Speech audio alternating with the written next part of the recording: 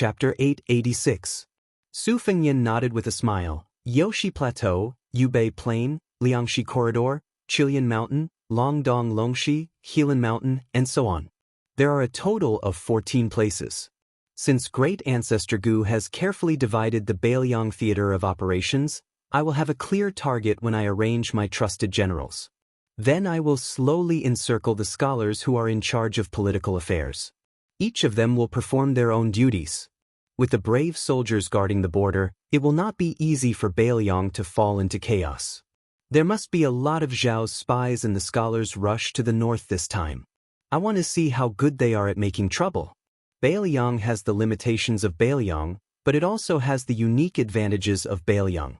As long as there are 300,000 iron horse cavalry, it is enough to protect itself. Except for Liangxi Corridor, which is a rich land, the other places are not rich and there is a problem of grain storage. The water transport in Guangdong has always been suppressed by the imperial court, but there are good generals and strong soldiers. Since ancient times, there have been many talents in the east and west rivers. Even Zhang Julu and other big shots in the imperial court are envious. To put it bluntly, even if we are hungry, we can beat the so-called soldiers outside of Bailiang until they cry for their parents. Su Xiao joked, "Oh, why do I feel that you have a little ambition to be a commander? I remember that when you were young, you always wanted to be a hero who would help when you saw injustice on the road. You have no interest in leading troops to fight." Su Fengyan calmly said, "Only when you have really walked through Jianghu, you will know that there is a limit to one's strength. Then the idea of being a hero will fade. Imagine that when the whip is used, tens of thousands of iron horse cavalry will swarm out. Who can stop it? Wang Xinji? Or Chao Dongzhi?" Yuan Zhuozong laughed softly and said, "If it is them, they can still stop it." Su Xiao laughed heartily. He was very gratified that this adopted son of his could talk and laugh with the eldest son of his first wife. At that time, the 6 adopted sons were all high-spirited. Not to mention Lu Qiu, only the indifferent Yao Jian had some contact with his son, which made Su Xiao worry a lot. Among the adopted sons, Yuan Zhuozong's temperament was not inferior to Chen Jibao's. White Bear could actually bow his head. Qi Dangguo was almost willing to surrender to Fengyan, which was undoubtedly an unexpected surprise. The 2 retinues, Han Laoshan and Su Yanbing, looked at each other and smiled. In fact, the 2 of them were from the same sect as the spear Immortal, Wang Xiu. It was just that people only knew that Han Laoshan was Wang Xiu's junior brother and not Su Yanbing. As one of the 4 grandmasters of Jianghu, Wang Xiu was unparalleled in the northwest of the Central Plains. Not only was Han Laoshan overshadowed, but Su Yanbing, who had left the sect early to explore Jianghu, was also overshadowed. Even Su Fengyan returned to Bailiang with them this time. He learned from Han Laoshan that Su Yanbing was so outstanding that Wang Xiu, who was much older, almost had no hope of catching up with him. Wang Xiu's father had to banish and invite this disciple, who was not surnamed Wang, out of the Wang family. Su Fengyan figured out that the reason why Su Xiao dared to leave Bailiang openly and enter the hinterland of the Central Plains was not because of Han Laoshan, the spear Immortal's junior brother, but because of the unknown Su Yanbing. When the king of Bailiang went to the capital for the last time, Su Xiao went to the imperial astronomer and met the Empress Zhao Ji. Ren Tu also brought Su Yanbing and not Han Laoshan. The group continued to travel north on the courier road. Su Xiao and Su Fengyan rode side by side. Su Xiao said softly, "Other than the protector general of Bailiang and the commander of the cavalry and infantry, the 3 positions have been settled. Lu Qiu, and your second brother Yuan have already taken them. Yan Wenwan's commander of the infantry also has to be given to Great Ancestor Gu. Next, the commander of Bailiang, Daoyang and Yuling have the most power. The commander of Liangzhou has always been held by the protector general of Bailiang. The commander of Yuzhou has already been given to the ambitious Huang Fucheng. Su Yanbing and Han Laoshan are the deputy commanders of Lingzhou. What are your plans?" Su Fengyan hesitated and said, "Yan Wenwan's side is not easy to deal with. After all, he is an old general with meritorious service. Yan Wenwan is not as old as Zhong Honggu, and he is also smooth and slick. I plan to let Great Ancestor Gu take over Liangzhou's commander of Liangzhou from Lu Qiu, first. Wang Ji, the meritorious official who submitted his pledge of allegiance at Iron Gate Pass, and some of the capable generals of the Phoenix Battalion, will wait for these people to gain a foothold before we can make a move on Yan Wenluan. To be honest, if Yan Wenluan understands the big picture, even if I have to bear the infamy of burning the bridge after crossing the river and have to choose between Great Ancestor Gu and Yan Wenluan, I am still willing to let Great Ancestor Gu suffer and continue to let Yan Wenluan, this old general, stabilize the border. In any case, Great Ancestor Gu already has no way out. At worst, I will personally go and apologize and be beaten and scolded. Great Ancestor Gu is a military maniac. I don't believe that he is willing to leave Bailiang and become a wine cellar and farmhouse elder. Su Xiao frowned. People like Great Ancestor Gu are stubborn and hard to tame. Aren't you afraid that he will hold a grudge? People's hearts change. If Great Ancestor Gu intentionally does not contribute, it will be an immeasurable loss to Bailiang, which urgently needs a general to stabilize the situation. Su Fengnian smiled indifferently. Speaking of buying people's hearts, I am not as capable as you. I have never expected people to bow down to me and become friends at first sight and be loyal to me from then on. That is a fool's dream. Besides, a bowl of water that is fair is not fair in itself. Yan Wenluan is a flag of the Bailiang army. This flag can fall, but if the way it falls is dishonorable, just to let Great Ancestor Gu quickly become a new leader, the gains will not make up for the losses. If Great Ancestor Gu does not even wait for this little time, then he is only destined to be a general, not a commander. Su Xiao pointed at Su Fengnian and smiled without saying anything. Su Fengnian was confused. Su Xiao could not hide anything from his son, so he spoke frankly. The last time I drank and chatted with Great Ancestor Gu, the two of us did not sleep for the whole night. In the end, Great Ancestor Gu told me that after he arrived at Bailiang, he himself did not want to rise to the top in one step and cause unnecessary turmoil for the new master, Bailiang. But he must get one of the generals of the three provinces, at least the general of Lingzhou, and best the general of Liangzhou. As long as you agree to this, he will serve you with his life. Oh, Great Ancestor Gu is such a courageous and fearless person, but now he has learned to weigh the pros and cons and coincides with you. You two, big and small foxes, have you been colluding since long ago?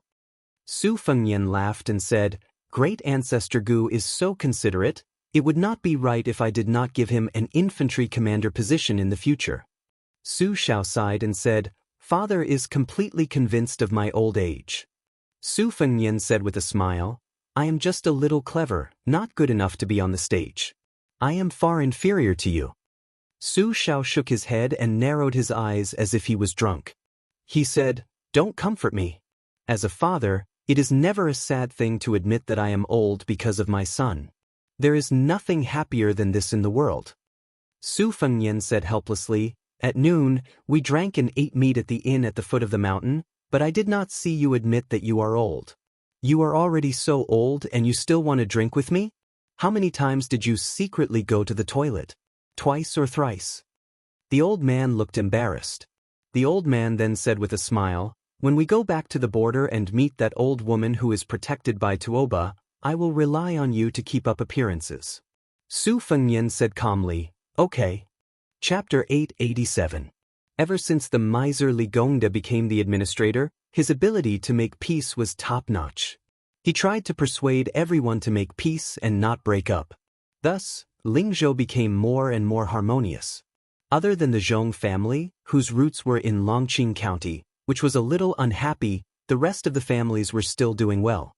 Moreover, old General Zhong's eldest son, Zhong Qingxin, was still the governor of Longqing County.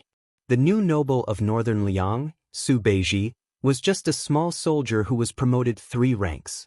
His position was not that high, but he continued to work for Sir Zhong. It could be seen that the Zhong family and the Su family were not at the point of falling out. However, there was a piece of news that quickly spread in the Lingzhou officialdom. The 2 retainers of the great general, Han Laoshan and Su Yanbing, had both become Lingzhou's deputy generals. His Royal Highness, who had returned to Bailiang after causing a ruckus in the capital, actually became Lingzhou's general. This made people feel that it was a bit inconceivable. Many retired generals were silently cursing why the crown prince did not just sit on the chair of Bailiang's protector general. Why did he extend his hand into the Lingzhou officialdom? This was not very proper. Anyways, after the new year at the border of Yuzhou, there would be a martial arts examination that was held once every 3 years. Everyone knew that the great general had already started to make arrangements for his death. According to the whispers in the Lingzhou officialdom, rather than Crown Prince Su Fengnian not being liked in Lingzhou, it was better to let Chu Lushan and Yuan Zuozong's 2 foster sons help him to become the commander at the border. Whether it was showing off or hiding in the abyss, it was fine if everyone did not see it and did not feel annoyed. No matter what, it was better than taking over the hot potato that was Lingzhou's general. The mansion of the administrator was decorated with lanterns and colored banners. The doors were wide open to welcome the guest. Sir Li, who was already a rank 2 border official, was grinning from ear to ear. He treated the great general who suddenly came to the Li mansion like a bodhisattva. After obtaining the inside information that His Highness was going to become Lingzhou's general, Li Gongda talked until his mouth was dry. He finally got an old neighbor on the same street to vacate a beautiful mansion.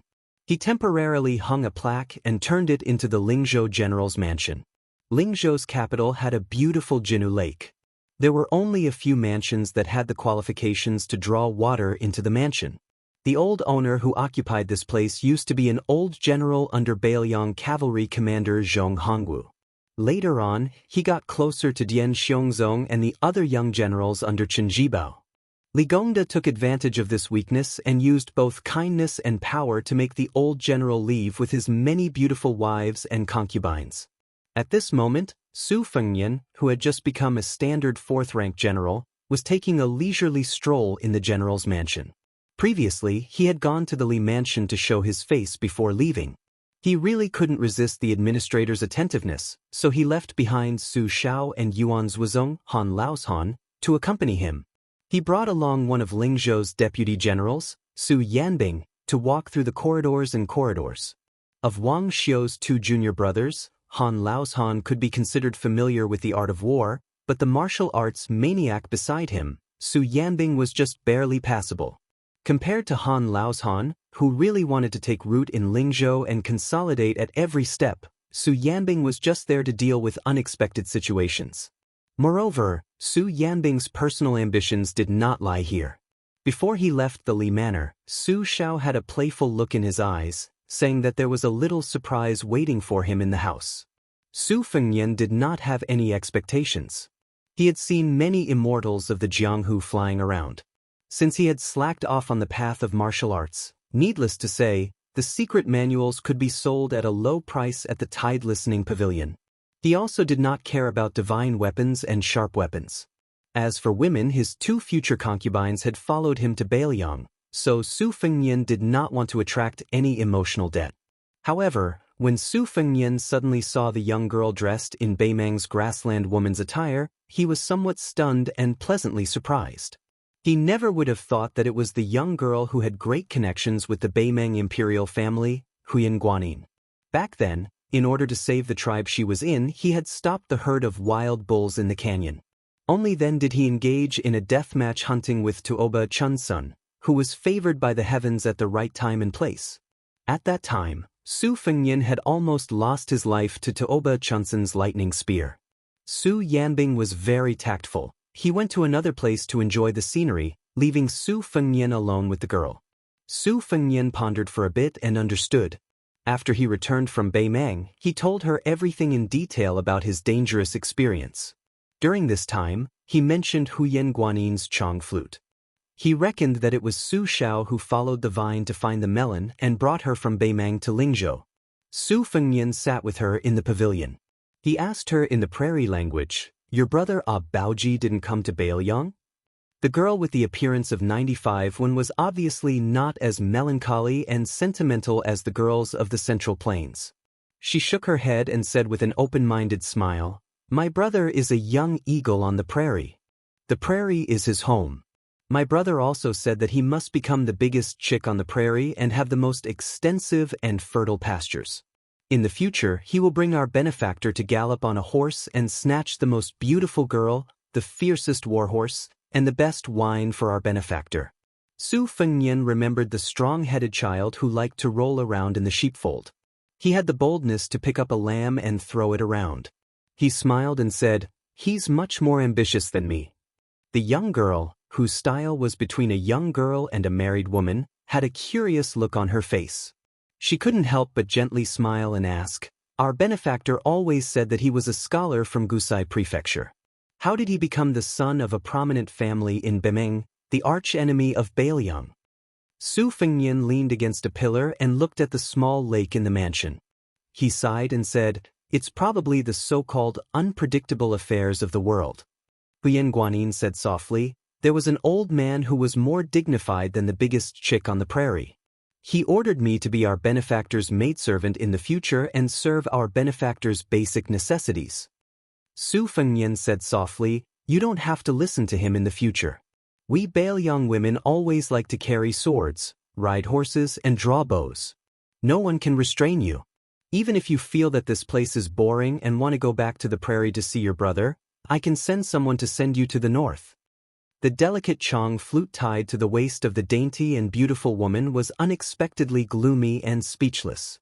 The death soldier suddenly appeared outside the pavilion and said respectfully, "Your Highness, Su Beiji and Wu General Wang Ji from Dragon Eye County have come to visit." Chapter 888. For now, the Lingzhou General's mansion was nothing more than an empty shell. It was not an exaggeration to say that it had a golden exterior but a rotten interior, because this Lingzhou General's mansion was nothing more than an empty shell. Su Fengnian smiled, nodded and said, "From now on, they don't need to report when they come here." There were smart servants in the mansion who led the way for them. Su Fengnian walked out of the pavilion to greet them. Wang Ji's father, Wang Shiziu, was not only a former subordinate of Bailiang, but also a general of Swords Gate. He was a secret chess piece that Li Yishan had placed in Kuei Gate for many years. This father and son pair eventually played a significant role in the Battle of Iron Gate. Wang Ji was indeed a valiant general who lived up to expectations. Even when facing Han Diaosi, he dared to fight to the death. In order to stop the man-cat, he lost 1,000 of his 3,000 elite cavalrymen. After joining Bailiang, only half of his 2,000 personal guards were left. Last time, his performance in Longqing County was also very eye-catching. Therefore, Su Fengnian had a very good impression of him. Su Beiji was quick to adapt to the local customs. He was dressed like a scholar, even more so than the famous scholars of Jiangnan. He was elegant and graceful. Wang Ji was escorting him from the side. One was a scholar and the other was a warrior. Huyen Guanyin stood alone and timidly in the pavilion. She seemed to be out of place. Most women were like that. They were just the icing on the cake. Su Fengnian put his arm around Su Beiji's shoulder, smiled to Wang Ji and said, "This time, General Wang, you didn't become the Deputy General of Lingzhou. Do you feel angry? If you do, just say it. But I still can't give you the Deputy General position." Wang Ji didn't talk about stage fright. Instead, he grinned and said, "Your Highness, we are all rough men. We know that we shouldn't take things that we didn't do. We don't have any achievements now, so we don't feel angry. If we do something great in the future, not to mention the Deputy General position, we can even fight for the position of Lingzhou General. We won't hesitate." Su Fengnian smiled and nodded. He pointed at Su Yanbing, who had quietly returned to the pavilion. He introduced, "The new Deputy General of Lingzhou, Su Yanbing. Wang Ji, you should interact with him more in the future. General Su is one of the top martial arts masters in Bailiang. He is much more useful than hanging around me, who has no real power." Wang Ji's eyes suddenly brightened. The words, "one of the top," had more weight than the Deputy General of Lingzhou. Yuan Zhuozong was the third master in the Liang army after Gu Jiantang and Chen Jibao. If Su Yanbing was one of the top martial artists, he would most likely be a fierce general on the same level as the unparalleled cavalry warrior Yuan Baixiong. Wang Ji didn't dare to underestimate him. He immediately cupped his fist to the deputy general. Su Yanbing only nodded slightly in return. Su Fengnian looked at Su Beiji and asked with a smile, "Juzi, Are you getting along well with young Master Zhong? I heard that those beautiful concubines of his admire your talent and took turns to recommend themselves to you. They even almost fought with Lingzhou's courtesan Belle for your affections. Now, Beiliang is spreading the news that there is a Beimeng aristocrat called Su Beiji. He is even more carefree than an immortal. Su Beiji smiled faintly, more than enough, but far from enough. With His Highness in front of me, this little romance is nothing. Wang Ji was speechless. It was rumored that Su Beiji, who didn't have any strength of character as an official, had a close relationship with His Royal Highness. It seemed that the rumors were true. If it were someone else, they would have been drenched in sweat. Wang Ji didn't dare to treat the Crown Prince of Beiliang, who dared to kill the Western Region Prince with a bottle, as a hedonistic son. Normally, when faced with Zhong Hongwu and the other elders who had fought alongside their fathers in the military, they would try their best to curry favor with them. Su Fengnian and Su Beiji sat in the pavilion. Wang Ji naturally followed Su Yanbing to guard outside the pavilion. Su Fengnian glanced at Wang Ji's burly back and retracted his gaze. He smiled and said, "This time, there are hundreds of people from the Lu family and Shangyin Academy in Qingzhou. They are all crying piteously for food. Lingzhou's officialdom is bloated and has the most fat meat. The administrator is the peacemaker in Beiliang. He claims to be second, but no one claims to be first. He definitely can't be the bad guy. Chen Shiliang is also busy with the salt and iron industry. Why don't you take over? We can use this opportunity to streamline the positions of the generals and get rid of a large number of idle generals.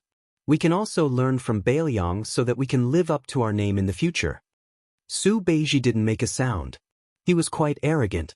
Wang Ji, who was listening attentively, was a bit worried. Beiliang was like living with a tiger. Otherwise, the great general wouldn't have been privately called the second emperor by the imperial court. His Royal Highness was actually no different from the crown prince of a country. Although Wang Ji was careless in front of Su Fengnian, he was also meticulous and meticulous. Those seemingly crude and simple-minded generals in the historical novels were all meticulous people in the official history books. If one wanted to stay by the side of the monarch and not cut off their good fortune, they would have to be very knowledgeable. It was almost like a bottomless pit. Earlier, Wang Ji and Su Beiji had been drinking. At the time, His Royal Highness didn't kneel to the emperor in Tailan City. Su Beiji was drunk to his heart's content and drank happily. He revealed the tip of the iceberg of his knowledge. When they talked about the matter of planning for the future, just the classification of the officials, Su Beiji gave 19 types: solitary official, governing official, capable official, toad official, cat official, and corpse official. It was much more complicated than the 9 ranks of martial artists. When Wang Ji heard this, he was both dumbfounded and benefited greatly.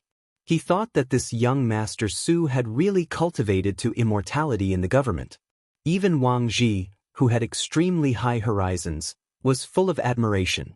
Su Fengnian continued to ask, "Beiliang officials have the custom of awarding mink hats at the end of the year.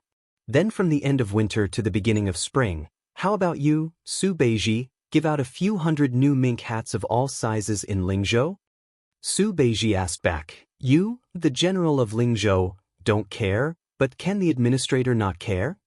Su Fengnian nodded and said, "Otherwise, why would I be a general? Isn't it because I'm determined to help you block the fierce criticism? I promise you, no matter what words or people, everything will stop when it comes to me. You don't have to look or listen." Su Beiji said calmly, "Lingzhou's provincial governor is currently still held by the administrator. Can your highness give me this hat first?" Wang Ji clicked his tongue in wonder. Su Beiji was really bold. He wanted the hat of a 4th-rank official as soon as he opened his mouth, and he wanted it so righteously. If this got out, wouldn't the Liyang officials who had been stuck at this threshold their entire lives be angered half to death? Huyen Guanyin, who had learned some of the language of Liyang in this mansion, heard every word and roughly understood the meaning of this conversation. Her mouth fell open slightly as she looked at the gray-haired man. Her eyes were a little dazed and dazed. Su Fengnian stood up and smiled. "I'll give it to you now." Chapter 889. The next chapter will be in the wee hours of the morning, so it will still be rather late. Su Fengnian went alone to the mansion of the administrator in Beiliang, whose standard was only lower than that of Mount Qingliang. Now that he was familiar with the Li mansion, he didn't even need the steward to lead him to the back garden where Su Xiao and Li Gongda rested. In the courtyard, there was a shady locust tree. The officialdom in Beiliang knew that Li Gongda was fond of planting locust trees in recent years, so many locust trees from other provinces had been moved into the mansion. Planting locust trees in front of the mansion was a sign of good fortune. Li Gongda's talent and learning were not obvious. Nowadays, most of the imperial examinations were in the autumn locust tree season, and the month was also known as the locust tree yellow. It could be seen that official Li was still brooding over the fact that he had failed the imperial examinations many times in the past. Su Fengnian walked along a secluded path lined with hollyhock trees. He saw a long sandalwood couch placed under a tree. Su Xiao was drinking green ant wine alone. Li Gongda used to kneel more than sit in front of the king of Beiliang. Now that he was the administrator, he stood to the side, holding a wine jug and helping to pour wine. In other vassal states, the administrator was a first-class official with the same rank as the minister of the 6 ministries. There was no one like Li Gongda who bowed and bent his knees. Not to mention the administrator of West Chu, Sun Shiji, even the Prince of Guangling, Zhao Yi, had personally visited him several times, but he had been refused the door. Just like Dai Yuzhen, the administrator of the 2 Huaidao. She had openly bullied the Prince of Huainan Zhao Yi until he couldn't breathe. From this, one could see the weight of the administrator's authority. As soon as Su Xiao saw Su Fengnian, he immediately wanted to give up the sandalwood couch. However, Su Fengnian ignored him and asked Yuan Zuozong to ask for 2 chairs from the steward of the mansion. He sat down with Li Gongda. The afternoon sun shone on his body, making him feel warm. After drinking a few cups of green ant wine, he knew that His Royal Highness had come back. However, he found that this young man who always called him uncle was not in a hurry to expose him. Therefore, Li Gongda had to sit with him and drink with him. He talked about some interesting anecdotes of Lingzhou, jesting and flattering him. He talked about how His Royal Highness had won the hearts of the people in the capital city. Whether Su Xiao believed it or not was another matter. However, it was comfortable to listen to it, and he showed a genial smile. Su Fengnian smiled and looked at it with mixed feelings. At that time, Yan Qiji and Yan Dongwu's father, Yan Jieshi, was the provincial governor of Lingzhou. His official position was about the same as Li Gongda, the provincial governor of Fengzhou, who had not been incorporated into Yuzhou at that time. Now, Yan Jieshi had betrayed Beiliang and went to Tian City to be a relative of the royal family. Perhaps he would become the father-in-law of the emperor in the future. Li Gongda was not bad either. He did not become an official in the capital city but became an extreme local official. Actually, Su Fengnian was closer to Uncle Yan at that time. Uncle Li had a bad reputation. However, although both the Yan and Li families had passed the Dragon Gate, the women of the 2 families still hated this dissolute son. The female scholar, Yan Dongwu, had become the crown princess. Li Fuzhen, on the other hand, was obsessed and became a scholar from a poor family, who said that the pavilion closest to the water would enjoy the moonlight first. Su Fengnian had been friends with Li Hanlin and Yan Qi for so many years, but he did not get any good treatment from their sister. It was not that Su Fengnian had any improper thoughts towards them. It was just that back then, he was frivolous and liked to tease the young ladies of noble families. Yan Dongwu would even argue with him. Su Fengnian was even more ruthless. His harsh words and cold words were lacking, and his eyes were cold all year round. Su Fengnian lazily leaned against the back of the chair and could not help but laugh. Uncle Li was rather open-minded towards the poor scholar who did not match his family background. Not only did he not break them apart, he even secretly paved the way and raised his status. From a poor family to an aristocratic family, and then from a minor official to a high-class official, the 2 matters of status and class were all settled magnanimously. He just did not know if Uncle Li would take the opportunity to make a move again this time when the Lingzhou officialdom was turned upside down. Su Fengnian did not have the intention to make things difficult for the poor scholar. Although he had seen the scholar's face and shrewdness outside Toma Temple, and that fellow had been schemed against by Su Beiji and felt that Su Fengnian had entrusted Li Hanlin to the wrong person, but since Li Hanlin's sister was enjoying it, Su Fengnian could not be bothered to point fingers. If that poor scholar really had the ability to become an official, Su Fengnian would not mind giving him a slightly bigger mink hat. To the Bailiang, whether or not he was an honest official was not important, whether or not he was a capable official was the key. Furthermore, that scholar might become the second Bailiang. Who dared to say that Li Fuzhen must have made a mistake? If a woman was foolish, perhaps she would have foolish fortune. When Su Fengnian saw that he had drunk to his heart's content, he looked at Li Gongda in a half-drunk state and said with a smile, "Uncle Li, do you know that there is a young man called Su Beiji in Longqing County?" Although Su Beiji's official position is not high, only a secretary, subordinate to Longqing Junju, Uncle Li knows that even Longqing County's governor Zhong Qingxin is extremely respectful towards Su Beiji. Because this person is extremely knowledgeable, what is even more difficult is that he can learn and use it for himself. He is familiar with governance and is not a self-proclaimed lofty bookworm. Many times, Zhong Qingxin did not hesitate to part with his love and did his best to recommend this person to Uncle Li. If your highness did not mention it, Uncle Li would have already decided that after the beginning of spring next year, Su Beiji would be promoted to the position of Lingzhou's Minister of Education, to serve as a province's Minister of Education, so that he can make the best use of his talent. The corners of Su Fengnian's mouth curled up, and he nodded. He turned to look at the old man who had been smiling and did not interrupt. Su Xiao, which official position is higher between the Counselor of Learning and Classics? Su Xiao insisted on being a hands-off boss. He raised his cup and pointed at Li Gongda. "Don't ask the blind. Father is also a layman. You have to ask your Uncle Li," Li Gongda quickly said with a smile. "Their ranks are similar. However, the Classics is in charge of a prefectural's governance, so the salary is slightly higher than the Counselor of Learning."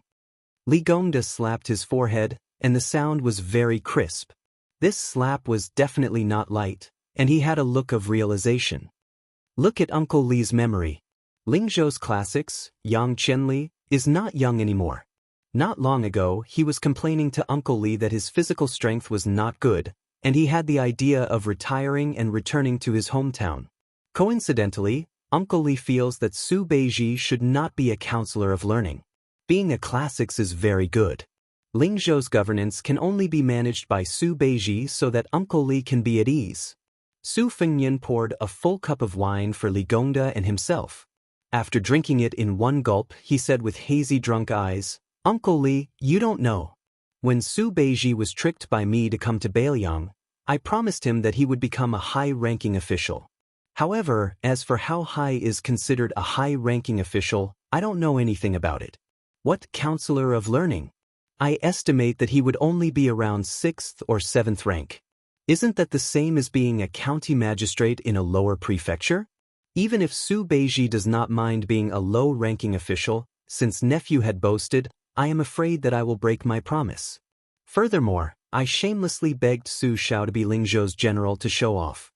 If Su Beiji becomes a Classics administrator, we will see each other all the time, and I will be embarrassed to drink wine with him. Uncle Li, don't you think so?" Chapter 890.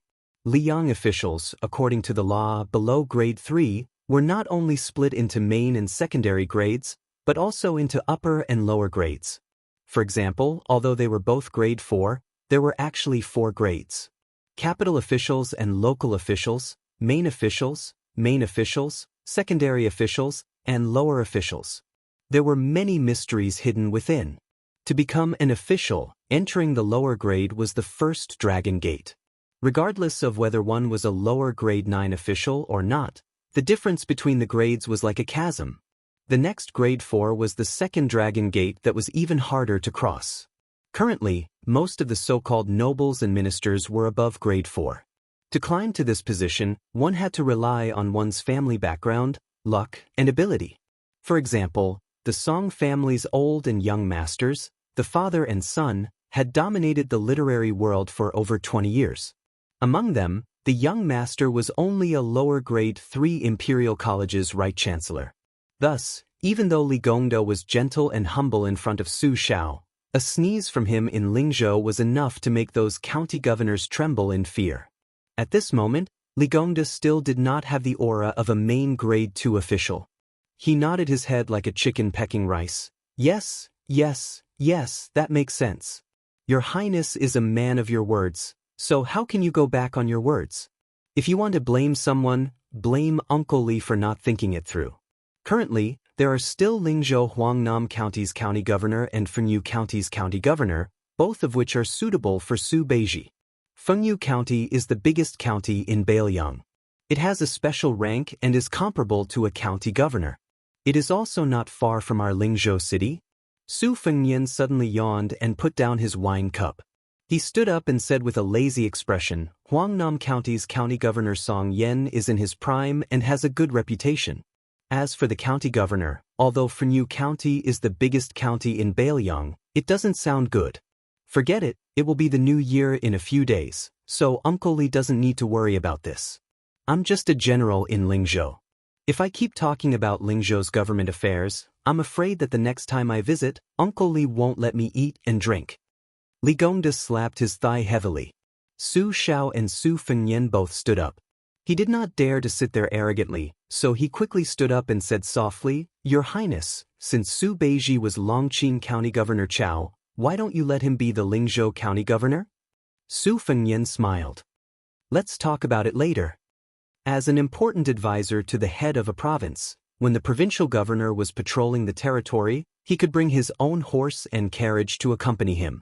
That was why he was called Bi Wei, and it could be said that he lived up to his name. As long as the county governor did not make a big mistake, half of the officials would be able to successfully become the county governor. Liang had 30 provinces under the Taoism. As the county governor's candidate, county governor was also an important official with a lot of power. No one would look down on them. Su Beiji jumped from a county governor to a county governor, which was equivalent to easily crossing the second dragon gate in the officialdom. Even the entire Beiliang Taoism would have to raise their eyebrows. But what made Li Gongda uneasy was that His Royal Highness was still in low spirits. He looked absent-minded and easy to talk to, but this made Li Gongda, who had always been in control of the situation, feel uncertain. Su Xiao did not let Li Gongda see him off. The governor knew the essence of flattery, so he did not disturb the peace of father and son leaving the manor together. After Su Xiao went around the screen wall, he smiled. Is it your appetite or Su Beiji's appetite that is big?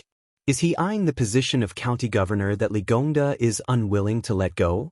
Normally, Li Gongda would not be so reluctant, but now that there were less than 1,000 scholars pouring into Beiliang, most of them would stay in Lingzhou.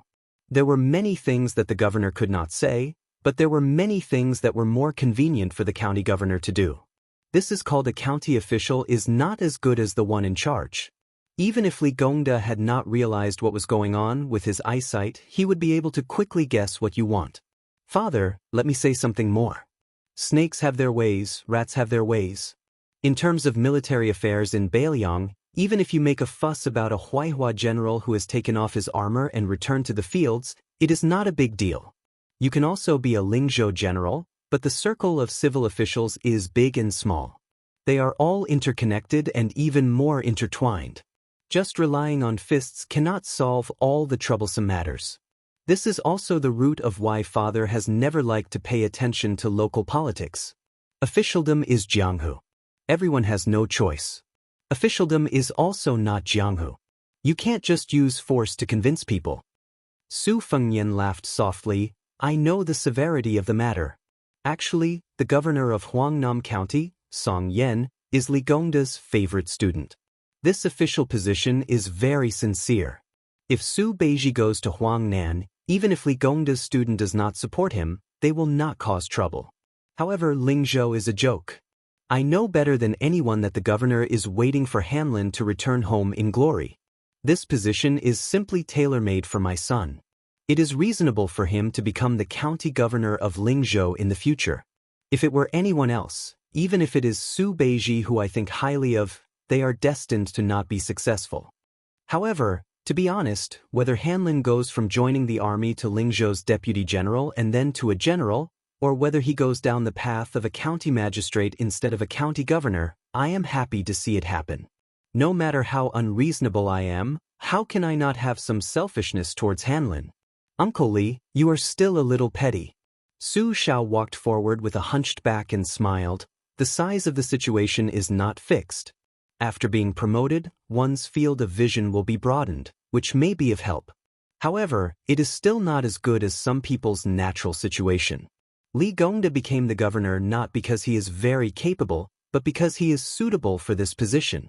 Speaking of which, if Li Gongda was not petty, he would not be able to reach this step today. Speaking of this, father had to talk about his experience again. Many people might not be doing well at the moment, but you still have to be more patient. Not to mention others, just like father, he didn't have this kind of breadth of mind from the start. Before he joined the army, he was still fighting with the street thugs every day. After he became a lieutenant, he never thought that one day he would be on the same level as those high and mighty court elders. When he begged them for soldiers, horses, money, and provisions, he still didn't have much face left. The only thing he didn't do was kneel down. The hardships I faced, even when I left Liaodong with those old brothers, father has never said anything about it. Su Fengnian nodded. Su Xiao laughed without warning and said happily, "Just now, I saw you and Li Gongda arguing over there, drinking and scheming against each other. Just thinking about it makes me happy." Su Fengnian rolled his eyes and sighed. He said self-mockingly, "In the end, I still did not get the position of Lingzhou provincial governor. I was still worried about how to meet Su Beiji. Just now, I made a solemn vow and said bold words to this fellow. In the end, in the middle of winter, I turned around and poured a basin of cold water on my head." Su Xiao laughed even more happily. "Why don't father go to Su Beiji's place to support you?" Su Fengnian shook his head. "Forget it. You go back to Liangzhou first. I will definitely rush back to eat New Year's Eve dinner. After the New Year and before the military exam at the border, I will obediently be the Lingzhou general who scares people. When Lingzhou is over, I will return to Qingliang Mountain. It should not take long." Su Xiao nodded and walked out of the Li residence. Su Xiao said with a playful smile, "Because of you, Li Fuzhen, that girl, is hiding behind the projector wall. She doesn't even greet me when she sees me. Won't you turn around to take a look?" Su Fengnian did not turn around. He sent Su Xiao to the carriage outside the residence and glared at him. Yuan Zhuozong was riding a horse to protect him. Su Fengnian looked up and said, "Second brother Yuan, don't let Su Xiao drink too much. If he really wants to, let him drink 1 cup at most." It was rare for Yuan Zhuozong to have the leisure to joke with a straight face. Wakan Mei smiled and looked at the carriage. "Father, who should I listen to?" The old man in the carriage laughed. "You will listen to him in the future." Chapter 891. As soon as Su Xiao left, the surplus generals and captains of Lingzhou gradually gathered outside a mansion and handed over their letters to the general's gatekeeper. Most of the letters were made of expensive materials and were written in gold. One could not expect these rough men from the general's family to have any lofty and ancient style. On this street, the governor's mansion had the highest threshold. Logically speaking, it should have the most visitors, but the Lingzhou general's new mansion was full of people, which made people gasp in amazement. Inside the mansion, Su Fengnian was chatting with Su Beiji. Unexpectedly, when Su Beiji heard that he could not get an official position on Li Gongda's side, not only did he not find it strange, he even said that this was reasonable. Su Fengnian could not tell whether this fellow was praising him for being slippery or mocking him for being a fox relying on the tiger's might to get things done. However, since Su Beiji was not in a rush to become an official of the provincial governor, Su Fengnian took advantage of the situation and waited for the news happily. The housekeeper of the mansion, Zheng Fulu, was an old member of the prince's mansion that had been transferred from Mount Qingliang to Lingzhou. He was middle-aged and had a dignified appearance. In the past, His Royal Highness had spent a lot of money to buy poetry and literature. The silver had all been handled by Zheng Fulu, so he was very reliable in his work. At this moment, he jogged to the door of the study with a face full of joy and reported to the heir about the bustle outside the mansion. He held a large bag of name cards and scraped off the gold powder on them. It was probably enough for him to go to Lingzhou's Tiger Hill restaurant to eat and drink. Su Fengnian waved his hand at Zheng Felu and said, "Reject all of them. Just say that I won't see a single one of them." Zheng Felu bowed and made a sound of acknowledgement. He did not have any doubts and went back the way he came. He said that the Lingzhou general would not be seeing any guests today and then directly closed the gate of the mansion. He did not even let the side gate go. It was clear that there was no room for negotiation, and this made everyone give up completely. These martial artists who were tyrannical in Lingzhou were not very dejected when the gate was closed. They had originally called their friends and came in groups to join in on the fun. Who would really hope that the Lingzhou general who had only been there for a few days would give them a promotion? In the end, it was the identity of Baoyang's heir that made them have no choice but to lower themselves and drink the northwest wind this time. Furthermore, there was an unwritten rule in Baoyang's officialdom. Yuzhou was mostly Yan Wanwan's while most of Lingzhou was Zhong Hongwu's private backyard. The two sides had never interfered with each other. This group of people were mostly the old subordinates of General Huaiwa. Some of the direct subordinates who were deeply indebted to General Zhong were not even willing to show their faces. For example, a few captains with real power under the deputy general all gathered around the stove to boil wine. They secretly cursed that this heir was too vicious. He had just destroyed General Zhong's face, and he actually did not want to stop while he was ahead. He swaggered into Lingzhou and stepped on the old general's face that had already fallen to the ground. There were no young people who were as unparticular as him. They were all filled with righteous indignation, fighting for the old general's justice. One or two captains with bad tempers immediately slammed the table and stood up. A few of the more shrewd ones also had a dark expression as they drank wine. If they were asked to rebel against the Su family, they would not dare to even if they had 100 guts. However, after being immersed in the officialdom for the past few years, they had learned a lot of tricks. They slacked off when they encountered something and were able to do it easily. Furthermore, not only were they a group of martial artists, everyone present was also related to the civil officials of Lingzhou's officialdom by marriage. These old foxes who sat behind the official's desk were well aware of the rules and regulations. They did not even need to say anything angrily for the Lingzhou officialdom to operate properly. Most importantly, no one could find fault with it. Didn't you scholars from other places come to Lingzhou to steal rice bowls? The hatred of stealing someone's official hat was far greater than the hatred of stealing someone's love. After these military officers discussed and weighed the pros and cons, they all left with sinister smiles on their faces. Baoyang had a small number of scholars, so most of them were officials from humble backgrounds. This group of people actually did not lack intelligence, naturally keen on currying favor. If the high officials could be said to be the awe-inspiring king of hell on the stage, then this group of people were the even more difficult to deal with little ghosts guarding the door. If some of these officials had brilliant methods, they could even make the officials into mere figureheads, controlling the officialdom, making their superiors become mere decorations.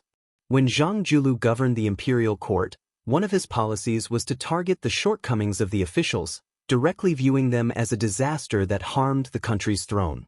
However, Grand Secretary Zhang was publicly acknowledged to be good at governing the country, but when it came to dealing with the officials, there was no improvement. There were also many important officials in the imperial court who criticized and ridiculed him. In particular, some of the pillars of the imperial court who came from humble backgrounds even chose to watch from the sidelines. If the imperial court, where scholars made up the majority, was still in such a state, Baoyang naturally would not be able to escape this fate. As a result, Lingzhou, which was right at the end of the year, was quickly thrown into chaos. Documents gradually piled up, gangs fought in the streets, criminals killed each other in prison, the granaries of the government either caught fire for no reason or became moldy by a few inches. All kinds of trivial matters sprung up like bamboo shoots after the rain. Forget about those county and county officials who were badly battered, afraid that they would not be able to have a peaceful year. Even the administrator Li Gongda began to feel tired dealing with it. Every day, there were lower-level officials who came to complain. On the contrary, Huangnam County seemed like a crane in a flock of chickens, its political affairs large and small orderly. Longqing County was the complete opposite, its situation especially miserable, leaking air from all directions. It was rumored that Governor Zhong Qingxin personally took care of everything, busying himself to the point where he lit a lantern every night, so worried that he already had a few strands of white hair. Lingzhou's officialdom was a mess. The front of the Lingzhou general's manor was deserted, matching the cold winter season. A carriage silently drove out of Lingzhou's capital and headed toward Huangnam County. The coachman wore a short jacket made of yellow wolf skin. The more burly he was, the more shabby he seemed. No one would believe that he was the deputy general of Lingzhou. In the carriage, other than Su Fengnian, there was also the servant girl Huyan Guanin. These days, Su Fengnian had been reading through the records of Lingzhou's officials in detail. There were many red circles, and he did not pay much attention to this young girl who would have made it onto the rankings if she had come to Bailiang earlier. For this trip, when Su Fengnian crossed the threshold, he decided to have Zheng Felu call her over to follow him out of the city. He did not know if it was because she was not acclimatized to the environment, but Huyan Guanin was not as lively as she was when she was in a difficult situation on the grasslands. Her spirit was dim, and she was not as spirited as before. Su Fengnian thought that after returning to Lingzhou, if he had the chance, he would send her to a safe and quiet place. It was better than being sick and slowly destroyed in a noble residence. Some women were either held tightly in the palm of one's hand or truly treasured. Instead, it was a waste of natural resources. Originally, if Huyan Guanin could adapt to Bailiang, Su Fengnian would not mind keeping her by his side. It did not matter if he ate her or not. Looking at her was pleasing to the eye and was good for the eyes. Su Fengnian was not idle during this trip. He had a document on the background of a few important officials in Huangnam County. These densely packed and delicate small regular script were the painstaking efforts of the second-class servant girls in Wutangan after working through the night. Su Fengnian, who had been with them for many years, could tell at a glance which was written by the green ants and which was written by the cucumbers. Su Fengnian rubbed the space between his eyebrows and put down the stack of letters. After going through it in his mind, he lifted the curtain. The unique cold air of the cold land hit him in the face. Su Fengnian did not put down the curtain for a long time. After leaving the city, Huyan Guanin was a little sleepy. She curled up in the corner of the carriage, unable to endure the drowsiness.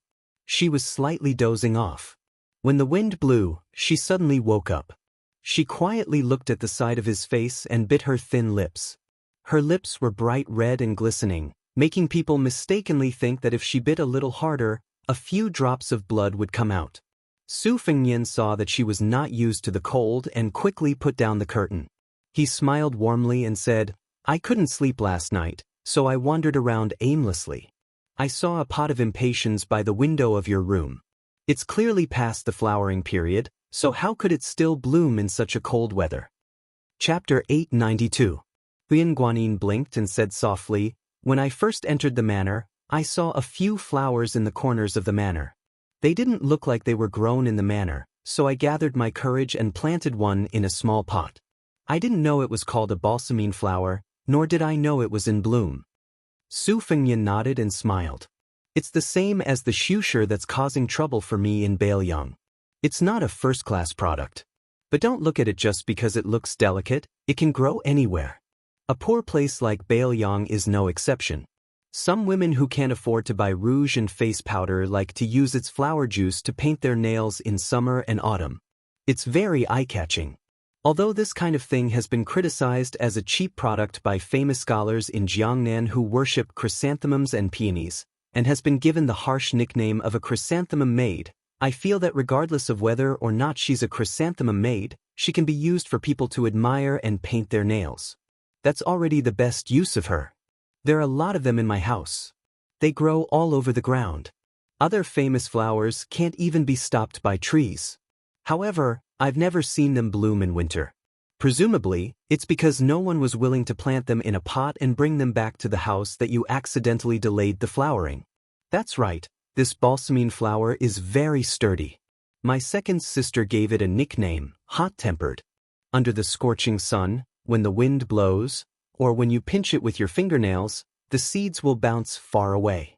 When I was young, every time I made my second sister angry, she would give me a black face and not say a word for days. I always like to use my hot-tempered nature to flick her face. I'd rather have her scold me than ignore me. In the end, Su Fengnian saw Huyan Guanyin staring straight at him. Su Fengnian said awkwardly, "You didn't do anything wrong. How could I bear to scold you? Besides, I have a lot of things on hand right now and am very frustrated. It's not that I don't want to pay attention to you. I do know how to write the 4 characters anger and introspection, and my handwriting is not much worse than that of a famous calligrapher. It's a pity that I haven't been good at it, and I often take my anger out on others. You haven't seen the scene of me getting angry with my father. When I was young and ignorant, as long as something didn't go my way, I would vent my anger on him. I could even take a broom and chase him for thousands of miles. But now that I think about it, even though I was childish, I didn't feel too guilty. Who asked him to be my father, the person closest to me, right? Besides, at that time, his legs were very nimble and he ran very fast. Everyone else respectfully called him the king of Bailiang and the great general, but I called him the runaway general." Huyan Guanyin looked at him and grinned. That smile was as innocent as a child's. Huyan Guanyin lowered her eyes, not meeting his gaze. Su Fengnian saw her cowering timidly and mocked himself. Did he look like a criminal with the word pervert engraved on his forehead? He remembered that her entire tribe on the grasslands treated him like an immortal. How could he reveal his true colors so quickly? Su Fengnian collected his thoughts and lowered his head to continue picking up the letter on his knees.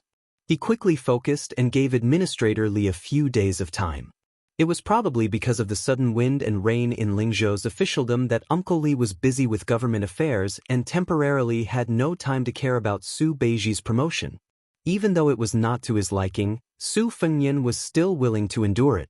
Back then, the Yan family had chosen a small path to escape Lingzhou. If he had not hinted to Su Xiao, Yan Jieshi might not have been able to leave Bailiang so smoothly. Su Fengnian warned himself not to be so soft-hearted in the future. Huangnam County was where Li Gongda had made his fortune. Even though Li Gongda's reputation as an official was not good, his ability to judge people was not small. It was natural for him to appoint people by favoritism. However, a few of his disciples were considered capable officials in Bailiang's officialdom. If it were not for these people helping Li Gongda gain face, Su Xiao would not have been so generous as to let Li Gongda become the administrator under one person just based on the relationship between the Li and Su families. The governor of Huangnam County, Song Yan, was one of the best. He did not have a prominent teacher and was self-taught. He was skilled in both magic and power. If it were not for the fact that he had many objections towards Su Xiao and could not help Li Gongda's other lackeys, he would not have stopped at being the governor of a county.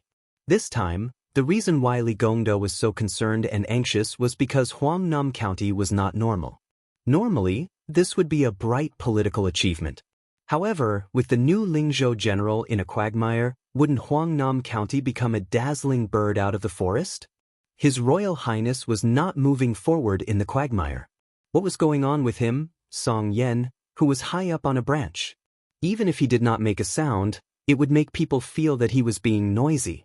Li Gongda's heart ached for the Lingzhou provincial governor. He just had to act dumb. It was not a crime. He was just afraid that because of Huangnam County, he would be hated by his Royal Highness, who had walked in front of Bailiang for the first time. Su Fengnian let out a breath and narrowed his eyes in deep thought. If nothing unexpected happened, Song Yan must have received 1 or 2 well-meaning secret letters from the administrator, telling this disciple to quickly tarnish his reputation. The people under him were too good at conducting themselves. As officials, they did not even care about doing things. What a headache. Now, with Zhong Hongwu as an example, no one would be stupid enough to go head-to-head with him, the Lingzhou general. As a result, they would all use soft methods to avoid the sharp edge, which would make people feel even more disgusted. Su Beiji was also not loyal. He did not get the Lingzhou provincial governor position and returned to Longqing Prefecture to watch the show. A copper coin that was no longer in circulation in the marketplace was slowly rolling between Su Fengnian's 5 fingers. Huyan Guanyin stared at the copper coin as it rolled back and forth, tediously, but she watched with great interest. It was to the point that when Su Fengnian raised his head to look at her, she did not notice. Su Fengnian put away the copper coin that the crown prince of Yanqi had returned to him and said softly, "Before New Year's Eve, I need to go back to Liangzhou. At that time, you can leave Lingzhou with me. Do you want to go back to the Beimeng grasslands or go to Jiangnan to take a look?" Huyan Guanyin seemed to have realized something and asked, "With you?" Su Fengnian could not help but laugh. "Of course it's you alone. How can I leave?" She blinked her eyes and lowered her head again. Su Fengnian stretched out his finger and knocked her head. He laughed angrily. "The entire officialdom in Lingzhou is working together to play dirty with me. What, are you using what you have learned? Do you believe that I will chase you off the carriage?" She raised her head. She was still silent. Su Fengnian had a flash of inspiration. He was stunned and asked softly, "You just want me to talk to you?" Huyan Guanyin's beautiful face turned red. Su Fengnian held his stomach and laughed. He stretched out his hand and pinched her delicate cheeks. He then said helplessly, "Should I say that you are stupid or stupid? You are so quiet. Of course, I thought that you were not happy by my side. That's why I wanted you to go to a place where you can be happy. You have to know that on the grasslands, you dared to take the initiative to enter the tiger's mouth and ride on my body. Look at now, you are so lifeless." She was shy and wanted to say something. Su Fengnian sighed and let her sit sideways on his lap. He put one hand around her round shoulder and rested his chin on her head. He continued to flip through the letters. "This is called a saint's calmness. It is really unreasonable that I can't become a land immortal in this lifetime."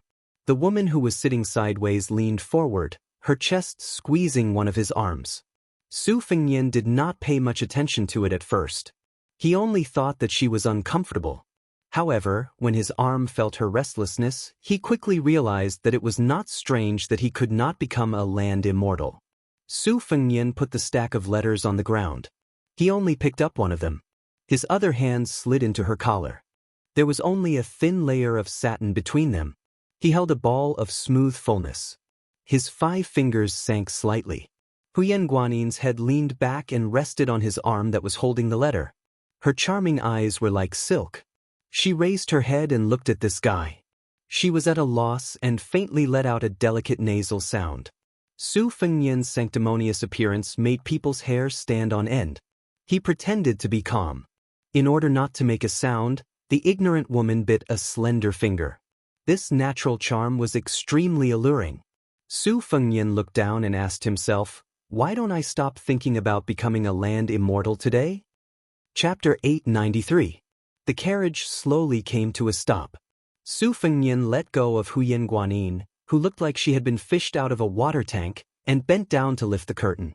He saw 3 riders stop by the side of the road. They did not wear any armor and were dressed in Jianghu martial arts attire. They were very clean and neat. However, unlike Jianghu martial artists, they all had a Bailiang saber at their waists. One of the young riders was particularly outstanding. His face was like jade, and there was a small but sturdy leather pouch hanging from the back of the horse. When Su Fengnian saw these familiar faces, he smiled and jumped off the carriage, stomping his feet. The weather was cold and the ground was frozen. The road was hard and the ground was hard. When the 3 riders saw His Royal Highness get off the carriage, they hurriedly flipped over and dismounted. Su Fengnian waved his hand, indicating that they did not need to bother with these complicated formalities. The 3 riders were all from the White Horse Righteous faction of the Phoenix Battalion. In Bailiang, they had vaguely become a small group of people with the most upright roots. Moreover, among the 3, Hong Shuan had made a whole new level of respect during the battle at Iron Gate Pass. Wielding 2 sabers, he had killed 6 Imperial Guards and a Golden Saber Imperial bodyguard. The young rider, nicknamed His Royal Highness, was now Wang Zhi's deputy general.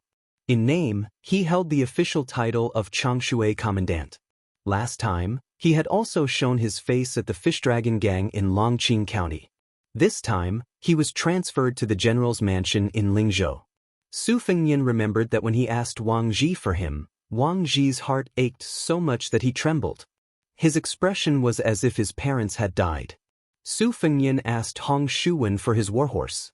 This Changshui commandant rode 1 horse with his fellow officers. For people, 3 riders and 1 carriage headed to Huangnam County. Su Fengnian smiled and asked, Hong Shuwen, did Ningame teach you the short halberd?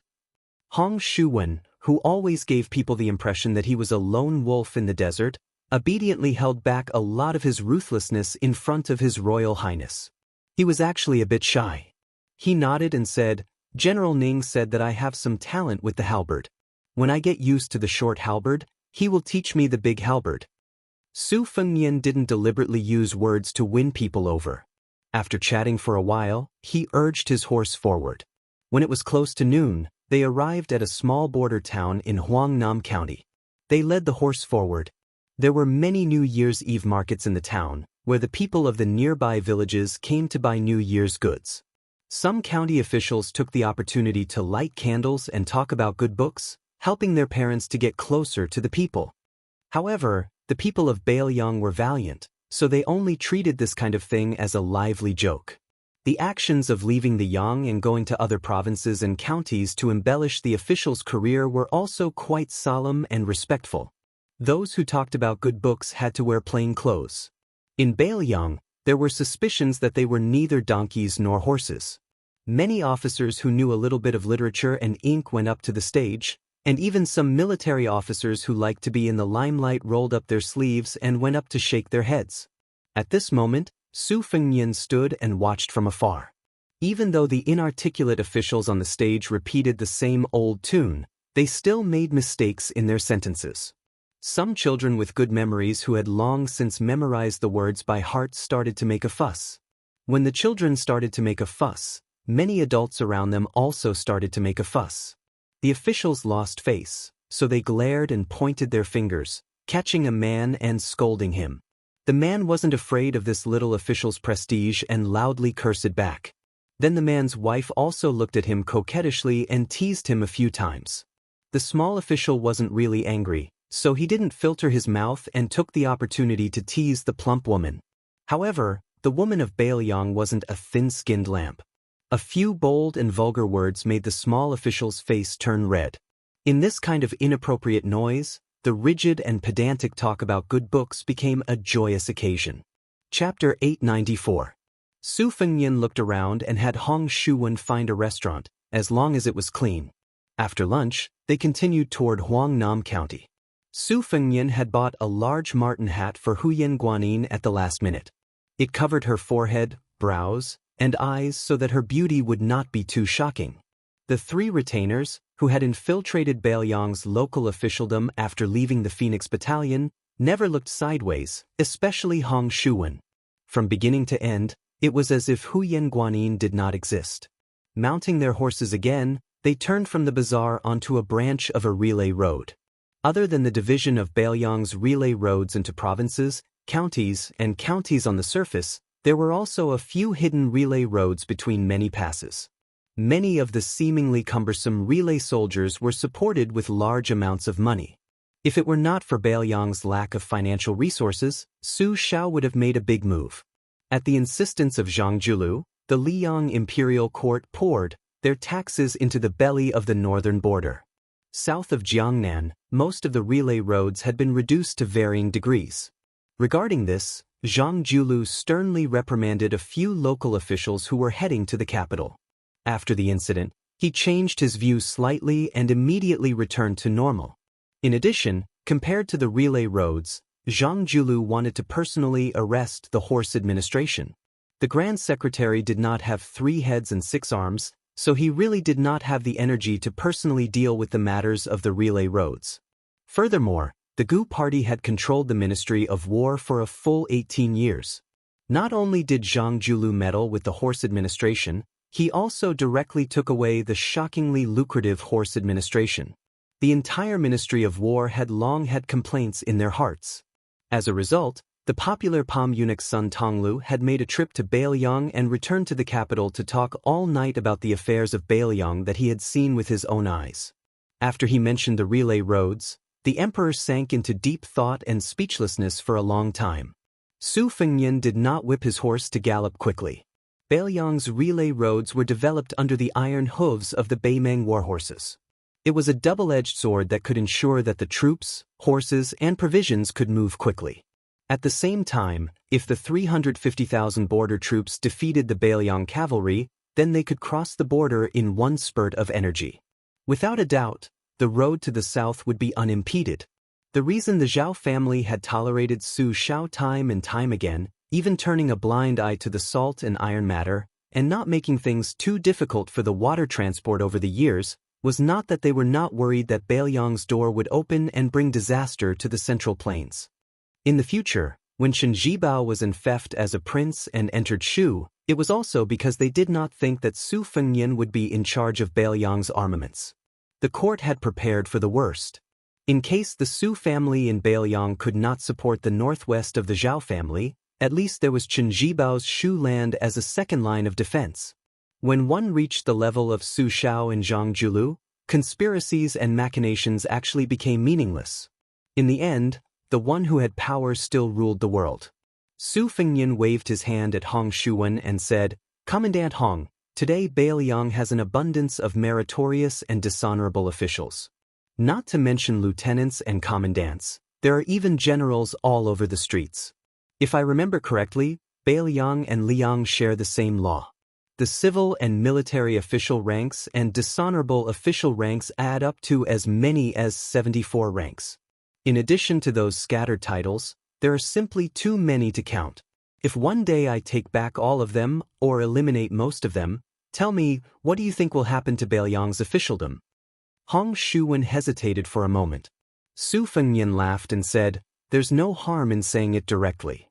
Hong Shuwen said in a low voice, "Your Highness, then our Bailiang will really become a pot of porridge. If the people at the rear are not stable, those who work for the generals at the border will all have families to feed and will also not be at peace. For example, in Hong Shuwen's family, father was conferred the rank of a 6th-rank Cloud cavalry officer because of his military exploits. Second uncle has some knowledge and was also conferred the rank of a 6th-rank Confucian scholar, which is considered not too common in Bailiang.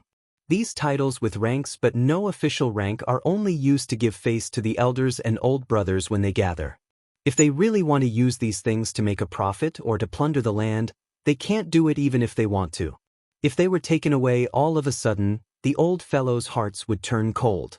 Furthermore, it would be even worse than losing a few thousand taels of silver. Your Highness, I dare to speak from the bottom of my heart. This time, I heard from the elders in my family that a few thousand scholars from other places have come. They are all here to steal the old Bailiang's rice bowl. This time, when I went to the Lingzhou General's Manor from Longqing County, I also heard a lot of rumors. They are all unfavorable to your Highness." Su Fengnian nodded and said with a smile, "Many people are working together to fan the flames of evil and make the stove that is Lingzhou's officialdom very warm. I'm afraid there are still a lot of people who are conscientiously adding firewood to the stove. This year's end in Bailiang is very different from previous years. It really isn't cold at all." Hong Shuwen was a bit puzzled. His Royal Highness could still smile? Because Hong Shuwen was His Highness' close official, the local prestige of the Hong family did not join the crowd this time. They closed their doors and refused to receive guests. They did not care about disputes and were already isolated and alienated by many families who were originally on good terms with them. If he wanted Hong Shuwen to go into battle to kill the enemy, he would definitely not hesitate. Hong Shuwen always felt that men should shed their blood on the battlefield. Before he became a general that brought glory to his ancestors, he had already thought about where he would die on the battlefield. However, if he wanted to criticize the current situation, it would really be asking for his life. Since His Highness asked about this foul and disgraceful matter, this ruthless Hong who once dared to slap his concubine mother half to death in the family could only say what he wanted to say. Su Fengnian slowly said, "Prescribing the right medicine for the right illness has a difference in urgency. Hong Shuwen, let me tell you something first. I plan to set up 14 rank 5 captains based on the geography of Bailiang. Captains are named after the important passes in the territory. If nothing goes wrong, there will only be 3 in Lingzhou. Wang Ji will go to the Maikang mountain pass that borders western Shu to guard Lazico. As for the other 2, one will be given to Han Laozhan, who is temporarily the Deputy General of Lingzhou. The remaining one will be fought over by the entire Lingzhou. I don't believe that no smart people will take the bait for such a big piece of meat. As long as you become a captain, it means that you can stand out from the large group of captains who only deal with trivial matters.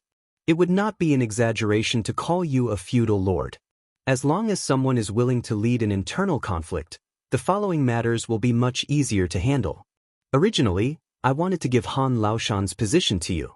However, you don't have much military achievements.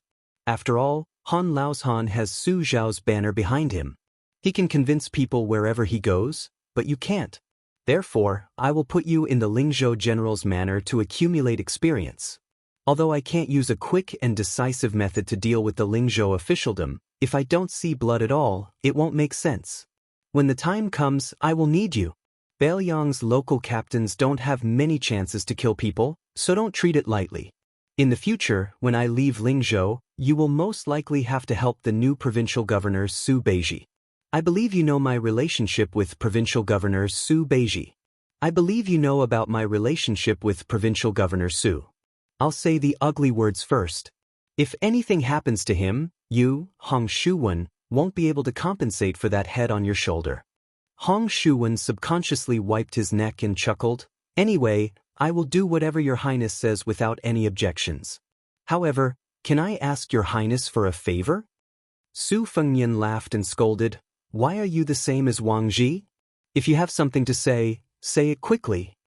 Hong Shuwen said softly, Your Highness, in the future, if there is a war at the border, you can't forget about Hong Shuwen. Su Fengnian asked, 20 years ago, so many people joined the army because there was no peaceful life anywhere. They were all aiming for glory and wealth. If they took a gamble, they might be able to get an official position. However, it's different now. Why did you, Hong Shuwen, give up being a stable official and insist on risking your life at the border? Is it very impressive to have your head tied to your belt? Or do you think that you can't be a high-ranking official on the ground? As long as Hong Shuwen grinned, he was naturally sinister. Hong Shuwen is different from others.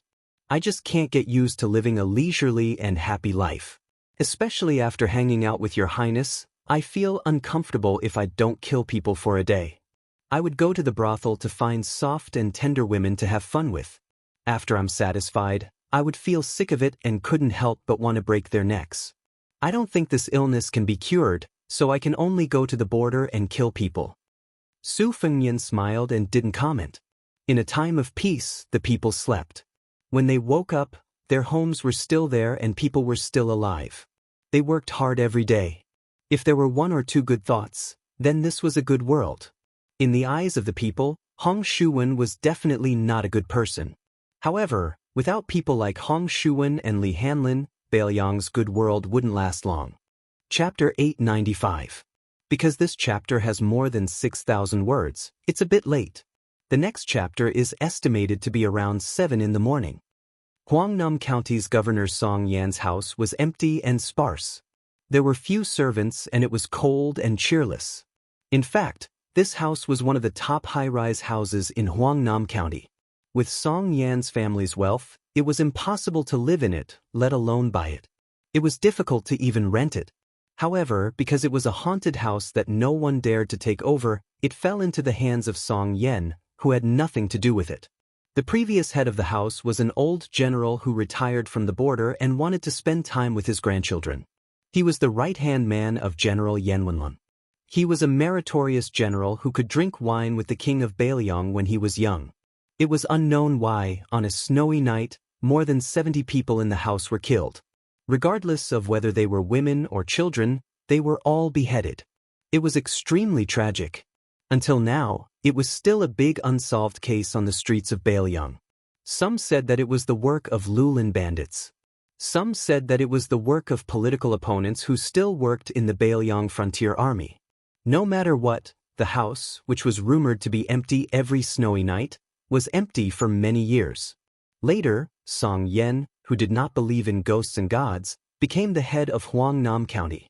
He did not do any water or land Daoist rites, nor did he set up any altars or rituals. He just moved into the house with his family and lived in peace these years. Although Song Yan admired the power of magic, he had another nickname that was related to Huang Lao, Kagan Daoist. the wife of the prefectural governor passed away early, leaving behind an unbetrothed only daughter called Song Huangme. In Huangnam County, she rode a horse and brandished her whip, carrying a saber and a bow.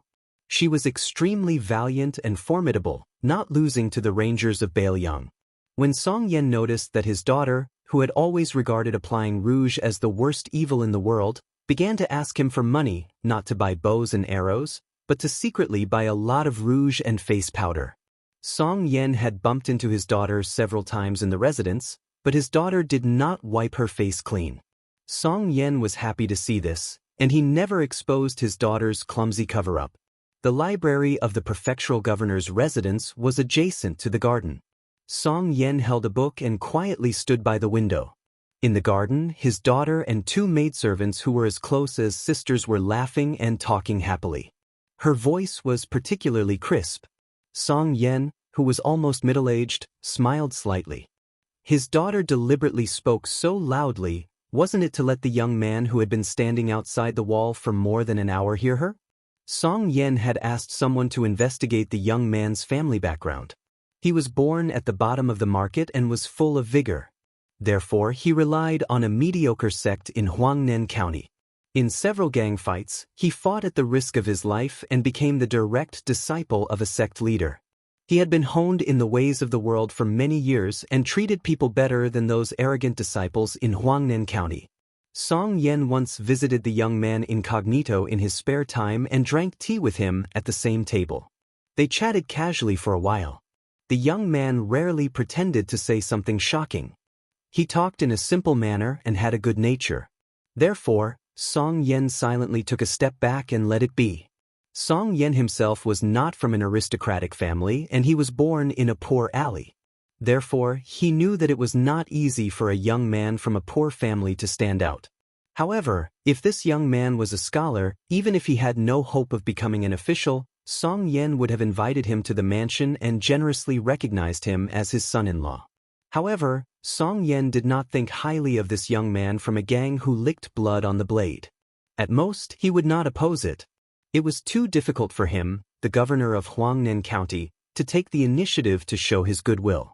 Therefore, Song Yen did not think highly of this young man. Song Yen saw his daughter sneakily walk towards the wall of the courtyard, not forgetting to look around. It was clear that she was too thin-skinned and was afraid of being caught by her father. She also knew that her father was famous for his ability to see the big picture from small clues and was not easy to fool. Song Yen could only smile bitterly and retreat from the window to near the bookshelf. Song Yen placed the Daoist work, 5 bugs, back to its original position on the bookshelf and sat back down on the mountain-like desk. There was a bronze incense burner on the desk that was used to burn incense to refresh the mind. Song Yen glanced at the 2 secret letters that had been sent from the administrator's residence one after another. His face was expressionless. He reached out and stroked the patterns on the bronze that implied exorcism. Song Yen closed his eyes and felt the burning sensation on his fingertips. He slowly withdrew his hand. He did not care about what his teacher, Li Gongda, had said in the letter. On the contrary, this amazing feat in Huangnam County was a sign that Song Yen was going to establish himself as a servant of the Li family.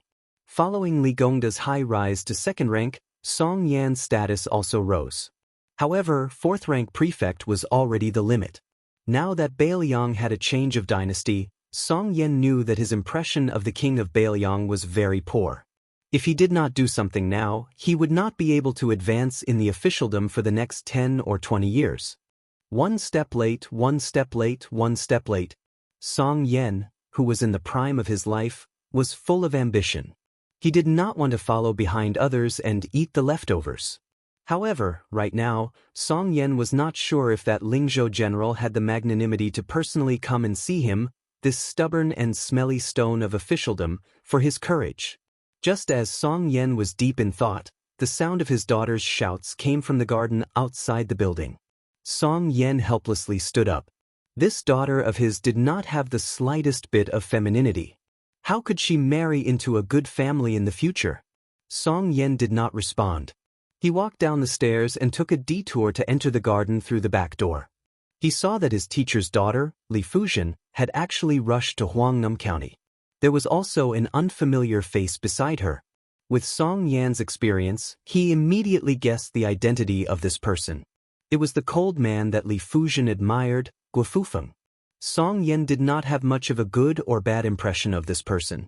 Seeing his daughter, Song Huangmin, sizing up this man, Song Yan gave him a meaningful glance.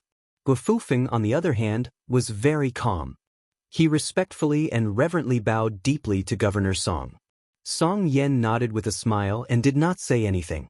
It could not be considered warm and polite. Even if this person became the administrator's son-in-law in the future, Song Yan still did not think highly of him. Furthermore, with Song Yan's status, even if Guofufeng rose step by step, if he wanted to stand side by side with Song Yan, it would take him at least 20 years of hard work.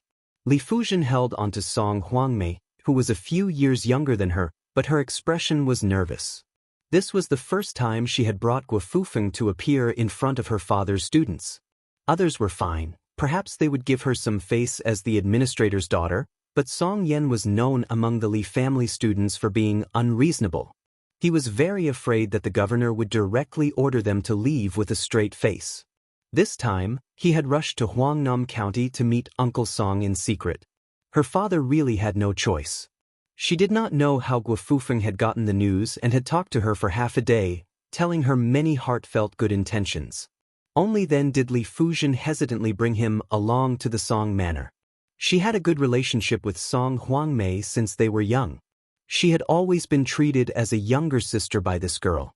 Everyone knew that Governor Song doted on his daughter, and this girl also had a dark relationship with a Jianghu boy whose background was even worse than Guofufeng's. This was also the key reason why Li Fuzhen dared to have Guofufeng formally reveal himself in Lingzhou's officialdom. However, thinking of this, Li Fuzhen had an indescribable sorrow that she had no one to talk to. When did she have to be so scheming? However, seeing that Uncle Song's expression was tranquil, and at the very least, he did not speak ill of Guofufeng, Li Fuzhen was slightly relieved. The heartless Song Huang did not know why the fearless sister Li's palms were sweaty. The group of people went inside the house to sit around the stove. Song Huangmei used the excuse that she needed to scoop some charcoal and ran out of the house like a wisp of smoke. How could Song Yan not know that she was going to say goodbye to her sweetheart? He could not help but make a commotion of folding a chair and standing on top of the wall. Song Yan had just sat down when he received a few name cards from the steward. They were all scholars from Huangnam County who came to ask for advice on how to help the people. In reality, they were just here to pay their respects to the prefect so that they could get familiar with him. Song Yan let the steward return the letters and also gave back a few books from the library.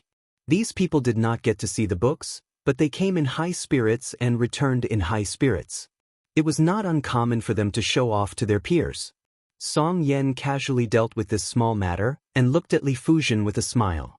Uncle Song's salary has been used to buy books. The house is almost full. It will be difficult to eat fish and meat here. Li Fuzhen had never been good at socializing, so she just smiled. Guofufeng did not want to be a foil and took the initiative to say, the scholars of the past dynasties loved books as much as their lives. They believed that borrowing books was like borrowing a wife. It was better to directly give books to people, just like how a famous scholar gave a beautiful concubine. It was passed down as a beautiful story. The prefect is well versed in the samadhi. Song Yan looked indifferent and turned a deaf ear. He did not agree. Guofufeng was thick-skinned and did not feel awkward at all. Li Fuzhen, who was slightly relieved, was a little restless again. She was afraid that Guofufeng did not know the rules and taboos of officialdom and would annoy the indifferent Song Yan. Fortunately, Song Huangmei brought a pot of black charcoal and helped her out. Song Huangmei spoke without restraint in her own home. She frowned and said, "Father, Taya just told me that there were a few outsiders on the street outside the wall. They have been patient for some time. What are they doing in the empty alley in the middle of winter? Could they be bad people?" Song Yan laughed softly and said, "The road is open to the sky. Even if father is the prefect, I can't control the footsteps of the pedestrians. Some people are willing to suffer the cold outside the wall. Even if they stay for a few hours, father can't use the official's hat on my head to chase them away." Song Huangmei understood the meaning in her father's words. Her face suddenly turned red and she lowered her head to fiddle with the charcoal fire. Chapter 896. The housekeeper stood at the door in a panic. Song Yin got up and walked out of the room. After hearing the news, he did not say anything. He turned around and told Li Fuzhen that he had some urgent business to attend to. He then asked Song Huangmei to help take care of the guests. After the governor left in a hurry, his footsteps gradually disappeared. Guofufeng lowered his head and reached out to warm the charcoal. His face was a bit gloomy. Guofufeng raised his head to look at Li Fuzhen and the governor's daughter, who each had their own merits, whispering intimately to each other. Guofufeng's smile quickly turned into a warm one. He was not displeased by the governor's neglect of the governor. After Li Fuzhen and Song Huangmei were done talking about women's whispers, Li Fuzhen wanted to say something but stopped. She caught a glimpse of Guofufeng's look from the corner of her eye and said, "Huangmei, do you know that there are many unethical and obscene temples in Huangnan County? Someone told my father about it. They said that not only did Uncle Song not ban it, but he allowed it to flourish. These temples were actually secretly manipulated by someone and became a means to amass wealth. It is a crime against public morals and morals. I came here this time to inform Uncle Song." Song Huangmei was shocked. She then narrowed her eyes and smiled. "What do you mean by ruining public morals? Our Bailiang is like this. What is there to ruin? No matter how bad it is, it can't be that bad. I think those bastards who purposely slandered my father must have nothing better to do. Either they are afraid that my father's position is too stable and if my father doesn't move, they won't be able to climb up the ranks. If they don't get promoted, they won't be able to get rich. In the end, it's all because of money. I heard in the restaurant that a few counties in Lingzhou are pointing their spears at the Lingzhou general and purposely muddying the waters. Only our Huangnam County is peaceful. My father has become a target." Li Fuzhen's lips curled into a bitter smile. Guofufeng glanced at the girl and was a bit surprised. Song Huangmei glanced at the elegant Guofufeng from the corner of her eyes and said to Li Fuzhen, "Sister, Brother Han Lin is really something now. He is so successful that he has become the leader of the crossbowmen in the upper reaches of the border. I heard that he has killed hundreds of Beimang barbarians. There are so many heads on the back of his horse that they cannot fit. Is Brother Hanlin coming home for the new year this year? If he comes back, please remember to invite him to my house. I have to tell Brother Hanlin about my endless admiration for him. Men have to be like Brother Hanlin and go to the battlefield to kill the enemy. Otherwise, they are not men." Hearing these words, Guofufeng sneered in his heart, but his face remained calm. Li Fuzhen carefully glanced at Guofufeng, then turned his head and forced a smile. "Let's go out for a walk." Guofufeng naturally stayed behind. After the two sisters left, Li Fuzhen reached out and pinched Song Huangmei's ear. "Stupid girl, you dare to lecture your sister? Didn't I clearly write in your letter that you should not give him a dirty face? Look at you." Song Huangmei curled her lips and said, "Anyway, I didn't like that person at first sight. My father said that a scholar shouldn't be too enslaved and jealous. Such a scholar won't have a great future. I think the man surnamed Gua is not lacking in either of these two problems. Sister, listen to me. You refused our Northern Liang devil incarnate at that time, which was such a great feat to vent your anger. Why are you becoming more and more useless in the end? If I had known it would be like this, it would have been better to follow the lecher surnamed Su and become the concubine of the king of Fan in the future. Our administrator will be grinning from ear to ear. Besides, Brother Hanlin was able to turn over a new leaf. Maybe one day that Su guy will suddenly wake up and really go to the border to kill the enemy. Of course, I think that with that guy's nature, it is as difficult as ascending to the heavens for him to kill people with his own hands like Brother Hanlin. He only dares to bully women. I really don't know what those people who say good things about him are thinking. What Bailiang soldiers sent to the capital? What Beimang soldiers? What Beimang soldiers? What Liang Lake? Who would believe that?" Li Fuzhen knocked hard on the forehead of the chattering Song Huangmei and angrily glared at her. "No one will think you are mute if you don't talk." The two walked to the corner and saw a group of people walking quietly on the bluestone path of the mansion in the distance. Except for the prefect Song Yen, who was wearing official uniform without a sword, most of the other men had eye-catching Bailiang swords hanging on their waists, which added a bit of a cold winter atmosphere. Song Huangmei, who liked to join in the fun, quickly pulled Li Fujian's sleeve and said in surprise, "Hey, who is this handsome guy with gray hair and murderous aura?" "Sister Fujian, look, my father is such a proud person. When he walks, he is actually one shoulder away from him. No, I have to find an excuse to pay a visit to this hero." Li Fujian's expression was complicated and obscure. In the end, Song Huangmei still had some loyalty. She did not leave her sister Fujian alone.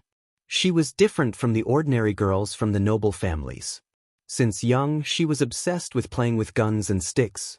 In order to secretly keep a Bailiang sword, she had been nagging her father for many years. In the end, Song Yen had to agree to give her one when she got married. This was because there was an iron law in Bailiang. As long as one was out of the army, even a general was not allowed to secretly wear a Bailiang sword. Even if one was bestowed one was not allowed to take it out. Of course, whether one abided by the law or not was another matter. Many playboys in Bailiang were proud of wearing a cold sword. As long as they were not exposed or seen, most of them would be fine. However, there was a world of difference between carrying a sword privately and carrying one openly. So far, no civil official in Bailiang was qualified to carry a Bailiang sword. This was like the honor of carrying a sword in the palace in the capital. Even though Song Huangmei was the daughter of the prefect, she still admired those soldiers who relied on their own ability to carry a northern cold saber.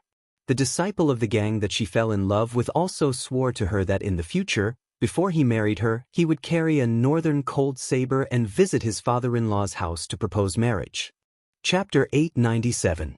Song Yen led these uninvited guests into the meeting room at the back of the house. He dismissed the servants and personally poured tea for them. He was very polite, but there was not a hint of fear on his face. Even if the young man sitting in front of him was His Royal Highness of Bailiang and was the new Lingzhou general who had appeared out of nowhere. Su Fengnian took the teacup and said calmly, "Back then, Beimang's Jianghu wanted to infiltrate Bailiang under the orders of Spider Web Li Mibi. They specifically targeted the weak civil servants and used this to disrupt Bailiang's foundation. In the end, before they could even enter the country, they were all killed at the border.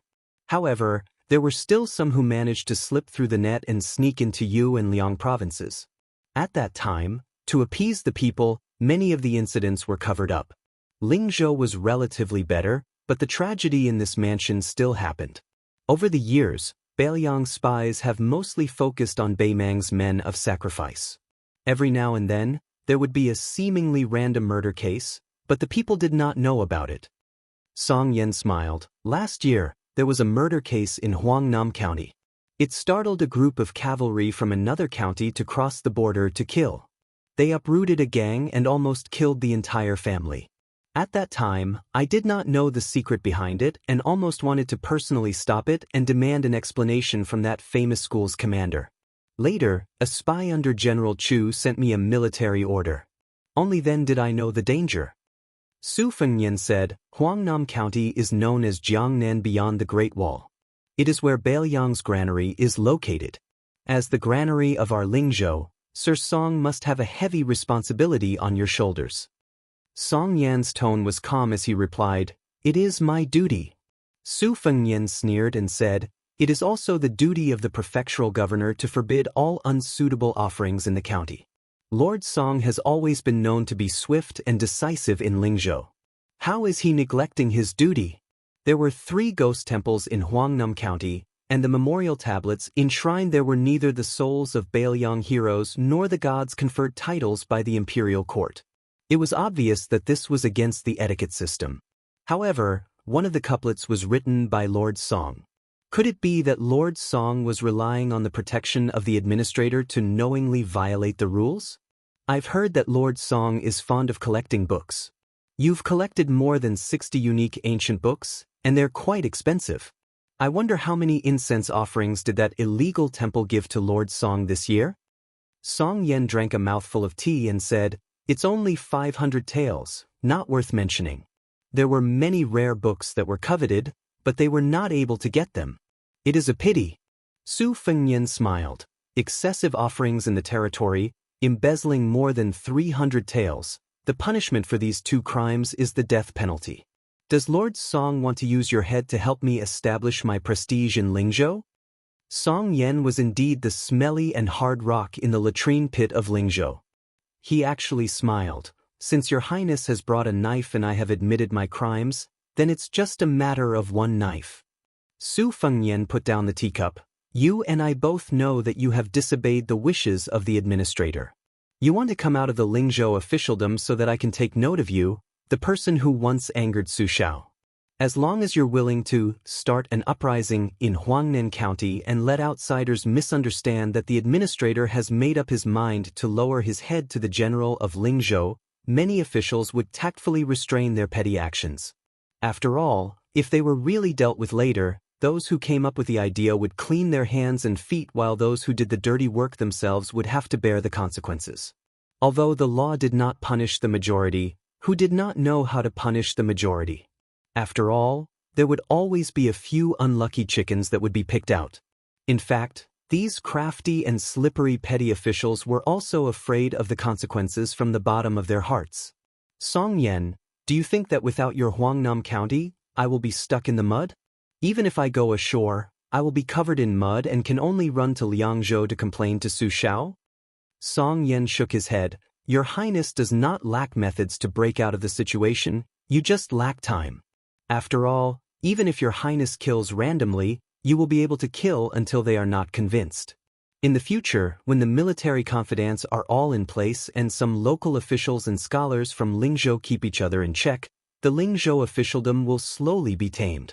However, your Highness does not seem to have such ruthlessness and decisiveness, and you cannot wait. On this point, after your Highness personally came to Huangnam County to find me, Song Yen was even more certain. Seeing that Su Fengnian did not speak, Song Yen continued to speak slowly. If I become the Lingzhou provincial governor, I can be a vanguard for your Highness to get rid of the filth and also appease the administrator on the surface. Both sides will have a way out and I can secretly weaken Sir Li's control in Lingzhou. Su Fengnian smiled and planned on what the prefectural governor would say. Prefectural governor, you overestimate yourself. The provincial governor of Lingzhou can only be Su Beiji, not you, Song Yen. At most, you can only be the governor of Lingzhou. However, I can tell you something straightforward. When Su Beiji becomes the administrator of Bailiang, you have hopes of becoming the Lingzhou provincial governor. However, that is still too early and you will have to wait. This is because Bailiang will not touch Sir Li, who has done meritorious deeds without any mistakes. The Su and Li families have accumulated 2 generations of incense. Not to mention Sir Li's hard work, just my relationship with Li Hanlin is enough for the administrator to enjoy being an official. Furthermore, it is better to not do something as immoral as killing the donkey after it has outlived its usefulness. Of course, if you, Song Yen, really have the ability, with Su Beiji in front of you, even if you can't become the Lingzhou provincial governor, there are still 2 provincial governor seats for me to consider. There are 30 provinces in Liang. Let's not talk about Su Beiji, who is an anomaly. Count them, how many of them are under 40? Sir Song, you should be content. Song Yan's expression was uncertain. In the end, Su Fengnian said something that made Song Yen not know whether to laugh or cry. Also, there are many people who want to be promoted to Lingzhou provincial governor. If you, Song Yen, want to be promoted, you have to give me half of the books in the building. Many scholars have come to Bailiang and I can use them to buy people's hearts. Without waiting for the governor to nod, Su Fengnian stood up and muttered to himself, Motherf ******, no wonder so many people want to be the emperor. They can be so righteous when they are selling their positions for money. Chapter 898. It was probably because this self-proclaimed Lingzhou general was too direct that Song Yen, who had been immersed in officialdom for many years, found it refreshing. At the same time, he also felt a fear that the governor did not want to admit.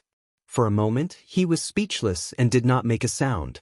The tea had already turned cold, but Song Yen still sat there and swirled the cup lid. Su Fengnian did not care about this kind of harmless rudeness.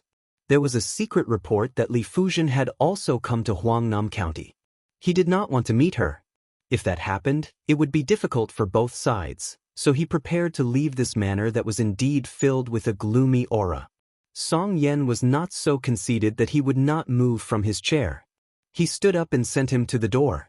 Su Fengnian told him that he would stay in the county capital until tomorrow morning. Song Yen nodded his head and stood in place for a long time before walking back to the chair with heavy steps. He gently pressed one hand on the armrest of the iron pear-wood chair.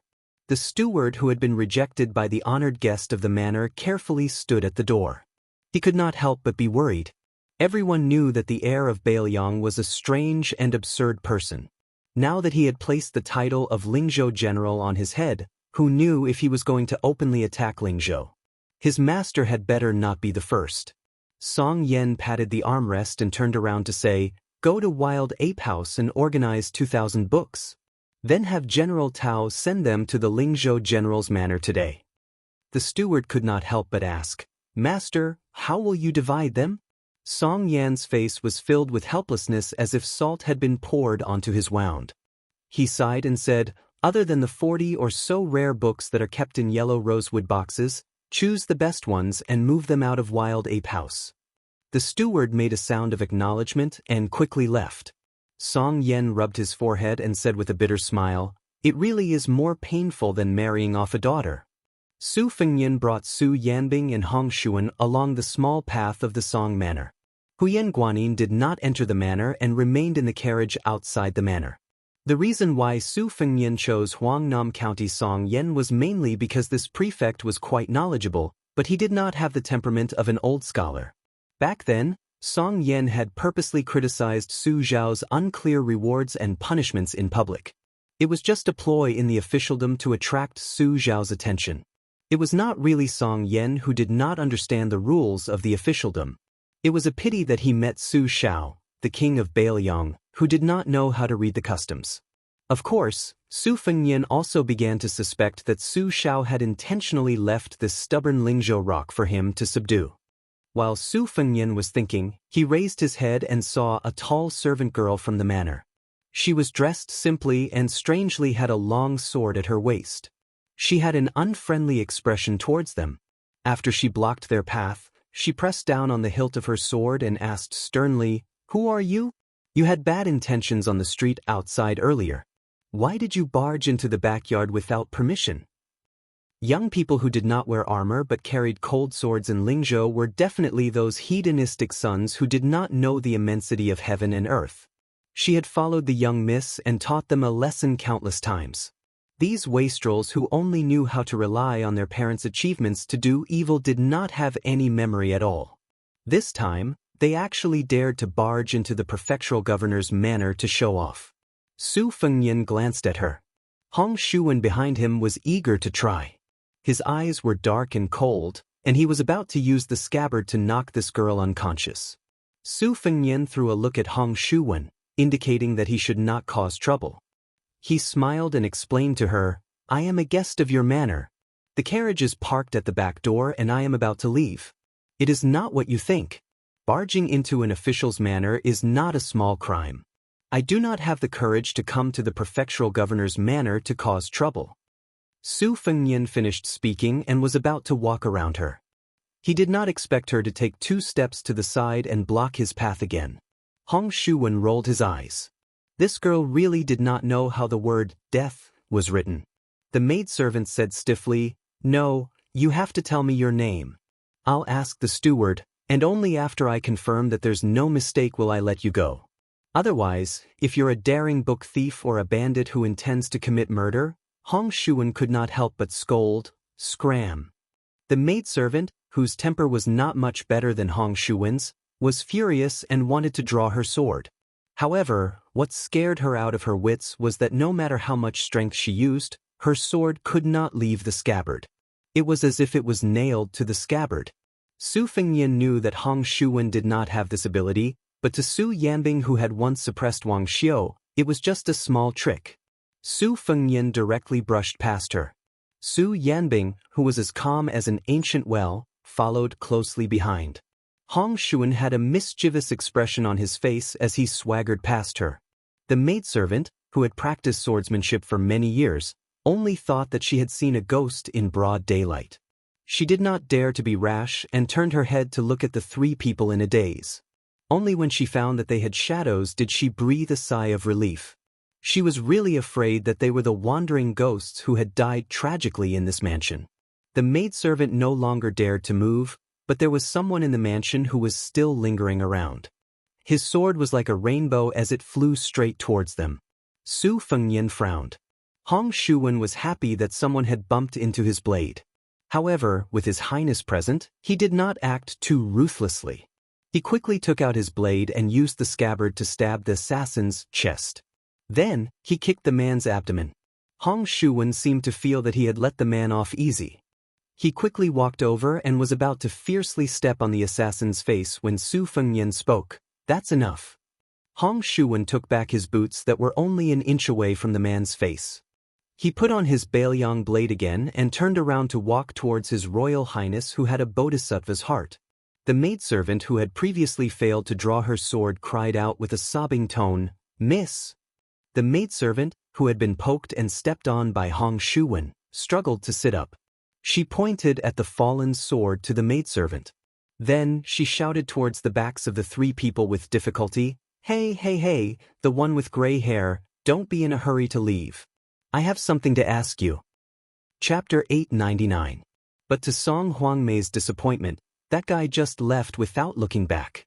She didn't know if he was afraid that her father would help her vent her anger, or he just didn't want to talk to her. But Song Huangmei, who had the spirit of the Jianghu, didn't have the thought of being unforgiving. She was in the wrong to use her sword to keep them, and she didn't think that the other party was unreasonable. Song Huangmei's skill was inferior, and she was convinced. Although Song Huangmei's face was pale from the pain, her curiosity was far greater than her anger. But the maid Ironcliff was not so open-minded. She helped the young miss pick up the long sword, and after helping the young miss stand up, she knew that she was not the opponent of that group of people, but she still wanted to fight. Song Huangmei grabbed her arm and squeezed out a smile that was uglier than crying, "Ironcliff, don't go. They are really guests of the house, and my father personally welcomed them." "Ouch, it hurts, I can't talk anymore." The maid Ironcliff cried, "Young miss, how can there be such guests? I have to reason with the master." Song Huangmei, on the other hand, sucked in a breath of cold air, and smiled with satisfaction, "Ironcliff, we finally met a master. Go, go, go, help me to Sister Fusion. After I catch my breath, I will ask my father who that guy is." Su Fengnian walked to the front of the carriage and said to Hong Shuwen, "Huangnam County has a few Beimeng spies that have been rooted here for many years. Seeing that you have nothing to do, you can go and work with our spies tonight, but we won't record your military merits. Remember, you have to follow their rules. If I know that you killed people, don't think about getting involved in this kind of thing in the future." Hong Shuwen nodded vigorously, his eyes were burning, and he licked the corner of his mouth with a smile that was terrifying. Guofufeng sat alone in front of the brazier in the room. He did not feel that he was being looked down upon. He even had the leisure to look at the decorations in the room. If he did not have such shrewdness and broad-mindedness, how could he have made Li Fujian, one of the few wealthy women in Baoyang, fall in love with him? Guofufeng was not dissatisfied with his current situation. Guofufeng believed that his plan was flawless. If his brother-in-law Li Hanlin continued to be an unruly hedonist, it would be fine. Guofufeng had never been a rigid scholar and did not mind helping Li Hanlin do evil. Now that Li Hanlin had joined the border, it was even better. In the future, when Li Hanlin returned to his hometown with glory, he would most likely take the path of a military official. A family also had to walk on two legs. Wouldn't the path of a civil official be filled by him, the virtuous son-in-law of the Li family? The two of them helped each other. With Li Gongda, who had only been the administrator for less than 2 years, guiding him, the Li family would naturally be prosperous. Guofufeng even thought of the scene where he would meet the new Prince Liang in the future. Now, what was a little disdain? Even Li Fujian did not know that two officials highly regarded by the administrator had approached Guofufeng in private. They were just short of calling each other brothers. Guofufeng narrowed his eyes and looked at the charcoal fire in the brazier. This trip to Huangnam County was a secret. Li Fuzhen was thin-skinned and inarticulate. He still needed to rely on him to solve his father-in-law's problems.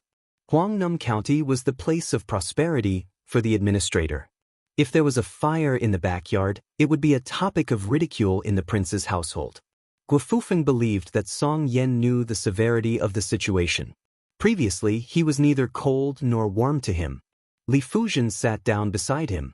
Guofufeng saw that there was no one around and said softly, "I have my own plans on how to persuade Sir Song.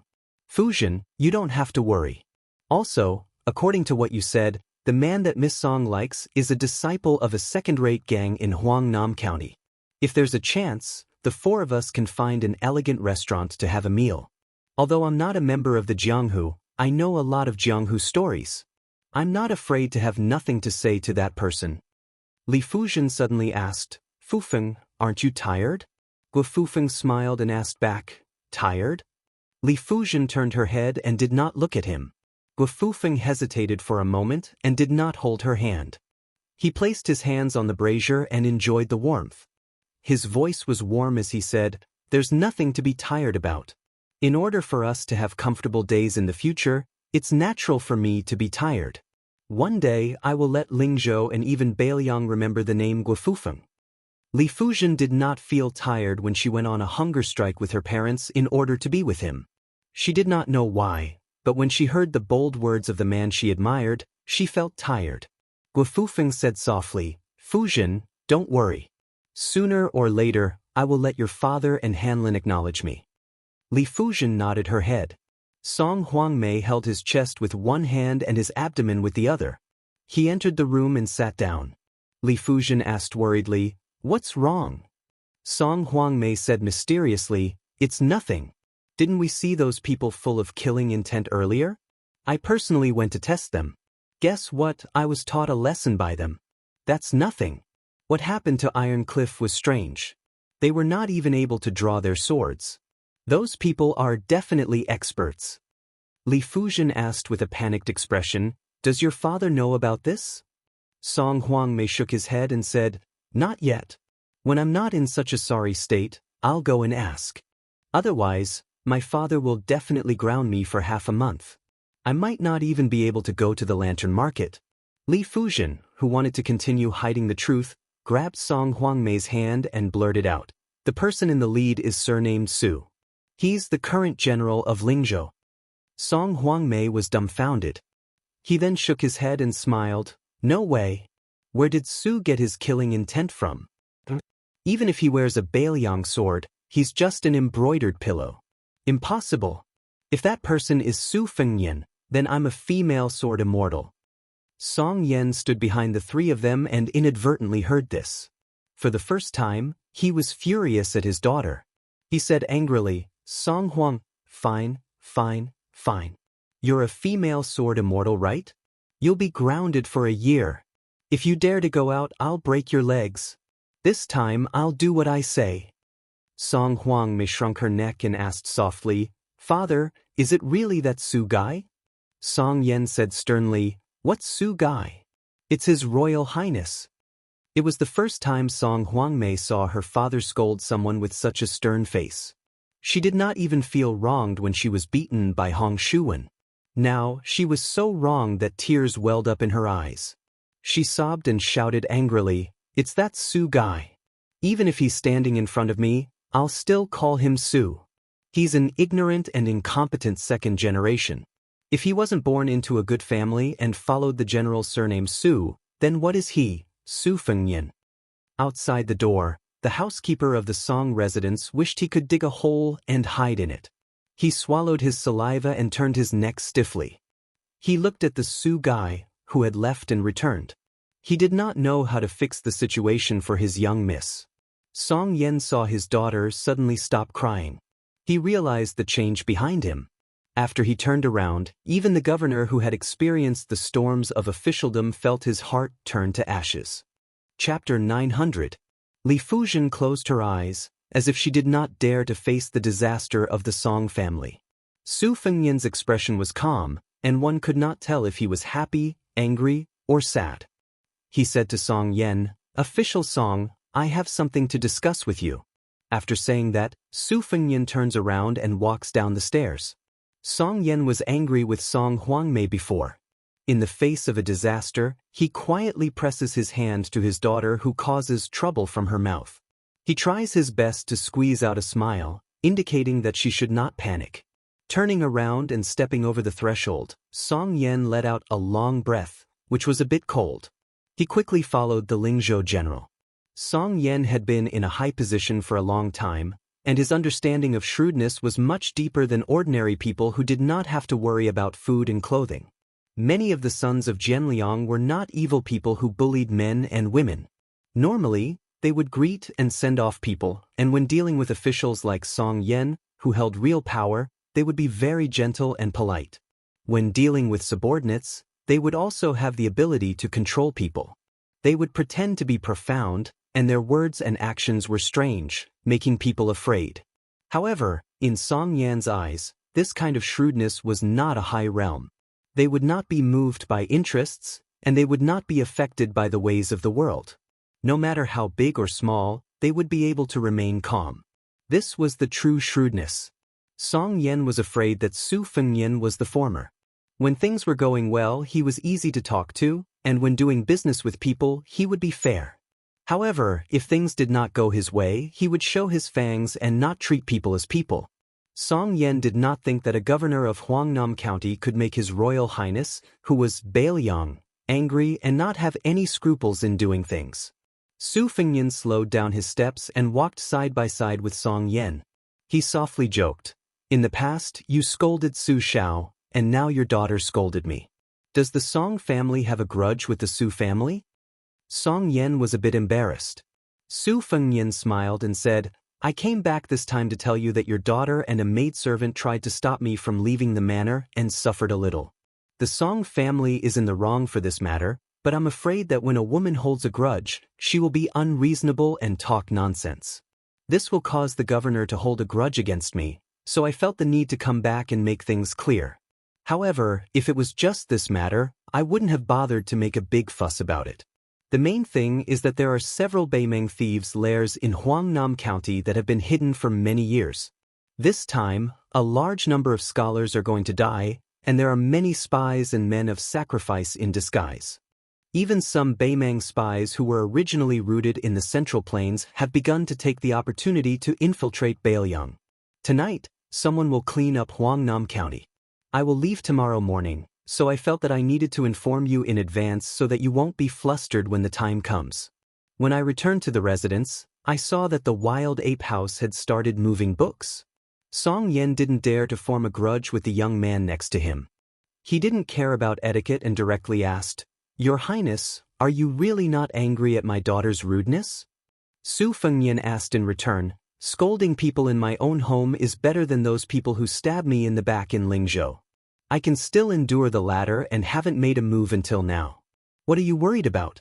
If you really feel guilty, then give me another 500 books from the Wild Ape House's collection." Song Yan sighed and said, "It was me who measured the heart of a gentleman with the yardstick of a villain." Su Fengnian said self-deprecatingly, "What kind of gentleman am I? You guys, once bitten, twice shy. Based on my bad reputation in Bailiang." Song Yan suddenly turned his head and saw the administrator's daughter hurriedly running over. She stopped and looked at them without any intention of leaving. Su Fengnian hesitated for a moment and said softly, "Sir Song, I want to say a few words to Miss Li. Go to the back door and wait for a moment." Song Yan nodded and left with quick steps. Li Fuzhen didn't take another step forward. With a cold expression, she asked, "What do you want to do to the Song family?" Su Fengnian didn't beat around the bush with her. "You actually want to ask me what I plan to do to Song Huangmei, right? Don't worry." Li Fuzhen interrupted Su Fengnian's words and said with a cold smile, "Do you really believe that I can be at ease?" Su Fengnian said calmly, "Li Fuzhen, if I remember correctly, I don't owe you anything." Li Fuzhen gritted her teeth and said, "If something happens to Hanlin at the border, I will hate you for the rest of my life." Su Fengnian turned to leave, but he was stopped by Song Huangmei. However, the swordswoman learned her lesson this time and said timidly, "Your Highness, I will take responsibility for my own actions. Don't make things difficult for my father." Su Fengnian reached out and pinched her cheek. You scolded me, and I took advantage of you. Let's call it even. Song Huangmei was stunned on the spot. After a long time, she came back to her senses. She jumped up and ran toward Li Fuzhen, chirping like a bird. Sister Fuzhen, did you see that? His Highness really has a murderous aura. He took advantage of me, but I didn't even dare to move.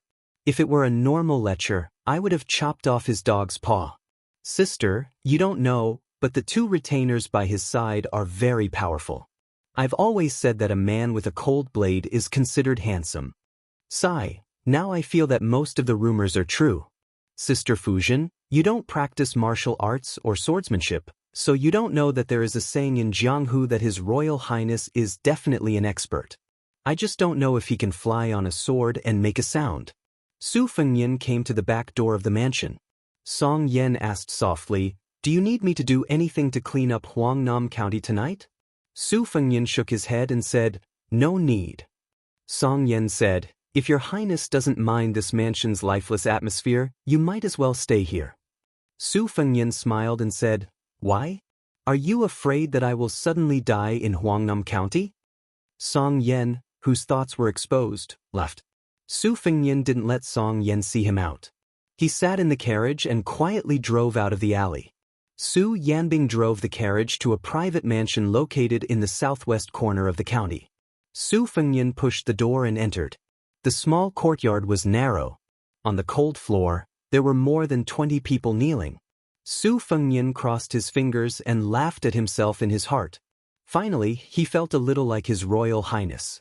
He said a few words and stood up. These 20 or so people wore different clothes.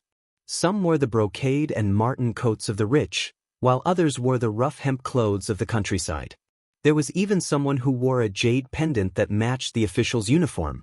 Su Fengnian walked over and pulled off the jade pendant. The official wasn't low either. He was a lower 9th rank official. After stealing it, he didn't rush to return the jade pendant. The leader was an average-looking woman. As soon as she stood up, she knelt down again. With an involuntary trembling voice, she carefully picked out her words and slowly reported, reporting to your highness, according to our investigation, there are 3 Beimang spy lairs in Huangnam County. 2 of them have been operating for more than 10 years. According to General Chu's arrangements, a group of Beiliang's peregrine falcons will enter Huangnam County at 5 o'clock. Another group of Beiliang's Eagle Guard, trained as crossbowmen, will arrive at 5 o'clock. Your Highness only needs to give the order and we can uproot these 3 malignant tumors. Chapter 901. There were all kinds of Beiliang spies, but the ones who were really responsible for cleaning up were all peregrine falcons. This peregrine falcon was responsible for patrolling Beiliang. Most of them were Jianghu masters raised by the Beiliang Palace. Lu Qiantang, Shu Xiu, and the group who later intercepted and killed Prince Zhao Kai were all men of sacrifice who killed people in exchange for secret martial arts manuals and wealth. There were also some desperados who had committed capital crimes in Liang and had no choice but to rely on Beiliang to seek a chance of survival. However, the current Beiliang spies were divided into 2. Half of the power was taken from Chu Lushan's hands and fell into the hands of Second Commandery Princess Su Weisheng. Su Weisheng was too lazy to waste time on the old personnel, so he directly transferred nearly 100 elite crossbowmen from the Beiliang army to become the Eagle Guard. They worked together with the peregrine falcon in name, but in reality, they were restricting each other. Therefore, the Eagle Guard swam together on the land of Beiliang, choosing people to devour. As for the affairs outside the Great Wall, the old spy leader Chu Lushan still controlled most of them. Su Weisheng seemed to have no intention of meddling with them for the time being. Su Fengnian had almost no involvement in these 2 most filthy organizations, but he had heard about the general structure. For example, the spies in the courtyard at this time were mostly turtle fish, who were dormant in one place all year round and were not allowed to move. There were also a few herring fish who were more flexible. They regularly returned to Liangzhou and were responsible for acting as the middleman to pass on military intelligence. Many turtles died of old age without knowing the identity of their companions. It was very unusual for them to gather together like this. When they were waiting, they were told by the female spy leader, Huang Nan, nicknamed Black Carp, that a big shot from the top was coming to Huangnam County to personally set up a trap. However, almost no one thought that it would be the Crown Prince of Bailiang who would come to my house, so they were a little scared for a moment. They were not commoners who only knew how to spread false information. Based on their experience and status, they had seen some secret records and heard some secrets with their own eyes. They had heard some secrets with their own ears. His Royal Highness's actions.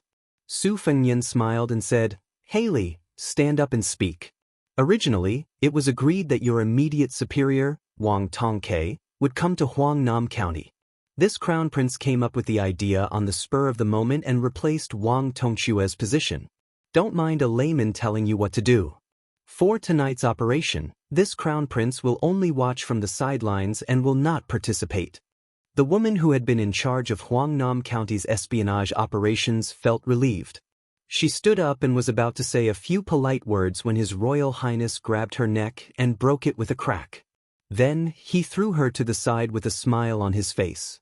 Su Fengnian continued to smile and said, "I forgot to mention that Wang Tongke didn't come to Huangnam County not because he didn't want to, but because he couldn't. On the way here, he was killed by Chu Lushan's men. This Haley has been flirting with a Beimang official for many years. Huangnam County has been rotten from the beginning to the end. This crown prince knows that other than her, there are actually a few people in the courtyard who have sided with Beimang's spiderweb. This time, we have mobilized so many people. In the end, the ones who will die are just some insignificant minions. This won't do." The remaining people in the courtyard looked at each other in dismay. The jade turtle, who had already become a Bailiang official, took a step forward and gently looked at Haley's corpse. There was a desolate smile on his face as if he had accepted his fate. Su Fengnian ignored this spy who had exposed his identity and ignored him. He walked up the steps and put his hands in his sleeves, leaving only the jade pendant dangling from his sleeves. He smiled and asked, "Is there anyone else who wants to die a quick death? If you are caught by this crown prince, you won't receive the same treatment as Haley." The courtyard was dead silent. It was obvious that no one responded to His Royal Highness' good intentions. Su Fengnian slowly said 3 names. The 3 of them were swiftly and violently cut in half by Hong Shuwen's saber. Su Fengnian said, "According to a secret report, there is a Beimang loyalist in the courtyard. His identity is unknown, but it doesn't matter. Huangnam County Spy Agency was originally going to be overthrown. In order to save time and avoid future troubles, we can only kill them all. Huangnam County is a feng shui treasure land that Beimang's spiderweb has worked hard to develop. This crown prince believes in that big fish. His life is more valuable than all the Bailiang spies in the courtyard combined. Bailiang won't lose out on this deal." A fat rich merchant was surprisingly agile. He stepped lightly on his toes and was about to jump over the courtyard wall when Hong Shuwen stabbed him in the back with a halberd. His body hung heavily on the wall. Hong Shuwen walked over and grabbed his legs and pulled him back into the courtyard. With his death, the turtles and reeds who were still standing in the courtyard breathed a sigh of relief. If this guy had refused to give himself away and insisted on implicating the rest of the spies, they could only stretch their necks and wait to be slaughtered. Otherwise, they wouldn't have dared to go against the cold-blooded Bailiang crown prince. As turtles and reeds, most of them had families, old and young. If they died here today, they would be sacrificing their lives for the Bailiang. If they wanted to hate someone, they could only hate those Beimang spies for being too cunning. However, after they died, their families, old and young, would still be able to live without worry. Just when everyone thought the dust had settled, Su Fengnian followed Su Yanbing's finger and stared at a middle-aged man with an old-fashioned face. "This fatty is willing to die for you in order to protect you. It can be seen that your identity is not ordinary. Otherwise, if I were him, even if I were to die, I would drag the rest down with me. You're Han Shang, right? In the past, you've accomplished several great things at the border of Yuzhou. You can be considered to have made great contributions to the Bailiang. These years, you've been at odds with Haley and have been ostracized by him for many years. Originally, you were the most innocent spy in the courtyard. However, do you know when you gave yourself away? Han Shang smiled gloomily and looked at Su Yanbing. I've long heard that there are hidden talents in the king's mansion. However, the king of Bailiang's earthly branch men of sacrifice have all made a move. Only a guy called Su Yanbing has been doing nothing all this time. No one can figure out his depth. The Beimang side speculated that this person's realm was higher than Spear Immortal Wang Xiu's junior brother, Han Lao's Han. Now, it seems that this is indeed the case. I've clearly suppressed my heartbeat and thought that there were no flaws. I didn't expect that I would still be seen through. Unfortunately, I can't spread this news. My mistake was that I didn't expect His Royal Highness to come in person and Su Yanbing to accompany him. It wasn't that Han Shang didn't want to put up a last-ditch struggle. However, he knew that his efforts were futile when he was targeted by Su Yanbing. Han Shang's vision went black. He didn't even see how Su Yanbing attacked before he fainted. Su Fengnian threw the jade pendant back to the official and smiled. Wang Tongke, Huangnam County has made up for your mistakes.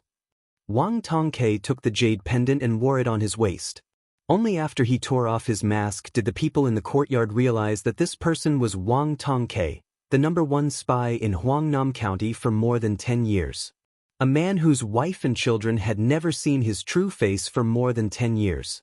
He followed His Royal Highness into the room and asked softly, "Your Highness, why don't you let me continue to hide in the dark? Although Huangnam County will be much cleaner after tonight, it's hard to guarantee that there won't be any accumulation of filth in the future." Su Fengnian said, "You don't have to stay in Huangnam County anymore. Say goodbye to your wife and children and then go to Yuzhou." Wang Tongke nodded and didn't have any objections. Su Fengnian suddenly said, "I know that you've nurtured a disciple with a very clean background. Chu Lushan thinks highly of him. Take him to Yuzhou and work hard for a few more years to train that young man. When he takes over your mantle, you can stop being a spy and reunite with your wife and children. In the future, you can change your appearance and live a stable life." Wang Tongke, who had been honed to the point that his appearance wouldn't change even when faced with blades and axes, was stunned. Su Fengnian smiled and said, "Although most people would be even more worried if I said, 'Don't worry,' I hope that you can rest assured.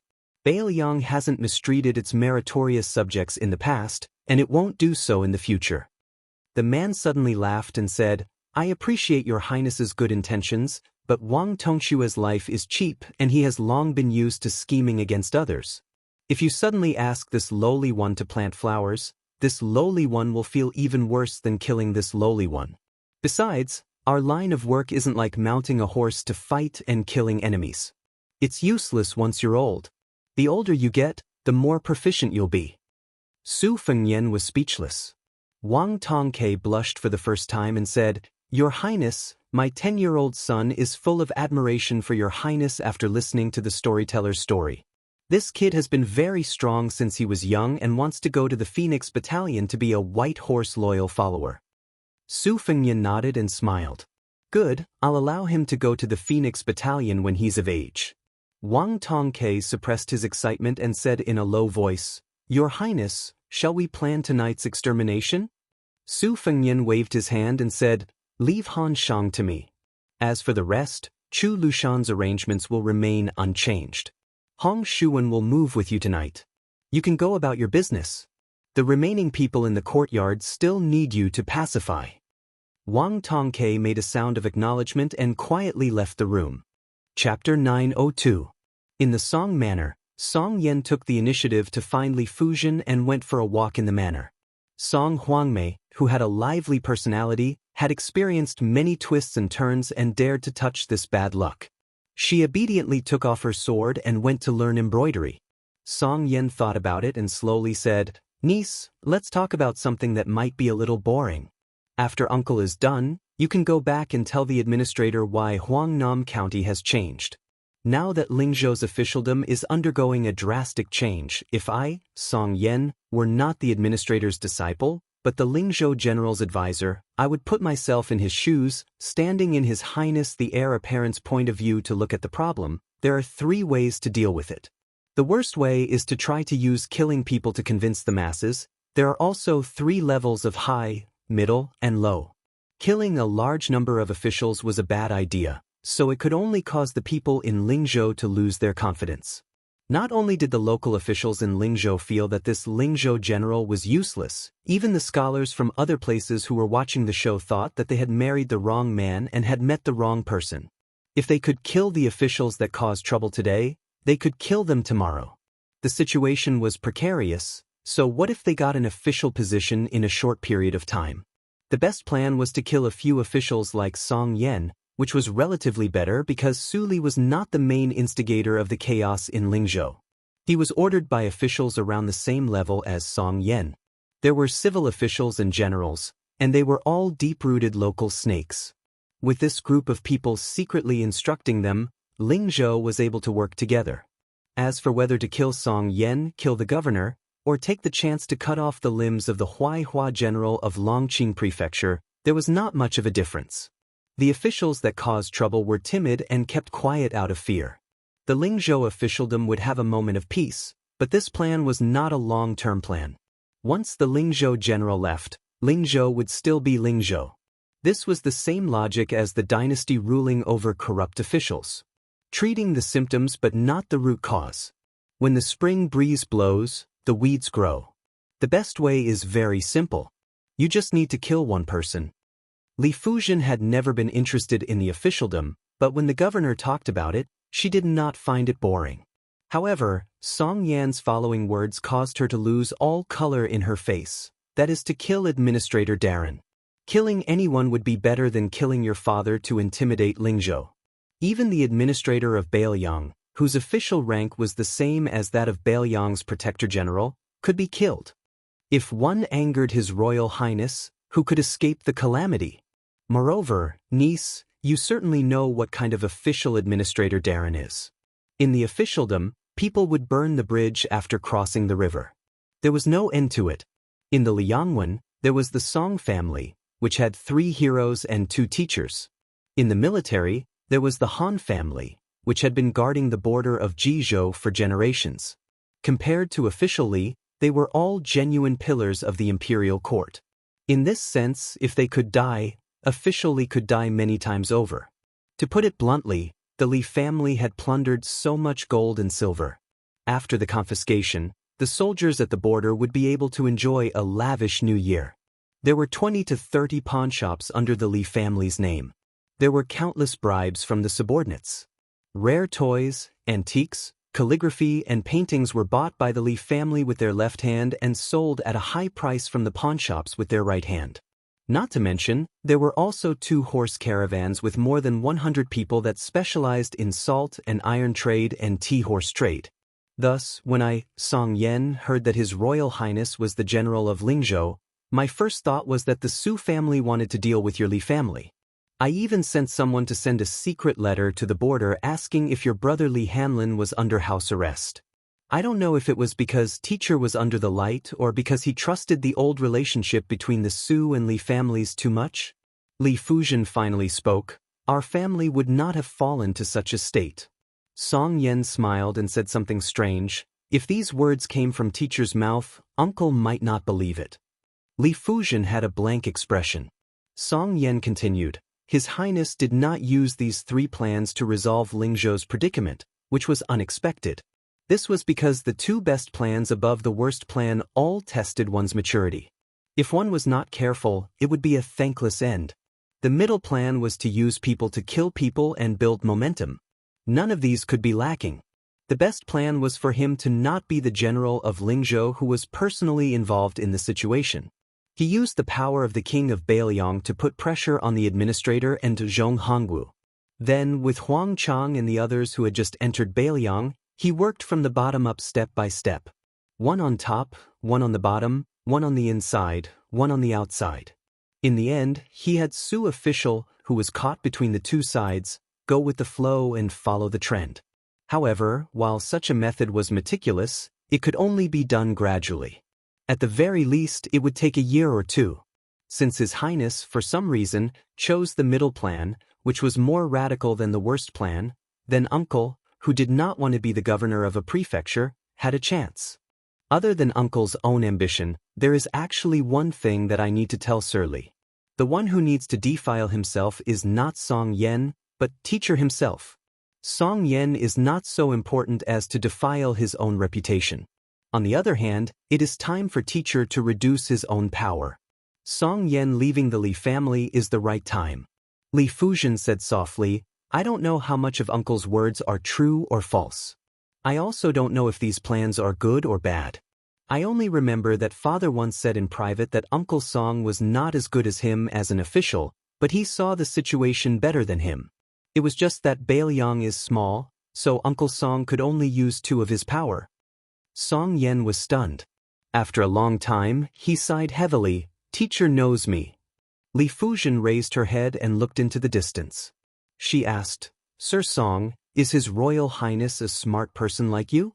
Song Yan had probably just joined the Lingzhou general, so it was hard for him not to be a bit worried. He did not directly give an answer. He only said, in the past, it was not good to make wild guesses. Now that we have met, it is clear. In Bailiang, there is no one more self-deprecating than him. Since Li Fuzhen called him Sir Song and not Uncle Song, Song Yan knew that his relationship with his teacher's family had pretty much stopped there. He said calmly, Song Yan will say one last thing from the bottom of my heart. That Guo Fufeng is a person who can only share riches and honor. As for whether or not he can share hardships, I am thinking too much. The Li family will probably not collapse one day. There was no anger on Li Fuzhen's face. She gently bowed and left slowly.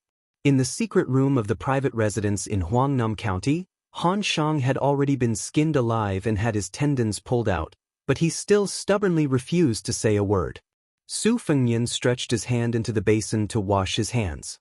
Looking at the slightly rippling, thick blood, he sighed, not everyone can be a great spy. Hong Shuwen's hair stood on end as he stood to the side. Su Yanbing, on the other hand, had a calm expression. Hong Shuwen looked at His Royal Highness's hands that were still slightly red. Should I go change the basin of water? Su Fengyan nodded. Su Yanbing waited for Hong Shuwen to change the basin of water before quietly saying, Your Highness, if I am not wrong, is this Han Diaoxi's unique silk drawing technique? Chapter 903. Su Fengyan didn't hide anything from this loyal and devoted senior. He pointed at his own head and said with a smile, After Han Shengxian was killed in Divine Martial City, I had an unorthodox method to use his head to learn some things. Back then, when I killed Raccoon Diwu in northern Mang, I also benefited greatly from it. However, my foundation in the Yellow Court was stripped away by Lu Hao's astronomical technique. My cultivation is not good enough. Even if I know how to use many techniques, I can't use them.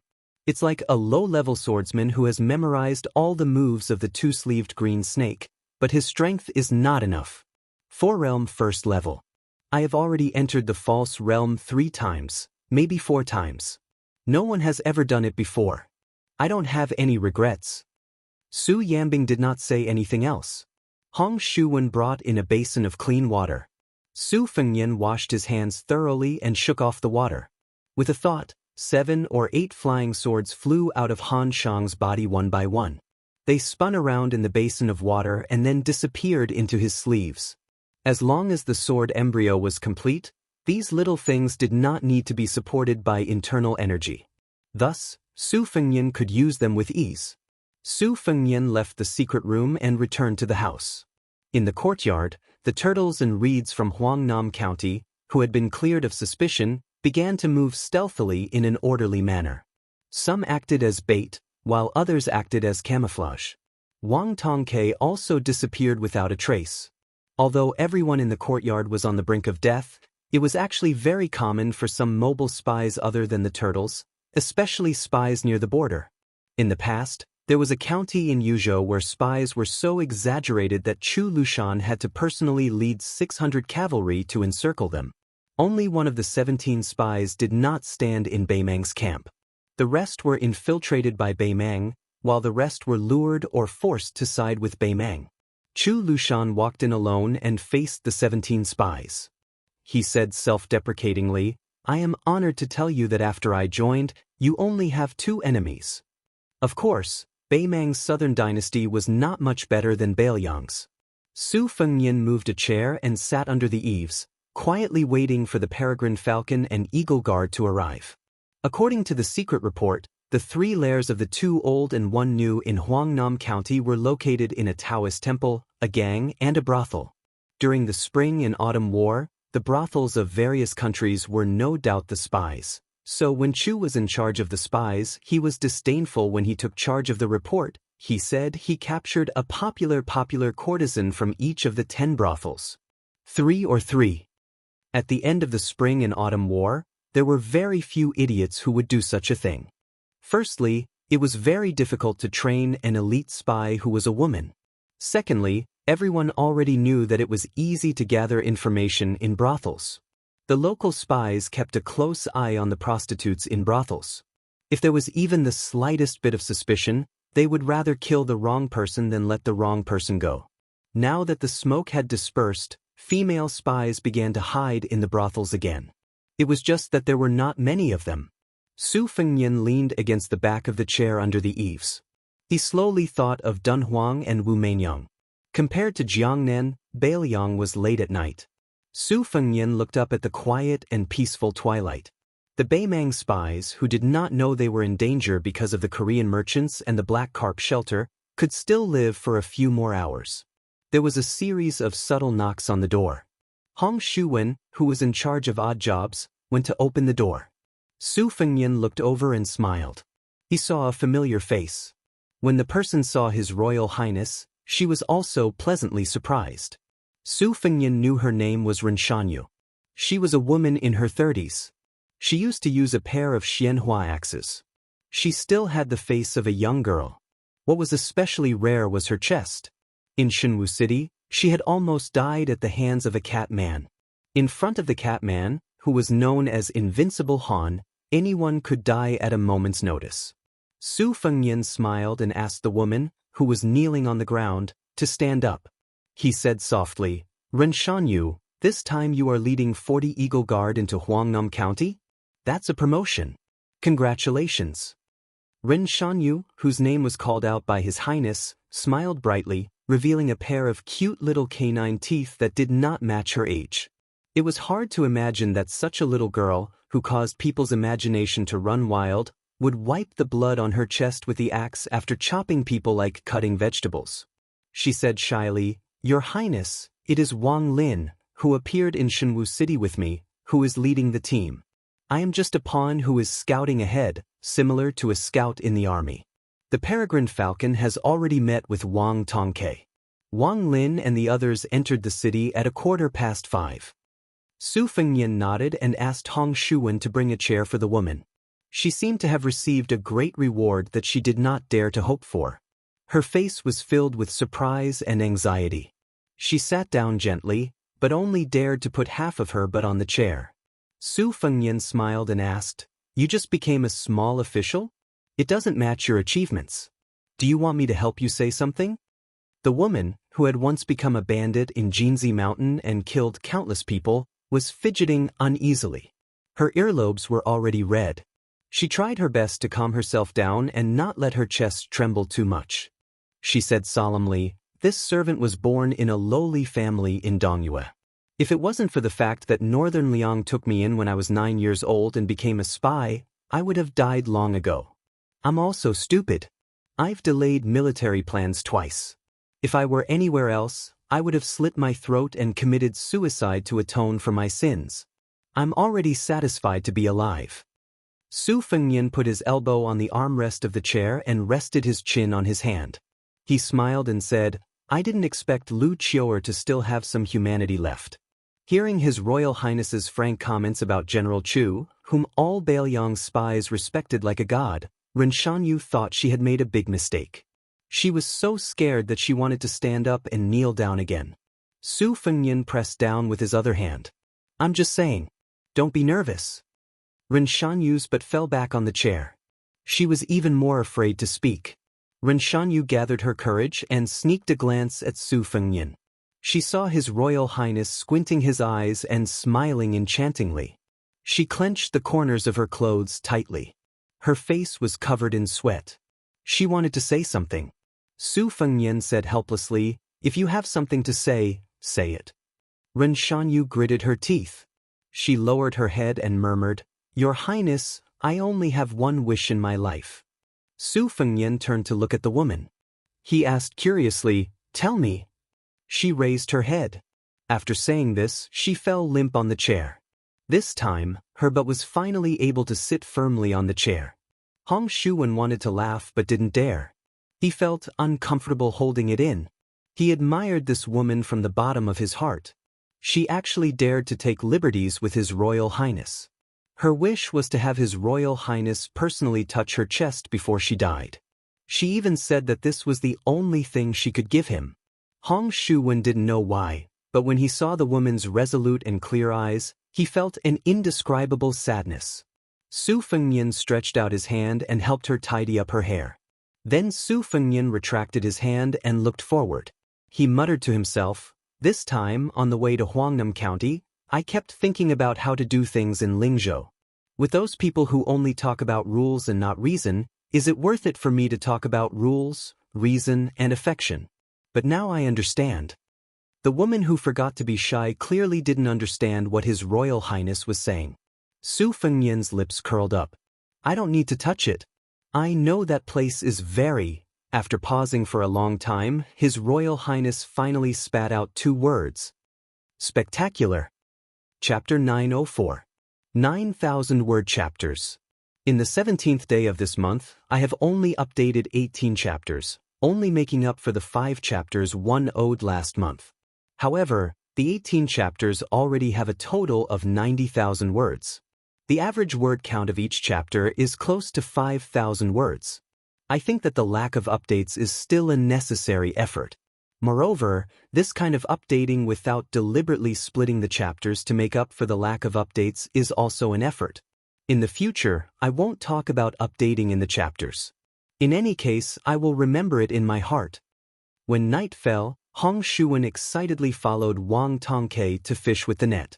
The other 2 members of the Phoenix Battalion stayed in the courtyard. Su Fengnian left the courtyard and only brought Su Yanbing and Huyen Guanyin, who had disguised herself as a page boy. They came to a place that would make a virtuous gentleman both spit and swallow his saliva. The brothel was coincidentally adjacent to the brothel alley in Huangnam County where the net was being collected. Lingzhou was rich and populous. Visiting prostitutes was a common practice. Many of the bodhisattvas and heavenly maidens that merchants spent a lot of money to provide for also had plump bodies. Many monks who saw the sculptures and murals all lamented that the human heart was not what it used to be. Walking in the brightly lit and powdered fireworks alley, there were many ambitious and arrogant guests wearing mink coats. Huyen Guanyin followed behind Su Fengnian, afraid that she would lose him. No matter what situation Su Yanbing was in, his state of mind was like an ancient well without ripples. Perhaps he was also like this when he attained Heaven's Gate. As the former hedonistic leader of Bailiang, Su Fengnian was familiar with this kind of work. He chose the most brightly lit Peach Cheeks brothel. The brothel was 3 stories high and the lanterns hung high. It was not like the neighboring brothels where a few women with heavy makeup were sent out to solicit business. Su Fengnian waved his hand and threw a piece of silver to the brothel's turtle leg. The silver did not even need to be weighed and instantly slid into his sleeve. The young man's smiling face immediately became attentive. This kind of person was not simple. He had good eyesight, a good tongue, and a strong body. He sized them up from head to toe and decided that there were a few distinguished guests who could spend a lot of money. He immediately shouted, but in reality he was sending a secret message to the brothel keeper. As expected, a woman walked out slowly from the brothel. However, compared to most brothel keepers who were middle-aged women, this woman was very young. Su Fengnian's discerning eyes saw that she was the brothel keeper's daughter, commonly known as the little boss. When she saw Su Fengnian, she was in high spirits and obediently snuggled up to him. Su Fengnian did not take advantage of the situation to take advantage of her. He pinched a piece of silver with 2 fingers and threw it into the white and tender cleavage between the woman's bright red silk tube top. He smiled and said that he wanted 2 musicians who could play music and not some courtesan. The little boss was very happy. In her line of work, there were 2 kinds of bastards that she was most afraid of. The first kind was those whose family background was neither high nor low. They were not rich, but they could still afford to enjoy themselves for 10 to 15 months. They were half a bucket of water, and as soon as they arrived at the brothel, they would start to show off, wishing that they could buy all the girls in the brothel. The second kind was those who did not have much money, but could not be considered the son of an official. Not only did they rely on their family background to eat and drink for free, they also liked to cause trouble. In the end, if they could not solve the trouble, they would only give the brothel a hard time. The gray-haired young master in front of her was very heartwarming. He was generous and tactful. Because he spent money on the courtesans, the amount of money he spent was not much less than those popular courtesans. Moreover, he could also increase the popularity of the courtesans. If he was a poet or scholar with a small reputation, he could sing a few poems with the girls, and these courtesans would really become outstanding.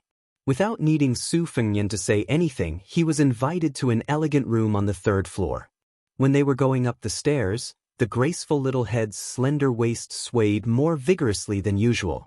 In her mind, if this elegant young master wanted her to accompany him, even if she offered a lower price, it would not be a big deal. Most of the men in Bailiang were strong and rough. With his appearance and temperament, which was similar to that of a scholar from a Jiangnan aristocratic family, in the end, she should be the one to take advantage of the job. When the young master reached the 3rd floor, he asked for a room facing the street. She kindly reminded him that it would be a little noisy here, but he dismissed it with a laugh. The little head was also happy to go with the flow. If the guest was willing to spend money in vain, she could not cry and shout to stop him. She pushed open the door and entered. In the room, there was already a young courtesan waiting for business. Before she went out to call for another guest, a young master with a pair of red phoenix eyes tugged on her sleeve. Without batting an eyelid, he asked her to hold a banknote. He smiled and said, "What's with riding a donkey looking for a donkey looking for a donkey looking for a donkey?" The little head's eyes jumped with joy. She knew the answer, so she teased the young master and asked him what he meant by riding a donkey looking for a donkey looking for a donkey. But that young master did not overdo it. He did not say the word ride, which slightly tickled her heart. However, this kind of small ripple came and went in a hurry. It was much faster than many people with silver spears and wax heads taking off their pants and putting on their pants. Su Fengnian did not sit down. Su Yanbing went out of the room and closed the door. He stood at the door with his eyes closed and focused. Huyen Guanin's back was almost leaning against the wall. She was wearing a large mink hat as she stared fixedly at her own boots. The young manager's eyes were sharp. How could he not recognize that this was a woman? Bailiang had always had an open culture. Women were not only experts in riding horses, drawing bows, and hunting. Some bold and unrestrained women would not only pay to invite the courtesans into their manors to sing, they also dared to personally come to the brothel for a stroll. Some of the more bold and unrestrained women would not only pay to invite the courtesans into their manors to sing, they would also dare to personally come to the brothel for a stroll. Some of the more unique and gluttonous women had long been accustomed to this sight in larger brothels.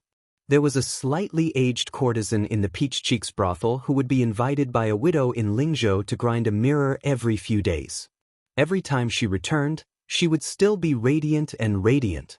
The young manager privately asked her how she felt, and the courtesan would reply with the word, "Excellent." Then, everything would be revealed without a word. This almost caused the young manager's heart to be moved, and he wanted to give it a try. Unfortunately, the courtesan said that the unattainable widow liked women of the same age as her. Only then did the young manager resentfully give up. Taking advantage of the slender and handsome young master admiring a clear bottle with a few winter-sweet flowers, the young leader introduced herself as Chao Juan. Not to mention in a brothel, this was a vulgar name that was considered rare anywhere. She also introduced the girl who had a good relationship with her as Snowsuit. There was a bamboo cage in the room with a parrot whose feathers were as white as snow. While Chao Juan was talking, Su Fengnian touched the opening of the bottle. Then he tilted his head and tapped the mysterious cyan bottle with his finger. Not only did Chao Juan find it interesting, but even Snowsuit, who was obviously not familiar with serving customers, also had a look of surprise in her eyes. The corners of her mouth curled up slightly. Living in a brothel, they had seen many rough men who reeked of alcohol. They had seen many old men whose bodies were soft and fleshy but had lecherous looks. They had even seen many scholars who were gentle and refined when opening the door and closing the door impatiently. This young master who had the patience to make things difficult for a cheap bottle behind closed doors was very amusing to them. Huyen Guanyin extended a finger and gently lifted her mink hat. Seeing that he did not do anything that she did not know whether to say was dissolute or vulgar, she, who was sullen, snorted softly, but her mood was slightly better. Su Fengnian, who had his eyes fixed on the bottle as soon as he entered, exhaled and winked at the three women in the room. Then he tapped the slender neck and the round body of the bottle. He smiled at Chao Juan and said, "Listen, one bell and one chime. If you carefully distinguish them, you can tell that the sounds are very distinct. This is a bottle produced by the Dongyue Imperial Kiln. Not to mention the whole bottle, even a fingernail-sized fragment is more expensive than gold or jade. The reason why it is so priceless, other than the scarcity of porcelain produced by this kiln, is because of the sound of the bell." In the Book of Music, Sage Zhang wrote a very famous sentence. When a gentleman hears the sound of the bell, he thinks of the military officials in danger. When he hears the sound of the bell, he thinks of the officials in charge of the border. How could Chao Juan believe in the Dongyue Imperial Kiln's gallbladder bottle? She also did not know what a scholarly gentleman's bell was. She only thought that he was a man who flaunted his knowledge. She threw a coquettish glance at him and smiled tenderly. "Young master, did you come to visit a brothel or to knock on a bottle? If you want it, go ahead and take it." If Chao Juan frowns in the slightest, Chao Juan and Snowsuit will recommend themselves to you when you come to Peach Cheek's house. They will even give you money every time. Su Fengnian smiled and shook his head. He took out all the banknotes, rolled them into a ball, and gently threw them into another flower vase. "It's up to you to believe it or not. In any case, I only have this much money on me. If I take the bottle, I can live with my conscience." Chao Juan suddenly widened her eyes and said, "Young master, you're not joking?" Su Fengnian sat down and asked with a smile, "Are you regretting it?" Chao Juan hesitated for a moment, then laughed heartily and said, "What's there to regret? If young master didn't say it, sooner or later, it would have been broken by that clumsy girl. I would just take a dustpan and dump it on the street. Maybe someone would even think it was a hindrance. However, since young master is penniless, Chao Juan won't ask for an extra copper coin tonight. But young master must promise to come to Peach Cheek's house often to visit my little sister Snowsuit. Is that all right?" By the time she finished speaking, Chao Juan was already glued to Su Fengnian's body. The two of them sat on the same chair. He sat on the chair and she sat on his lap. They didn't delay each other. Chao Juan had a graceful figure. Her full breasts were cleverly rubbed together. Her charming face was full of charm. Su Fengnian patted her leg and motioned for her to get up without hurting her feelings. He squinted his eyes and said with a smile, "I'm not from Lingzhou, so it will be difficult for me to come to Peach Cheek's house in the future. However, I have a few friends who are doing well in Lingzhou. If Peach Cheek's house wants to move to the county capital or meets with some trouble in Huangnam County, I can ask them to help say a few words. Of course, you didn't believe me when I said that the porcelain bottle was worth 1,000 taels of gold. You can choose not to believe me this time." After Chao Juan got up, she didn't care about pretending to be reserved anymore. She was afraid that there wouldn't be another opportunity like this. She hurriedly and carefully asked, "Young master made friends in Lingzhou's county capital. Chao Juan doesn't dare to have extravagant hopes to associate with them and doesn't dare to disturb them. However, may I ask who is the son of an aristocratic family in Huangnam County? Our Peach Cheek's house is willing to worship him like a bodhisattva." Chapter 905. Su Fengnian glanced at the window from the corner of his eyes. The Peach Cheeks building was only slightly shorter than the largest brothel in Lingzhou. Looking from here, it was clear at a glance. If the porcelain bottle fell into the hands of someone who knew its value, it would be impossible to get it without 2,000 to 3,000 taels of silver. Su Fengnian was always in a good mood when doing business. No matter if it was a big business that made him a lot of money or a small business that made him a pitiful few copper coins. It had been a few years since he went to a brothel. Furthermore, after being in love for so many years, he only had the part of being absurd and prodigal. It was the first time that he had made money, so it was a good sign. This made Su Fengnian not have any ill feelings towards Chao Juan's scheming. After sifting through the names in his mind, he knew that with the Peach Cheeks Building's little boss's vision, she was coincidentally from Lingzhou in Huangnam County. Not to mention that Su Fengnian did not know any of them. Even if he knew a few of them, they would only be laughed at by her. However, Li Hanlin, who grew up in Huangnam County, did not dare to bring a few of them to embarrass himself in front of him. The few that he brought to Liangzhou were more beautiful and enchanting than women. They were all young Master Li's old sweethearts. This made Su Fengnian feel a little troubled. Could it be that he could only bring up Song Yan, official song? However, if this was the case, it would be quite interesting if it spread out. He believed that even if it reached Governor Song's ears, the newly promoted governor of Lingzhou could only pinch his nose and accept it. Su Fengnian resisted the urge to throw a bucket of dirty water at Song Yan with great difficulty because he inadvertently remembered one of Li Hanlin's enemies. Back then, that guy had been dealt with miserably by Li Hanlin, the #1 young ruffian in Feng Province. After Liang was established, Feng Province merged with Lingzhou, and the Li family moved to Lingzhou's capital. That foppish playboy finally had a chance to live. Although his father's official rank had always been suppressed by the administrator, at least he didn't have to live in fear all day long. Especially after Li Hanlin joined the army, he was completely reborn. He didn't care about these old grudges at all. That guy didn't feel ashamed of the miserable situation he had encountered back then and instead felt proud. Whenever he met someone, he would say that he had fought with Li Hanlin and Li Biaozhang from the Purple Diao Street in the north all the way to the Straw Coat Street in the south. Did anyone dare? Perhaps when the Li family moved to Lingzhou, there were still people who dared to say a few words. However, when Li Hanlin chopped off a bunch of barbarians' heads at the border, no one dared to have such courage. Su Fengnian had gone to Huangnam County to walk in the spring with Li Hanlin and his brothers. He had barely seen that poor guy once, but he didn't even greet him. He didn't know if that guy still had a memory of him. Therefore, Su Fengnian smiled and said, "Huangnam County's meritorious governor Wang's son, Wang Yunshu. He has some friendship with me." When he said this name, not only did Chao Juan's eyes change, even the artist, Snowsuit, who was far less experienced than the little leader, was somewhat afraid. There was no other reason. This Grand Master Wang was too domineering in Huangnam County. It could be said that he had a well-known reputation. As soon as the administrator's son, Na Shan, left, Wang Yunshu called himself the king. His father, as the meritorious officer of the county, assisted the governor Song Yan and was in charge of the selection of the Department of Administration. That meant that he grasped the lifeline of the promotion of officials. It could be said that he held the power of life and death in his hands. Moreover, Wang Gongchao had an adopted son who was about the same age as him. It was not known whether the Wang family had arranged things well or that the adopted son was really lucky at the border. When he returned to Huangnam County, he became the commandant of 400 soldiers. As a result, some of the gang leaders with many martial arts schools had to call him brother in front of others and beg for mercy behind others.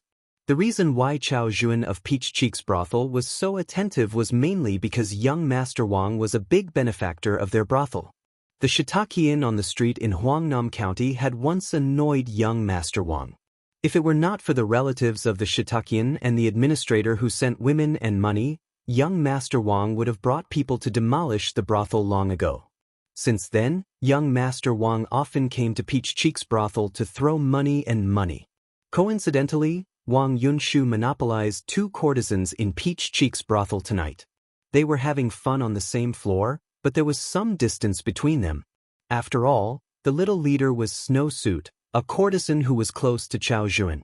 Her status in Peach Cheeks brothel was not high. Chao Juan was kind and only led some pleasing guests into this room, afraid that Snowsuit would be wronged. This was a rare tenderness in a brothel that did not know what the word friendship meant. More of them were poor young prostitutes who were forced to break their buds because they did not want to be eliminated. More of them were women who were bruised but still forced to smile. Chao Jun was also cruel and merciless to the women in Peach Cheek's brothel except for Snowsuit. If she did not do this, even if she was the little leader, she would not be able to stand firm. Chao Jun took a step forward and then stepped back. She threw a glance at Snowsuit, and the courtesan began to play the zither. Chao Jun then smiled and said, "What a coincidence, Master Wang is on the first floor. Is he with you?"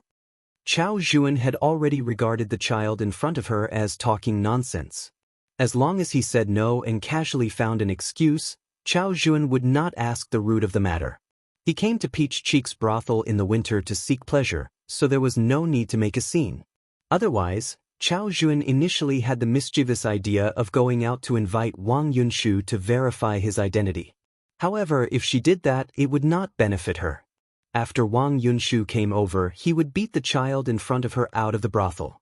As the main culprit, Chao Jun would not gain any benefits, so why bother? They saw the child walk to the window and lean against the window frame. Out of Chao Jun and Snowsuit's expectations, his voice was warm as he said, "Just in time. I'll have to trouble Miss Chao Jun to go and tell him that an old friend of his has come to Peach Cheek's brothel in Lingzhou's capital." Chao Jun smiled and asked, "Child, then I'll really go?" Su Fengnian smiled and said, "If you don't go, then you're a puppy." Chao Jun's charming eyes were like silk. To think that child is a scholar and likes such indecent positions. Huyen Guanyin, who had been quietly listening, felt that it was strange at first. After she came to her senses, she fiercely glared at that fellow.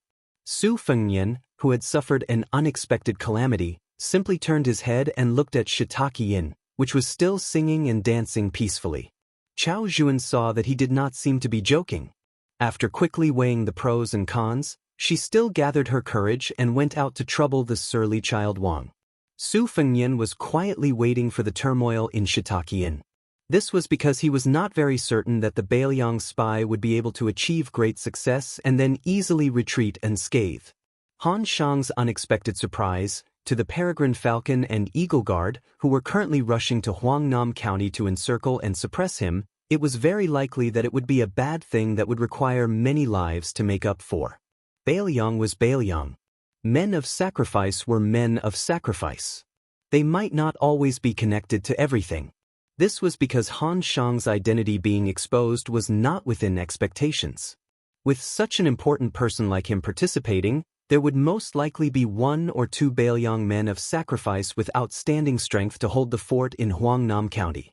There were not many bloody battles between spies.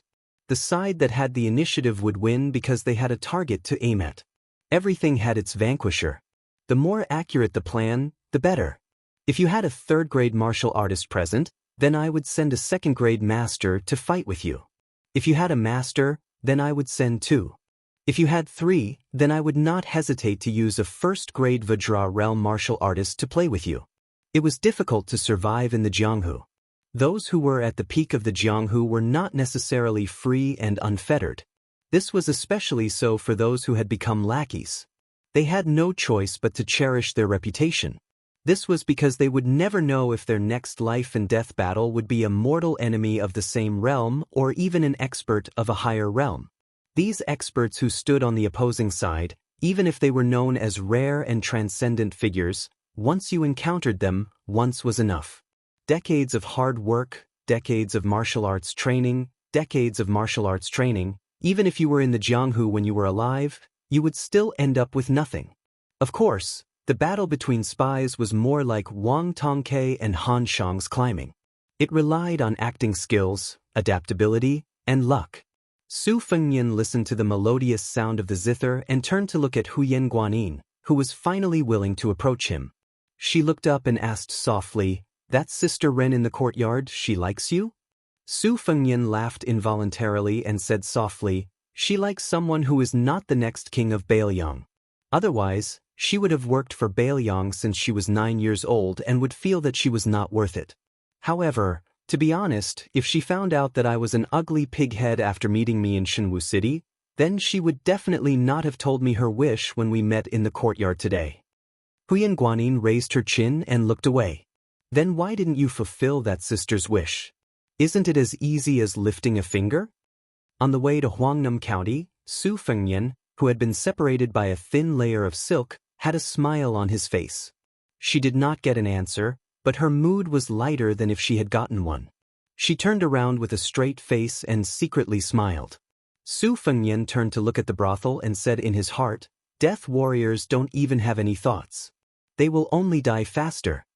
The reason why he did not participate was not only because he did not want to get too involved in the spy system, but more importantly, he and Su Yanbing had acted too early, making the extermination go too smoothly.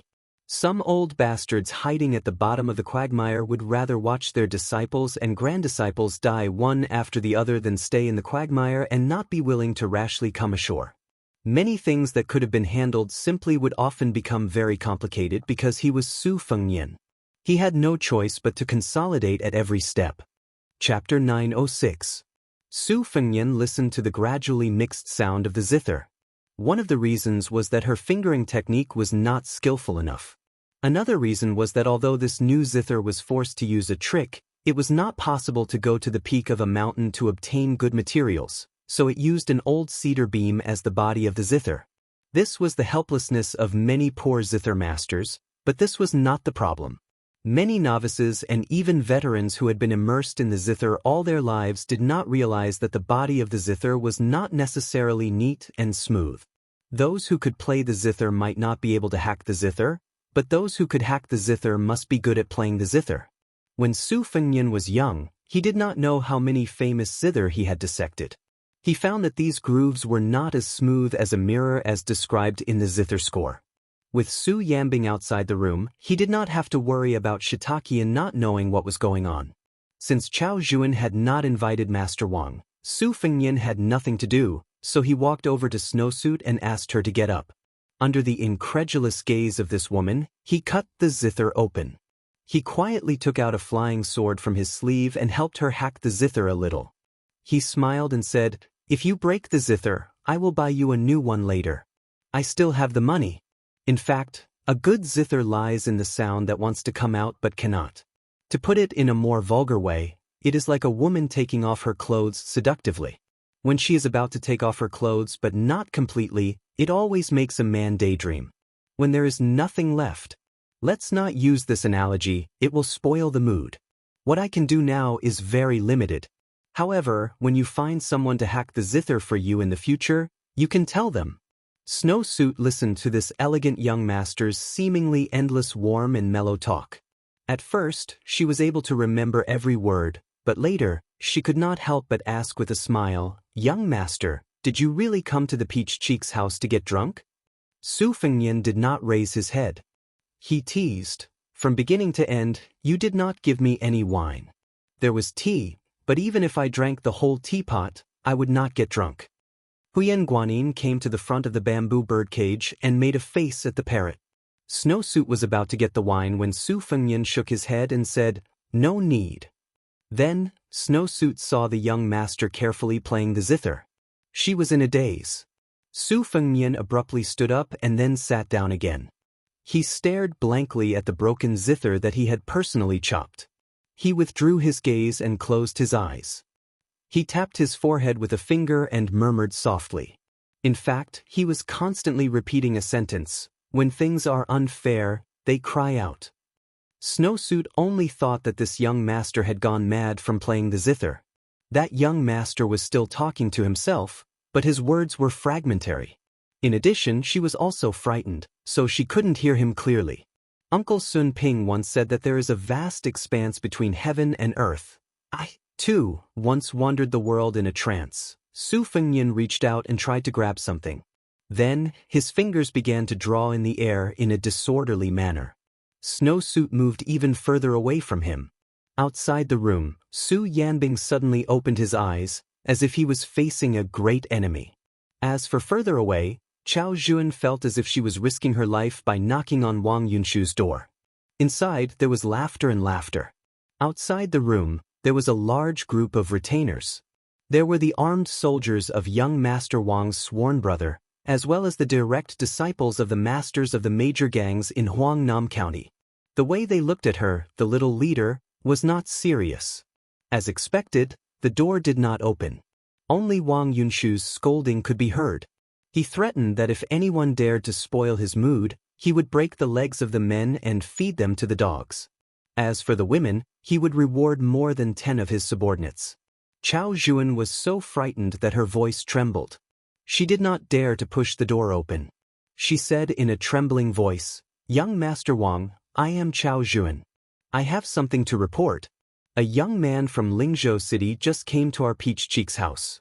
After drinking some wine, he claimed to be young Master Wang's old friend. I don't know if it's true or not." Chao Juan boldly came to inform young Master Wang, just in case he is really young Master Wang's friend. She said that he drank wine, but she lamented in her heart. That young master has done his best, but this is the best he can do to smooth things over for you. Inside the house, there was a unique crisp sound of fat jiggling. Grand Master Wang panted and scolded angrily, "Tell that guy to get out of here as soon as possible. If he comes to bother me again, I'll let you have fun with him on the street outside the Peach Cheek house."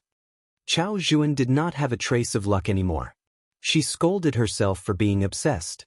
She hoped that Wang Yunshu would not go to Snowsuit's room to do evil. She immediately apologized and was about to leave. The unbearable noise in the room suddenly stopped. "Wait a minute, is he from Lingzhou City?" Chao Gu quietly made a bitter face and wished she could slap herself. Even though Wang Yunshu was in the room and couldn't see her, she still obediently squeezed out a smile and said, "That's right, it's Lingzhou. Master Wang is wise. How is his appearance?" "Not bad. F***K off. If you continue to play dumb with me, do you believe that I will make you crawl in here and squat by the toilet for the entire night?" He is a rather handsome young man. Did he bring a large group of retainers? No, I only brought one. He is not as imposing as young Master Wang. He is far from being imposing. One? Yes, one is correct. What does a short-sighted woman like you know about imposing? Wait, I will go with you to take a look. The sound of clothes being worn could be heard in the room. It made Chao Juan despair. Chapter 907. Peach Cheek's brothel was an imitation of the southeast and the tube-shaped houses in the Miao area. There was a patio in the middle and there was no cover. It was cool in summer and snowy in winter. However, the interior of the building was divided into 2 rooms. Snowsuit's room faced the street. Like Wang Yunshu's, the 2 rooms were combined into one. It was much more spacious. There was no distinction between the inside and the outside. The interior decoration was extremely luxurious. All the items were expensive. It was far from what Qing Ming and Snowsuit's room could compare to.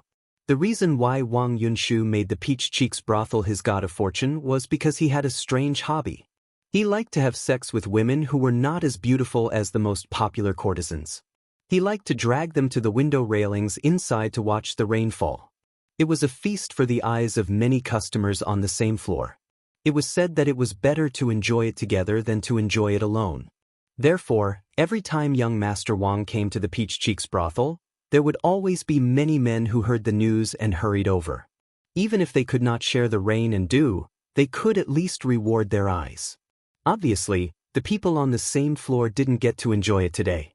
Fortunately, Wang Yunshu had said in private that when his father became the governor of Huangnam County, he would definitely make the 2 courtesans go to the window railings obediently and let everyone enjoy it. This was called a celebration. The door opened. A courtesan who had a bad relationship with the head of the building had a face full of lust. She glanced at Kusanagi from the corner of her eyes. That was a coldness that could only be understood between women. She was gloating.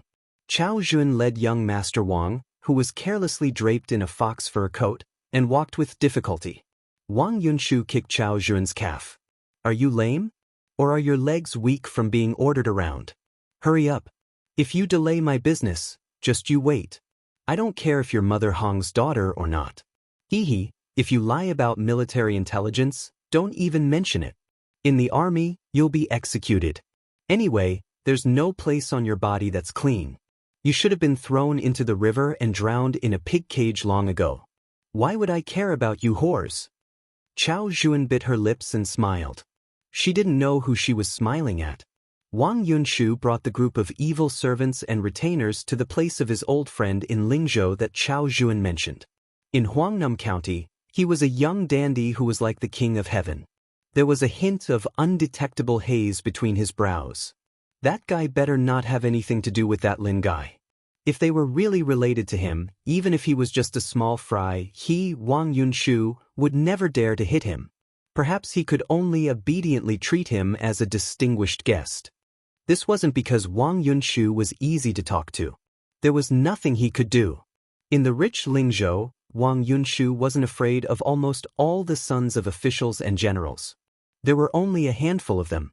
At most, they would mind their own business. The only one he was afraid of was that one.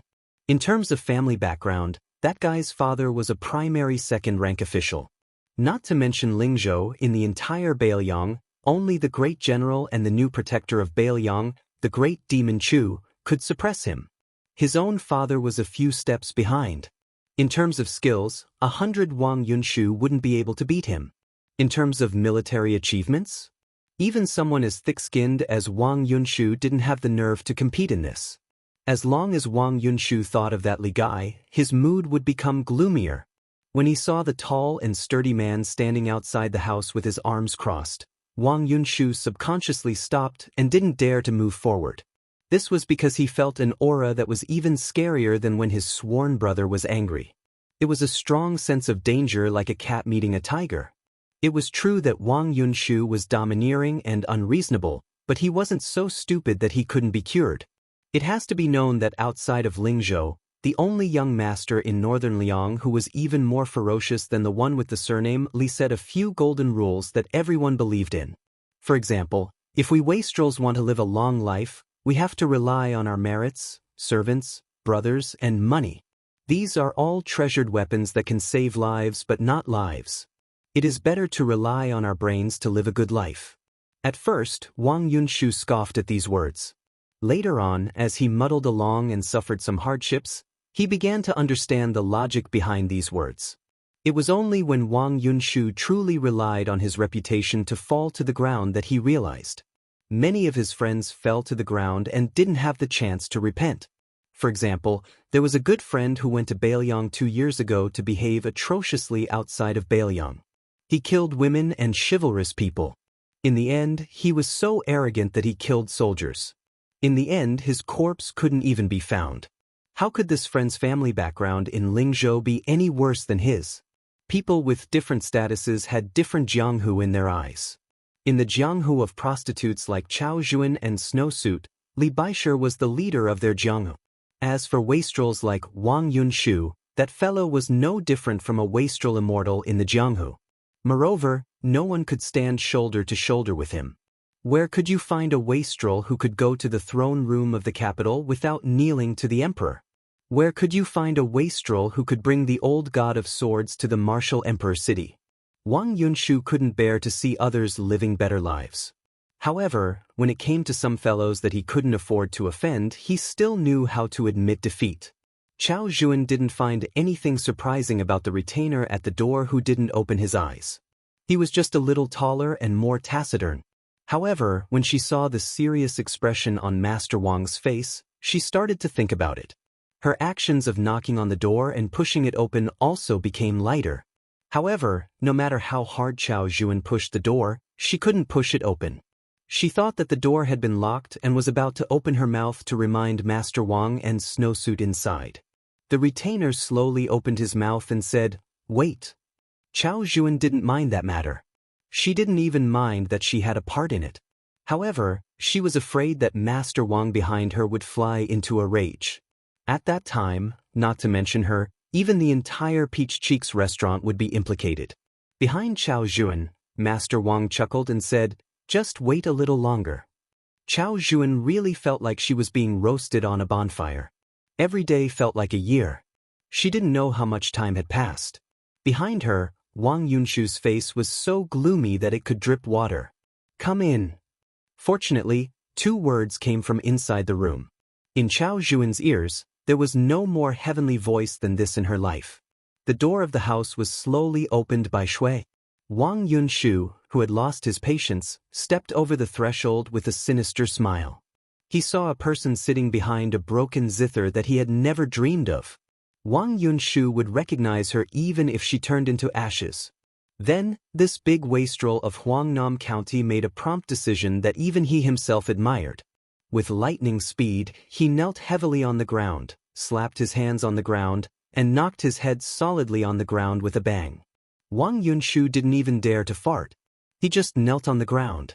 Even if he wasn't a land immortal, he should be at least at the level of second-grade master. Chao Zhuan's mouth twitched outside the room. Snowsuit in the room was even more miserable. She was so frightened that she quickly stood against the wall and covered her heart. She didn't dare to look at him again. What was even more unacceptable to Chao Gu was that the rich young master whom she had mistaken for an ordinary gentry, the one who had accepted the bow of the Grand Prince Wang, was looking at her with a faint smile while holding his cheek with one hand. Chapter 908. I'll be going abroad tomorrow, so I'll be bringing along a notebook with a pleasing font. When the time comes, I'll be posting updates and some photos on the WeChat platform. If you want to follow me, you can search for Fenghua 1985 on your phone or scan the QR code directly. You can find it on Zonghua 1985. Wang Yunshu had just finished his second round with the two courtesans of Peach Cheek's house. His body was already like an arrow at the end of its flight. He was trembling as he knelt, but he could only try his best not to move. He was afraid that the slightest movement would cause him to be misunderstood as having ill intentions. Fortunately, Su Fengnian smiled and said, "Yunshu, I just told Chao Zhuan that you and I have a close relationship. Although the loser of the bet last time has to kneel when they meet, you don't have to get addicted to kneeling. Get up, I heard that you're the #1 guest here. Aren't you afraid that Peach Cheek's house will look down on you?" Chao Zhuan's mood today was fluctuating between joy and sorrow. According to her thoughts, Wang Yunshu definitely wouldn't be lying there pretending to be a dead dog because his legs suddenly went soft. The only explanation was that he was a young master from Lingzhou. It was hard to say whether he was Wang Yunshu's old friend, but his family background was definitely far superior to Wang Gongcao's in Huangnam County. If he was a son of an official of the same rank as his father, even if he had been taught an unforgettable lesson, he definitely wouldn't be so submissive to the point of prostrating himself before someone the moment they met. As a little leader, Snowsuit could hide in a daze, but she couldn't. She hurriedly sorted out her thoughts. Apart from the disrespect of sitting on the gray-haired young master's lap and rubbing his buttocks, Chao Zhuan could be considered honest. However, she was only a prostitute from Peach Cheek's house. Most of the sons of officials were officials, and most of the sons of generals joined the army. Naturally, there would be rats that dug holes in the ground. However, Huangnam County definitely had people like her who followed their mother to become prostitutes, but they were definitely few.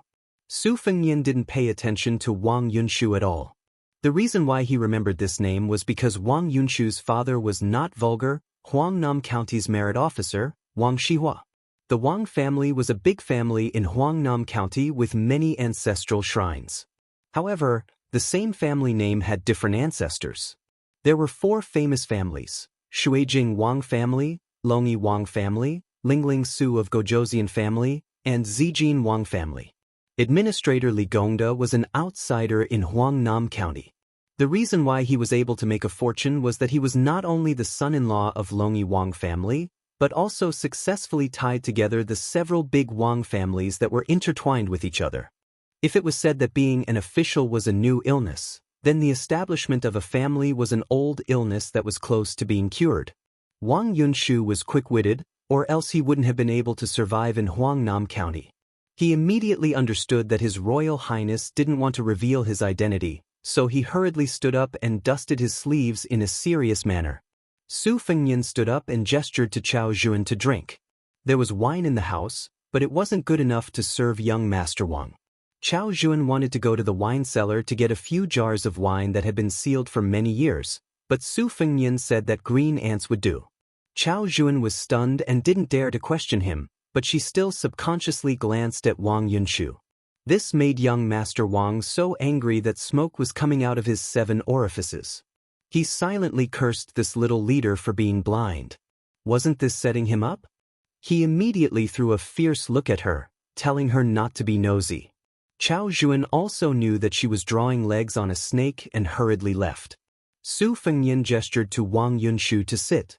Wang Yunshu flatteringly shook his head and hurriedly said that standing was more comfortable. Su Fengnian still carried a chair for Wang Yunshu and stood by the window. Wang Yunshu laughed dryly as he sat down, feeling as if he was sitting on pins and needles. He recited all the names of the bodhisattvas, deities, and Buddhas he knew, hoping that this bad-tempered His Royal Highness would not use peaceful means before resorting to force. In Longqing County, even Zhong Hongwu had been dealt with quite a bit, so His Royal Highness could still steam and roast him whenever he wanted. Su Fengnian leaned his elbow against the window and asked, "How is Uncle Wang?" Wang Yunshu swallowed his saliva and nodded. He's fine." Su Fengnian, who had always been amiable towards Wang Yunshu, thought for a moment and smiled. Uncle Wang comes from a rare scholarly family in Bailiang. In Huangnam County his knowledge is high, no less than that of the prefect Song Yen. It is said that there was once a Wudang Jinren who observed his physiognomy and gave him a prophecy. What did he say? Wang Yunshu said awkwardly, that unknown old Taoist said that when my father was young he was addicted to chivalry, riding and archery. Then he was addicted to the study of scriptures and poems. Then he was addicted to the old immortal Huang and the Western Buddhist land. In the end he returned to being a sage. I reckon that whether or not the Taoist priest came from Wudang is another matter. I've made a fool of myself in front of your highness. Young Master Su. Su Fengnian shook his head and said, "When I was at Wudang Mountain, I did indeed hear such a thing. That old Taoist priest was fully deserving of his title as a Taoist immortal, the old supreme leader Wang Zhonglo." Wang Yunshu was dumbfounded. To be honest, even the Wang family did not take this prophecy seriously. They only saw it as icing on the cake. However, when his father was young, he did indeed ride a horse, carry a sword, and travel to study. He was full of chivalry. However, now that Wang Gongchao was addicted to Taoism, Wang Yunshu had never seen his father practice martial arts with a sword. He had not even seen his father ride a horse many times. As for his travel experience when he was young, Wang Gongchao had never mentioned it in front of his only son.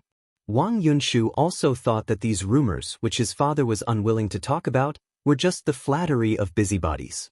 Chapter 909. If it was really the old immortal who severed the Kanglin River with one finger, then it would be incredible. Wang Yunshu immediately had a higher opinion of his father who made enemies on all sides in Lingzhou's officialdom. Not to mention other things, just the fact that he did not see eye to eye with the administrator made Wang Yunshu feel that his future in this life was bleak. Wang Yunshu's ability to observe people's expressions was even more perfect than Chao Zhuan's. When His Royal Highness talked about the old Wudang leader, his eyes and expression were very gentle, and it was not the kind of feminine softness that made others feel cold in their bones. Of course, Wang Yunshu did not know that between the two mountains, Wudang Mountain and Qingliang Mountain, it could be said that even an immortal sword could not sever it. The green ant wine that everyone was fond of was readily available in Bailiang. Chao Zhuan quickly brought 4 pots. Su Fengnian and Wang Yunshu naturally took 2 pots. Chao Zhuan asked for 1 pot herself. Snowsuit was not good at drinking, so the last pot was given to the woman in the mink hat who was pretending to be a servant in green. When she handed the wine over, Chao Zhuan was suddenly stunned. There was such a beautiful person in the world? Could it be that she could compete with Xiangfan City's Li Shuangjia? Su Yanbing had already closed the door and became a door god who did not show his emotions. Su Fengnian held the small wine pot with 2 fingers and gently shook it. He asked mischievously, "Do you still hate Li Hanlin now?" Wang Yunshu drank a mouthful of wine to calm himself down. He had never touched the green ant wine before, but when he drank with His Royal Highness, not to mention the barely tasted green ant, even the dregs of the wine would give rise to the feeling of getting drunk. When he suddenly heard this sentence, Wang Yunshu's weak point, he almost spat out the mouthful of wine. He quickly swallowed the mouthful of strong wine. The wine went down his stomach, but his heart was in his throat again. He carefully smiled bitterly and said, "How would I dare? Young Master Li has already made a name for himself on the border. Don't talk about holding a grudge. If young Master Li comes to Huangnam County to pay respects to his ancestors, I will lead his horse for him. However, before young Master Li left Huangnam County, he said that if he ever sees me again, he will beat me up until even my father won't recognize me. Even if Wang Yunshu wants to apologize, I really don't dare to go to young Master Li and be beaten up. Chao Zhuan thought that she had grasped the mystery. This young man from Lingzhou must have some kind of relationship with the administrator's son, Li Hanlin. He might even be a relative of the administrator. This was why Wang Yunshu was scared out of his wits. Su Fengyan nodded as if he believed Wang Yunshu. He casually asked, I heard that you have a sworn brother who is a military officer in Huangnam County. He is in charge of a battalion of soldiers and horses. He has 300 to 400 armored soldiers under his command. All of them are light cavalry, and their war horses are all B grade. They wouldn't be bad even if they were placed on the border of Yuliang. They are far more elite and skilled in battle than the military officers in the county. Wang Yunshu scratched his head and chuckled. He grinned and said with an honest face, they are just for show. Of course, they are good-looking. If they really go to the border and fight with the barbarians, I don't think they will be good. They are all new soldiers who have never fought before. However, to be honest, many of them are the direct disciples of the gangs in Huangnam County. They are not good at fighting, but they are good at fighting. Since young Master Su has asked about these family scandals, I can only tell the truth. If there is anything wrong, young Master Su can tell Wang Yunshu. I will explain it to my father and my sworn brother. In any case, I can guarantee that everything will go according to young Master Su's wishes. Chao Zhuan, who heard every word, was even more surprised. Could it be that this young master from Lingzhou was not as simple as just a descendant of the Li family? Otherwise, how could he give orders to Huangnam County's military and politics? The conflict between rich playboys would break the sky and fight with each other. The two groups of people would invite immortals to fight until the sky was dark. The worst-case scenario would be the soldiers in bright armor being their accomplices. There was no reason for it to be serious enough to shake the foundation of the family. In the impression of the head of the Peach Cheeks house, there really was no young second generation from Huangnam County who could surpass their parents and challenge those old foxes in the officialdom. Huangnam County was Bailiang's granary. The officials who could abuse their power here were not simple. Governor Song Yan's methods were swift and fierce, and Wang Gongchao was also famous for being watertight. It could be said that all of them were like a hornet's nest. Su Fengyan smiled and said, there are too many rich people in Huangnam County. However, many of them can't find a temple even if they carry a pig's head. In the end, it's because they don't have enough ability. Back then, when they fought for the position of governor of Fengzhou, it wasn't Uncle Wang who lost to the administrator. It was the Wang family from the water school who lost to the Wang family from Longyi. They were suppressed by the administrator for so many years that they couldn't even become the governor of Huangnam County. Then, they were ostracized by Song Yan, who was one rank higher than them. It was already not easy for them to be able to sit on the fishing platform and firmly hold the power to distribute the county official's hat. Now, Governor Song is finally going to move from Huangnam County to Lingzhou to be the governor. Wang Yunshu's expression was complicated. Did His Royal Highness want his father to take a step forward? Su Fengyan didn't keep Wang Yunshu in suspense. He directly explained the stakes to Wang Yunshu.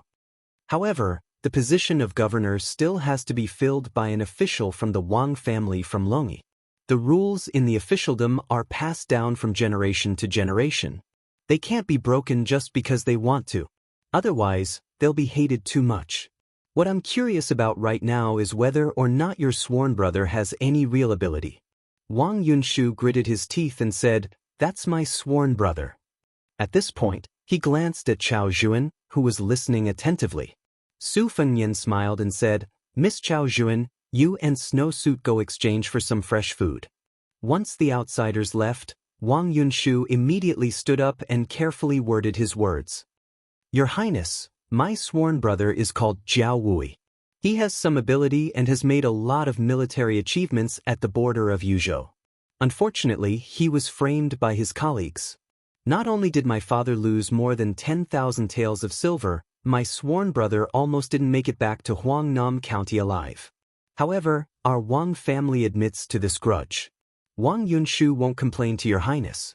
My sworn brother Jiao Wui often drowned his sorrows in Huangnam County in the past few years, but he didn't lose his martial arts. During this time, he often led the soldiers to the river to cut ice and had them jump into the river to freeze. If they couldn't endure it, they had to leave. I'm not trying to deceive your highness by saying good things about my sworn brother, but I've never seen such a ferocious commandant. Su Fengnian smiled and said, if you go to the border and take a look, you'll know that it's nothing. Wang Yunshu's face immediately turned red. He said embarrassedly, Your Highness, please don't blame me. Wang Yunshu is short-sighted. Su Yanbing coughed softly. Almost at the same time, Su Fengnian waved his hand at Wang Yunshu. Then he turned around and stood by the window, looking at the Shiitake Inn. Chapter 9-10. Su Fengnian stood by the window. He turned his head and waved at the confused Wang Yunshu. After he came closer, he said softly, Go and tell your sworn brother that for your sake, I'll allow him to lead the army into the city. There's a good opportunity for him to earn military merits without doing any work. Wang Yunshu rubbed his hands vigorously and said eagerly, Your Highness, can I also join in the fun? Su Fengnian smiled and asked, Do you have the status of a soldier? Wang Yunshu also confessed. He blushed and said, Yes. My father wants to save face. He thinks that I'm not doing my job properly. He takes me out to meet his colleagues during festivals, which makes him lose face. So, he asked my sworn brother for the position of a small squad leader. Su Fengnian said playfully, A small squad leader? That's a position that can only be obtained by killing barbarians at the border. Young Master Wang was horrified. He laughed dryly and didn't know how to salvage the situation. Su Fengnian didn't care about it. He waved his hand and said, Hurry up and discuss with your sworn brother. When the time comes, you don't have to come to Peach Cheek's restaurant. Let the Jiao Wui army split into two. You and him will go to Qing Rong Temple and Lian Tang respectively. If the city gate asks, say that it's Governor Song Yan's order. If anyone asks, say that it's me who asked you to go. Wang Yunshu said goodbye and ran out of Peach Cheek's restaurant with the retainers and evil slaves in the corridor. In order to avoid arousing suspicion, Chao Zhuan and Snowsuit, who were a little further away, looked at each other in dismay. They didn't know what was going on. Su Yanbing walked to the window and looked at Shiitake Inn. He smiled and said, Congratulations to your highness for your enlightenment while playing the zither. Su Fengnian nodded and lamented, The world only knows that there are big mistakes in the false realm, but it seems that there are also good times when there are mistakes. Su Yanbing shook his head and said, His Royal Highness's fake realm is like a painting that a collector would like to borrow for a look. The collector would uncover a corner of the painting and then quickly take it back. This kind of fake realm is obviously less harmful than the artist's own painting going astray. Furthermore, what His Highness has comprehended this time is not the profound finger of inquiring immortality, but the vast azure heavenly phenomenon. This was due to His Highness' 20 years of studying, as well as what he had seen and heard in his 3 travels. Reading 10,000 books, traveling 10,000 miles, was the reason why scholars passed down from generation to generation and had to travel 10,000 miles. Only by doing so would one be able to accumulate sufficient strength and achieve success at a certain point in time. However, what Su Yanbing said is all theoretical. His Highness was able to comprehend the essence of the heavenly phenomenon even after experiencing the false realm and falling realm. Even Su Yanbing admits that he is unable to do so. Su Fengnian smiled and said, Uncle Su, you are someone who is about to transcend the mortal world and enter the divine world. Don't put in good words for me, a second-level internal force half-baked guy. Su Yanbing dismissed it with a smile. Su Fengnian muttered in his heart. The realm he had just touched upon was too ethereal and mysterious, but it did not seem to be the profound finger or the heavenly phenomenon. It was as if with a hook of his finger, he could make some objects that seemed to be close to him but were actually thousands of miles away break through the air and arrive. However, this kind of realm was fleeting and was not reliable.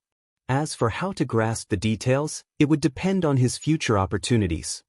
Ever since the betrayal of Black Carp in Huangnam County and the secret cooperation of Hans Hang, an old spy with a high position in Beimang, the spy network in the county was rotten. The more experienced a person was, the easier it was for them to be exposed. The spy circle had a habit of catching pairs. There were catching pairs between friends and enemies after their identities were exposed, and there were also catching pairs between people of the same camp. However, the latter was usually only the important literary spies who had reached a certain position had the qualifications to be watched and protected by military spies. Many literary spies did not know who had died for them in their entire lives. Often, they would only be informed of someone's death when they had to evacuate in an emergency. Hans Hang was undoubtedly an important part of Bei Mang's infiltration into Bailiang's granary. With a literary spy like Hans Hang, whose martial arts cultivation did not match his identity, naturally, there would be the old bastard that Su Fengnian had mentioned lurking at the bottom of the quagmire. However, a cunning rabbit has 3 burrows. No one knew what surprises would be in the 3 nests. In this secret assassination, the Eagle Guard was mainly responsible for Qingrong Temple, where there were relatively few spies. The peregrine falcon was to peck at the fat meat of the entire lotus pond. There were orders from the higher-ups that they could not kill by mistake but not by mistake. These 2 groups of Bailiang killers were very powerful and required a lot of energy, material, and manpower to deal with.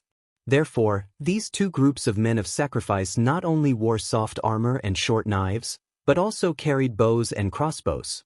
Shiitakian was the least valued of the 3 groups. Some of the miscellaneous people, with low ranks, were thrown here. Both the peregrine falcon and the Eagle Guard were sent here. The competition between them was inevitable. Hong Shuwen and Ren Shanyu were in this group. Ren Shanyu was only one of the 2 small leaders. There was also an old man whose name had been forgotten. He was used to calling him Old Tree Stump.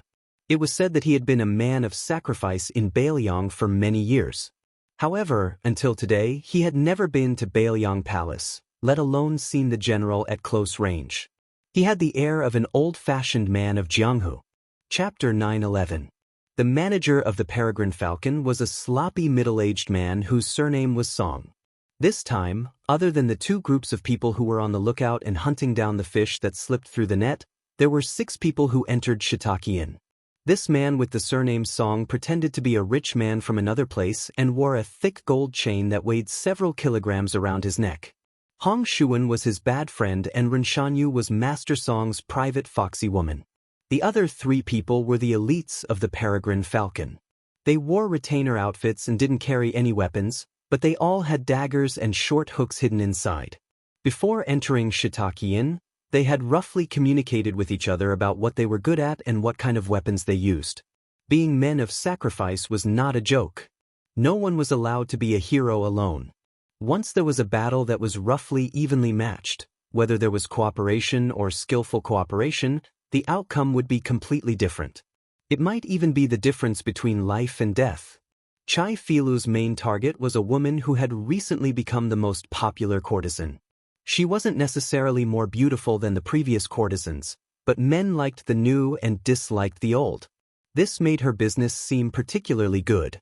Tonight, a lord from Fengyang County spent 700 taels to get her out of the competition, which meant that she would have to spend the night outside. However, he had underestimated the market for courtesans in Shiitakian. As soon as he heard that this lord from Fengyang County was going to be kicked out, someone immediately offered 600 taels.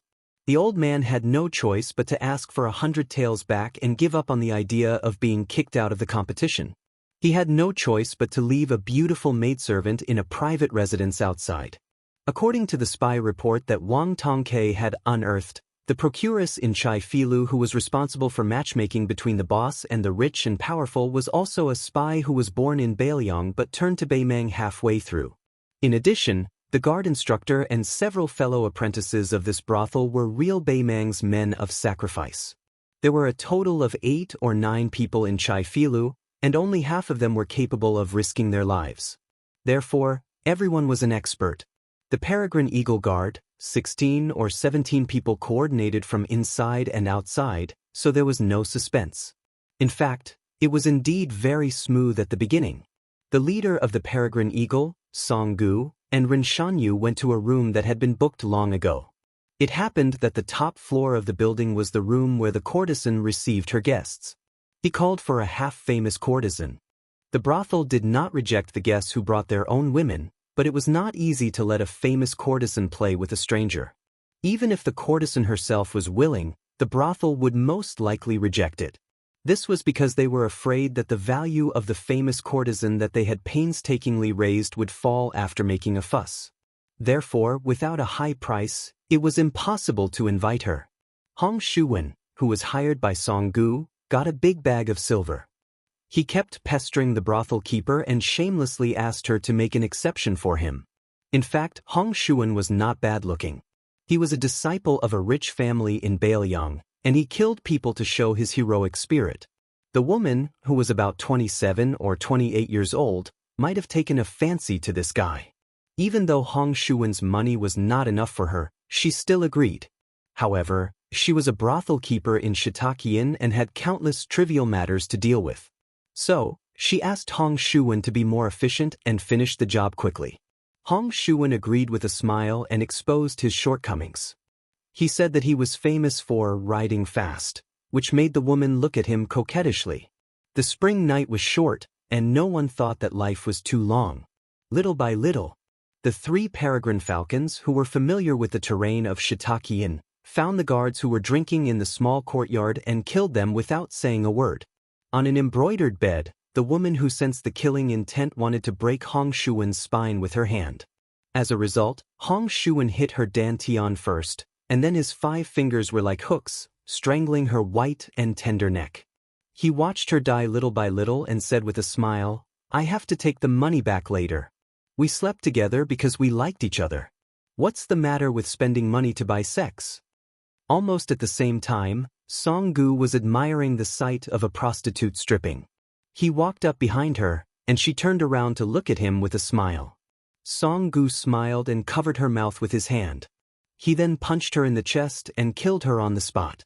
Ren Shanyu, who had been impatient for a long time, jumped on the table, tiptoed, and stuck to the ceiling like a gecko. After confirming the movement upstairs, she tore the plank with her hands and found the position of the spy prostitute. She only saw a charming scene. The woman's clothes were half taken off and her hands were on the table, revealing a large part of her snow-white fat under her waist. An old man in luxurious clothes was raising his hand and was about to slap the 2 pieces of fat. Seeing Ren Shanyu appear out of nowhere, the old man was obsessed with lust and was not too frightened. Instead, he looked at Ren Shanyu's soft breasts with a playful smile.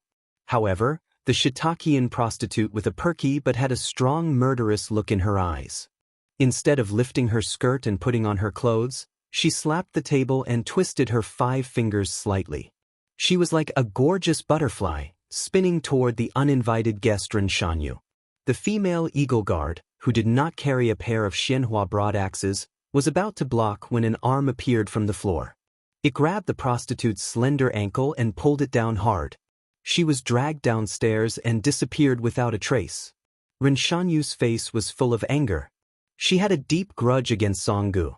Originally, she planned to assassinate the prostitute, Song Gu to deal with the Shitakian brothel, and Hong Shuwen to support the 3 peregrine falcons. However, Song Gu let Hong Shuwen do the hard work and stayed in the room. The prostitute in the same room did not need to die at all. She only needed to be knocked out. Just when Ren Shanyu was in a trance, the gentleman from the neighboring county, who came back to his senses, quietly stretched out his hand. His palm was facing up, under the table, and he gently lifted the table. The table quickly spun and smashed toward Ren Shanyu. With a sudden murderous intent, Ren Shanyu kicked out and broke the heavy hardwood table. Then she saw an old and gloomy face getting closer and closer. She was hit on the forehead by a palm. Her petite body directly broke through the wall and was slapped out of the building. When she was about to fall on the street, Ren Shanyu, whose consciousness was getting more and more blurred, regretted. If she had the pair of axes in her hands, maybe she would not be so useless. Chapter 9:12. The Taoist temple was the place where Taoism was observed. The monk was the person who left the world. The Taoist temple observed Taoism honestly and the monks left the world dutifully. They should not be too involved in the world. Don't forget, this was Bailiang. The culprit who once turned the people of Jianghu into rats was either patrolling the border or watching Beiliang coldly from Mount Qingliang. Guangnan County's Qingrong Temple was famous in Beiliang for its towering ancient trees. The path to the temple was covered with greenery. It was the best place for the county officials and dignitaries to escape from the summer heat. As the Beiliang Palace was built on Mount Qingliang, Qingrong Temple also had the reputation of being cool. Qingrong Temple had always had a deep relationship with the officials of Huangnam County. For example, Wang Shihua, who worshipped Elder Huang, even though he did not have a teacher, he worshipped Taoist Qing Huai as his teacher. Moreover, this old Taoist was Wang Shihua's political enemy, Governor Song Yan, for many years. Song Yan did not alienate his relationship with Qingrong Temple just because Wang Shihua worshipped this Taoist as his teacher. Now that Li Yang had destroyed Buddhism, only Beiliang's Taoism was close to Buddhism. Many monks rushed into Beiliang to seek refuge. Qingrong Temple also opened its escape from the summer heat door. Most of them did not refuse. Fortunately, Qingrong Temple was prosperous, otherwise, it would be eaten by so many mouths. Among the monks who stayed in Qingrong Temple, the most famous one was monk Huang Deng of Gangnam-do. In this half a year, the monk and the Taoist had been learning from each other. Both sides debated Buddhism and Taoism and did not close the door. This made the scholars of Huangnam County scramble for it, regardless of whether they could understand it or not. At night, the Taoist temple's night sky was green and close to ink. Only a lantern was hung in one place. The light was dim and there were two unfamiliar songs alternating. At first, it sounded barren and out of tune, but if one listened carefully, one might be able to taste something unique. The old Daoist had white hair and a ruddy complexion. He held a horsetail whisk in his arms and sat on the ground with his back leaning against a pillar. He was none other than Daoist Qing Huai, an expert in the Zhai Jiaokui. There was an old monk clapping his hands beside him. He was humming a line: snatch the swallow's mud, shave the Buddha's golden makeup, slice the mosquito's leg meat. He was none other than Yellow Lamp Zen Master, who had drifted from Gangnam-do to Beiliang during the Buddha annihilation catastrophe. The two old men looked at each other and smiled. Monk Huang Deng asked softly, "My old friend Qing Huai, I heard in Gangnam-do that there was a guqin belonging to the lay family of Shishu in Qingrong Temple. Back then, the lay family followed the king of the fallen country to his death. The hundreds of gyukins that the family had kept were all smashed to pieces. I wonder if this guqin can still be played?" The old Daoist said regretfully, "When I got my hands on it, more than half of the Rao Dianlei had already been burned. Not a single string was left. Every time the remnants of Shishu looked at it with tears in their eyes." Monk Huang Deng sighed, "The rise and fall of fate." The old Daoist raised his head and looked at the lantern hanging high. He suddenly laughed and said, "Isn't there a competition between Buddhism and Taoism?" The old monk nodded. After a moment of silence, he asked, "What do you think of the Lord of Beiliang?" The Daoist spoke without hesitation. He said, "Of course he has made great contributions. According to the system of our dynasty, there are 6 categories of contributions: founding the country, quelling difficulties, capturing rebels, suppressing the vassals, resisting the barbarians, and conquering the barbarians. The king of Beiliang, Su Shao, has 5.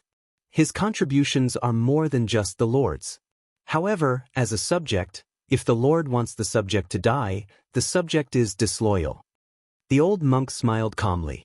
The Daoist was looking at the big red lantern, while the monk was looking at a string of wind chimes that were mute even though there was no wind. There was a buzzing sound.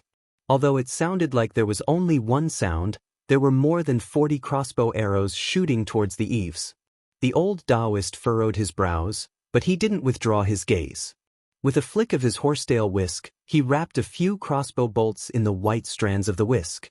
Then, with a flick of his wrist, he pretended to use the crossbow bolts to knock against the crossbow bolts. He actually managed to block the rain of arrows outside the eaves. 2 armored soldiers came out of the shadows, one in front and one behind. When they were 10 steps away from the corridor, they changed into a bunch of arrows that flew over the soldiers' heads. The old Daoist stood up. He held the horsetail whisk in one hand and the white silk in the other. He pulled out most of it and threw it into the air. The old Daoist, who was good at observing qi, focused more on the soldiers behind him. The eagle guard was covered in iron armor. His body was as graceful as a woman's, which made him look very unique. Daoist Qing Huai, who was already at the peak of grade 2, had been stuck in a state where he wanted to break through but couldn't. For cultivators, as long as they broke through to the master realm, most of them would reach the mystic realm as soon as they reached grade 1. This was also why Dao sect masters were called little Daoist masters. However, Daoist Qing Huai never showed his strength to outsiders. Even when he did show his strength, he was still around grade 3. Therefore, in Huangnam County, he was only known for his research on Daoist techniques. Daoist Qing Huai used the Dipper steps. Just as the hidden talisman formation was about to be activated, a Buddhist chant sounded. Daoist Qing Huai's face turned cold. He climbed from grade 3 to grade 2. He shouted softly. The iron horse wind chimes jingled and the big red lantern swayed. The old monk chanted again, but the talisman formation was still unable to be activated. At this time and place, the Tao was 1 foot tall and the Buddha was 10 feet tall. Daoist Qing Huai finally stopped hiding his strength. His entire Daoist robe puffed up like a ball. However, the old monk had already closed his eyes. The old monk entered a meditative state and listened to the gentle sound of the bells. The leading soldier stepped onto the corridor and broke through the aura shield with 1 strike. The price was huge. His entire body was covered in blood. He didn't care about his face and cut open the Daoist's abdomen. His other hand held the hilt of the sword and increased his strength. He charged forward and knocked Daoist Qing Huai, who was determined to multitask, into the wall. The tip of the sword didn't just pierce through the old Daoist's body, it even went a few inches out of the wall. The soldier who was close to the diamond body spat out a mouthful of blood. He raised his arm and wiped the blood off his face.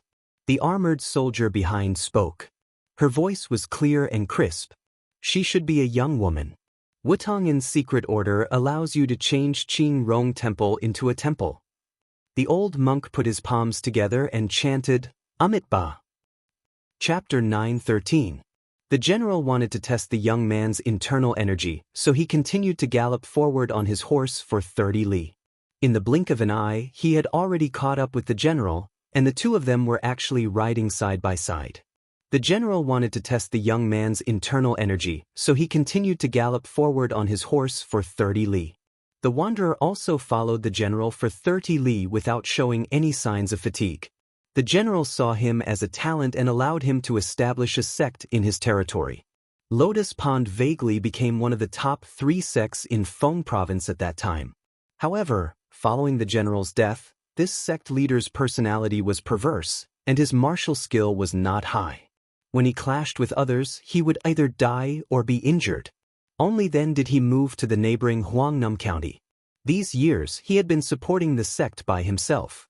When he reached 40 years of age, his temperament changed and he gradually began to stand firm. However, Lotus Pond was still not as prosperous as it was in the past. Fortunately, in these years, he had accepted a few in-name disciples with good innate abilities. These young talents probably learned from their master's mistakes and were good at interacting with officials in the county. Thus, they reluctantly helped Lotus Pond expand in Huangnam County. Do Yangguan, who had nothing better to do, entered Lotus Pond at this time. He could be considered to be from a well-off family. Since he was young, he liked to fight for power and ruthlessly. However, if he wanted to become a genuine expert, logically speaking, he shouldn't even think about going bankrupt. Once, when the direct disciple of Lotus Pond's sect leader went out to travel, he was surrounded and beaten up by several major sects within the county. The hot-blooded Do Yangguan risked his life to save him and escorted him all the way from the border of Huangnan County to Lotus Pond. Zhang Su originally wanted to give him 500 taels of silver to settle the matter, but Do Yangguan knelt on the ground for a day and a night, begging to be allowed to enter the sect. Zhang Su refused and coldly said that his talent was mediocre. To the men of Jianghu, this was tantamount to a death sentence. However, Do Yangguan was also a person who would go to a dead end. He would rather not give up the silver that was envied by ordinary people and only wanted to be allowed to squat on the martial arts field of Lotus Pond's outer sect for a month. A month later, Dou Yangguan was mercilessly kicked out of the sect. Zhang Su's disciple, who was saved by Dou Yangguan, also had a sense of brotherhood. In order to repay Dou Yangguan's kindness, he did not hesitate to violate the sect's rules and privately imparted martial arts to Zhang Su. In a fit of rage, Zhang Su expelled him from Lotus Pond. Dou Yangguan knelt outside the door and continuously kowtowed for nearly 100 times. In the end, a grandmaster of Huangnan County, who had visited Lotus Pond to compare notes on martial arts with Zhang Su, interceded for him. Zhang Su reluctantly accepted him as an outer sect disciple. Zhang Hu was like this. Without rules, nothing could be accomplished. This was also the reason why so many nameless people racked their brains to become disciples of the gangs. Whether or not there was a master leading the way was of utmost importance. Even with the same aptitude, there would be a world of difference in cultivation level after a few years. On the roof of a side house, there were two young men drinking wine and admiring the moon. One of them was dressed shabbily and sat there drinking slowly. The other was dressed in bright clothes and had a handsome appearance. He had sharp eyebrows and all the items on him were the most fashionable and expensive items in Huangnam County. He was lying on the roof, shaking a small vermilion-colored porcelain wine pot. The wine was green ant wine. However, after changing to this gourd-shaped wine pot, the price was not much lower than white dragon wine. When the handsome man was not smiling, he had the demeanor of an aristocratic family. However, once he smiled, he exposed himself. He laughed and said, "Brother Yen, I really didn't expect that I would be able to drink 6 taels of silver a pot of wine one day." The shabbily dressed man with the surname Yen turned his head and laughed softly. "In the future, even if it's 60 taels of silver a pot, you can still afford it. Listen to Brother Yen, it will be difficult for you to find a woman as good as Miss Song in your lifetime. Don't take it lightly." The handsome man who was about to become an inner disciple of Lotus Pond smiled and said, "Brother Yen, in terms of martial arts, I will never be as good as you in this lifetime. However, when it comes to dealing with women, especially those rich young ladies, you are far inferior to me." The shabbily dressed man sitting and drinking wine shook his head and laughed. "Youngguan, your talent in martial arts is not inferior to mine. Although you have missed the best time to temper your body, Master is a dual cultivator with unfathomable inner strength. As long as you are promoted from an inner disciple to a direct disciple, your future will be limitless. Even if Miss Song is the daughter of the governor, you will be worthy of her. Youngguan, don't despise Brother Yen for being rigid. When you meet a good girl, no matter how much she can't bear to part with you, as a responsible man, you have to make her proud of you.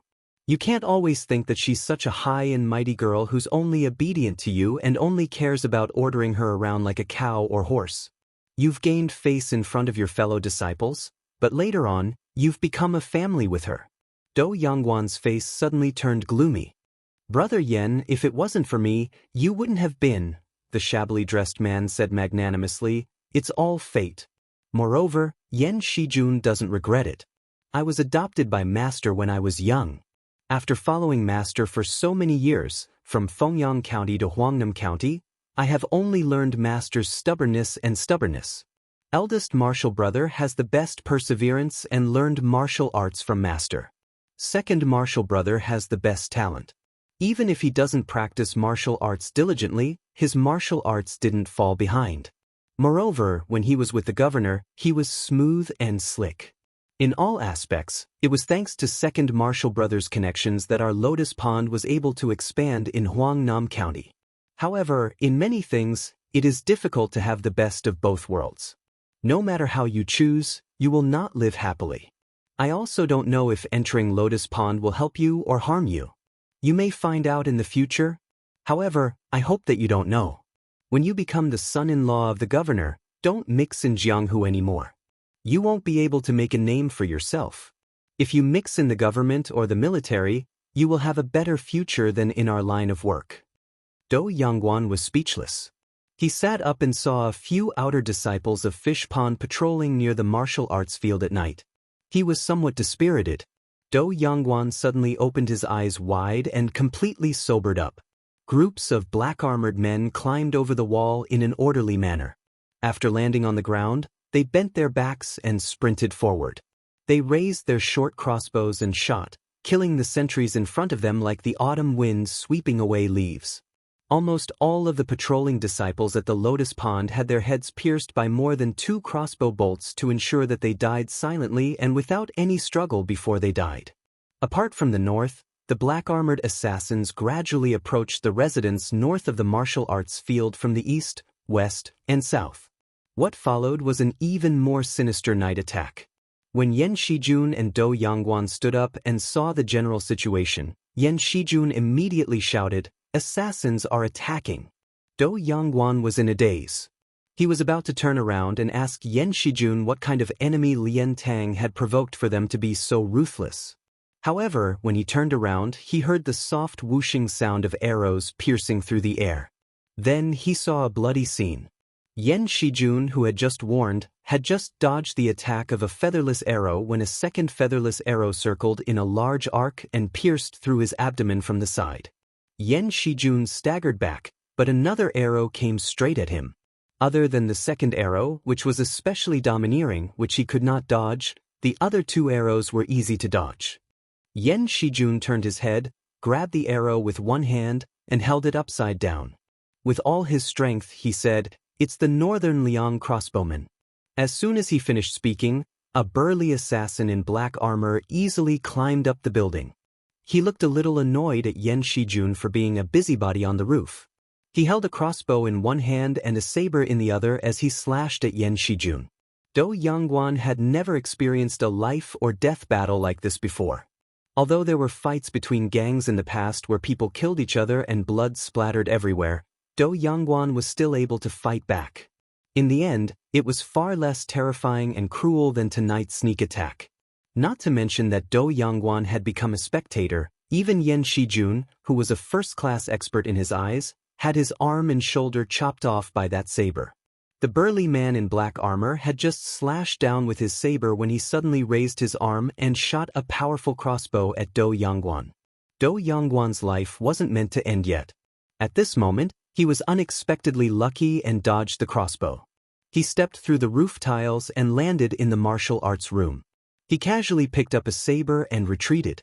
Dou Yongguan relied on his familiarity with the terrain to move around desperately. Every time he moved, there would be crossbow bolts falling from the roof like a shadow. The black-armored assassin softly exclaimed in surprise. He obviously didn't expect this kid to be so agile. Just as he was about to jump into the room to chase after him, another man in the same armor jumped onto the roof. He held an oxhorn longbow and shot an arrow at a house that suddenly lit up. The window was broken and the owner of the house was nailed to the wall by an arrow just as he lit up the lantern. The man with astonishing archery skills coldly said, "Tonight, we will only catch the big fish. I will stand guard here. You go downstairs. If you lose to those fledgling eagles from Wutong Garden, you know the consequences." A hint of fear appeared in the eyes of the burly armored soldier. He hurriedly acknowledged the order and ran forward.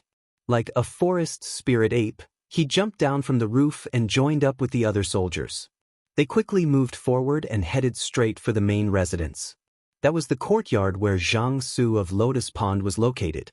The armored soldiers charged forward with an irresistible force. The outer disciples who were not skilled enough would only end up being cut down like rice. Some of the inner disciples were not completely unable to fight, but this group of armored soldiers did not pay attention to any of the Jianghu rules of killing. In a small area of close combat, in the blink of an eye, they had the advantage of numbers. 2 or 3 cold sabers charged forward, supplemented by the sinister sneak attacks of the short crossbows and the sturdy soft armor covering their bodies.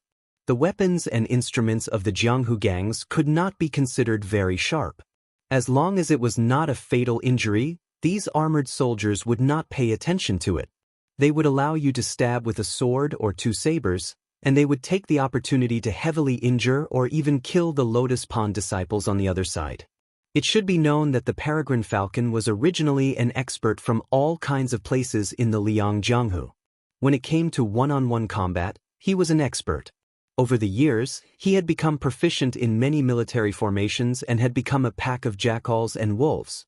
Compared to a one-on-one assassination, the lethality of the attack naturally could not be mentioned in the same breath.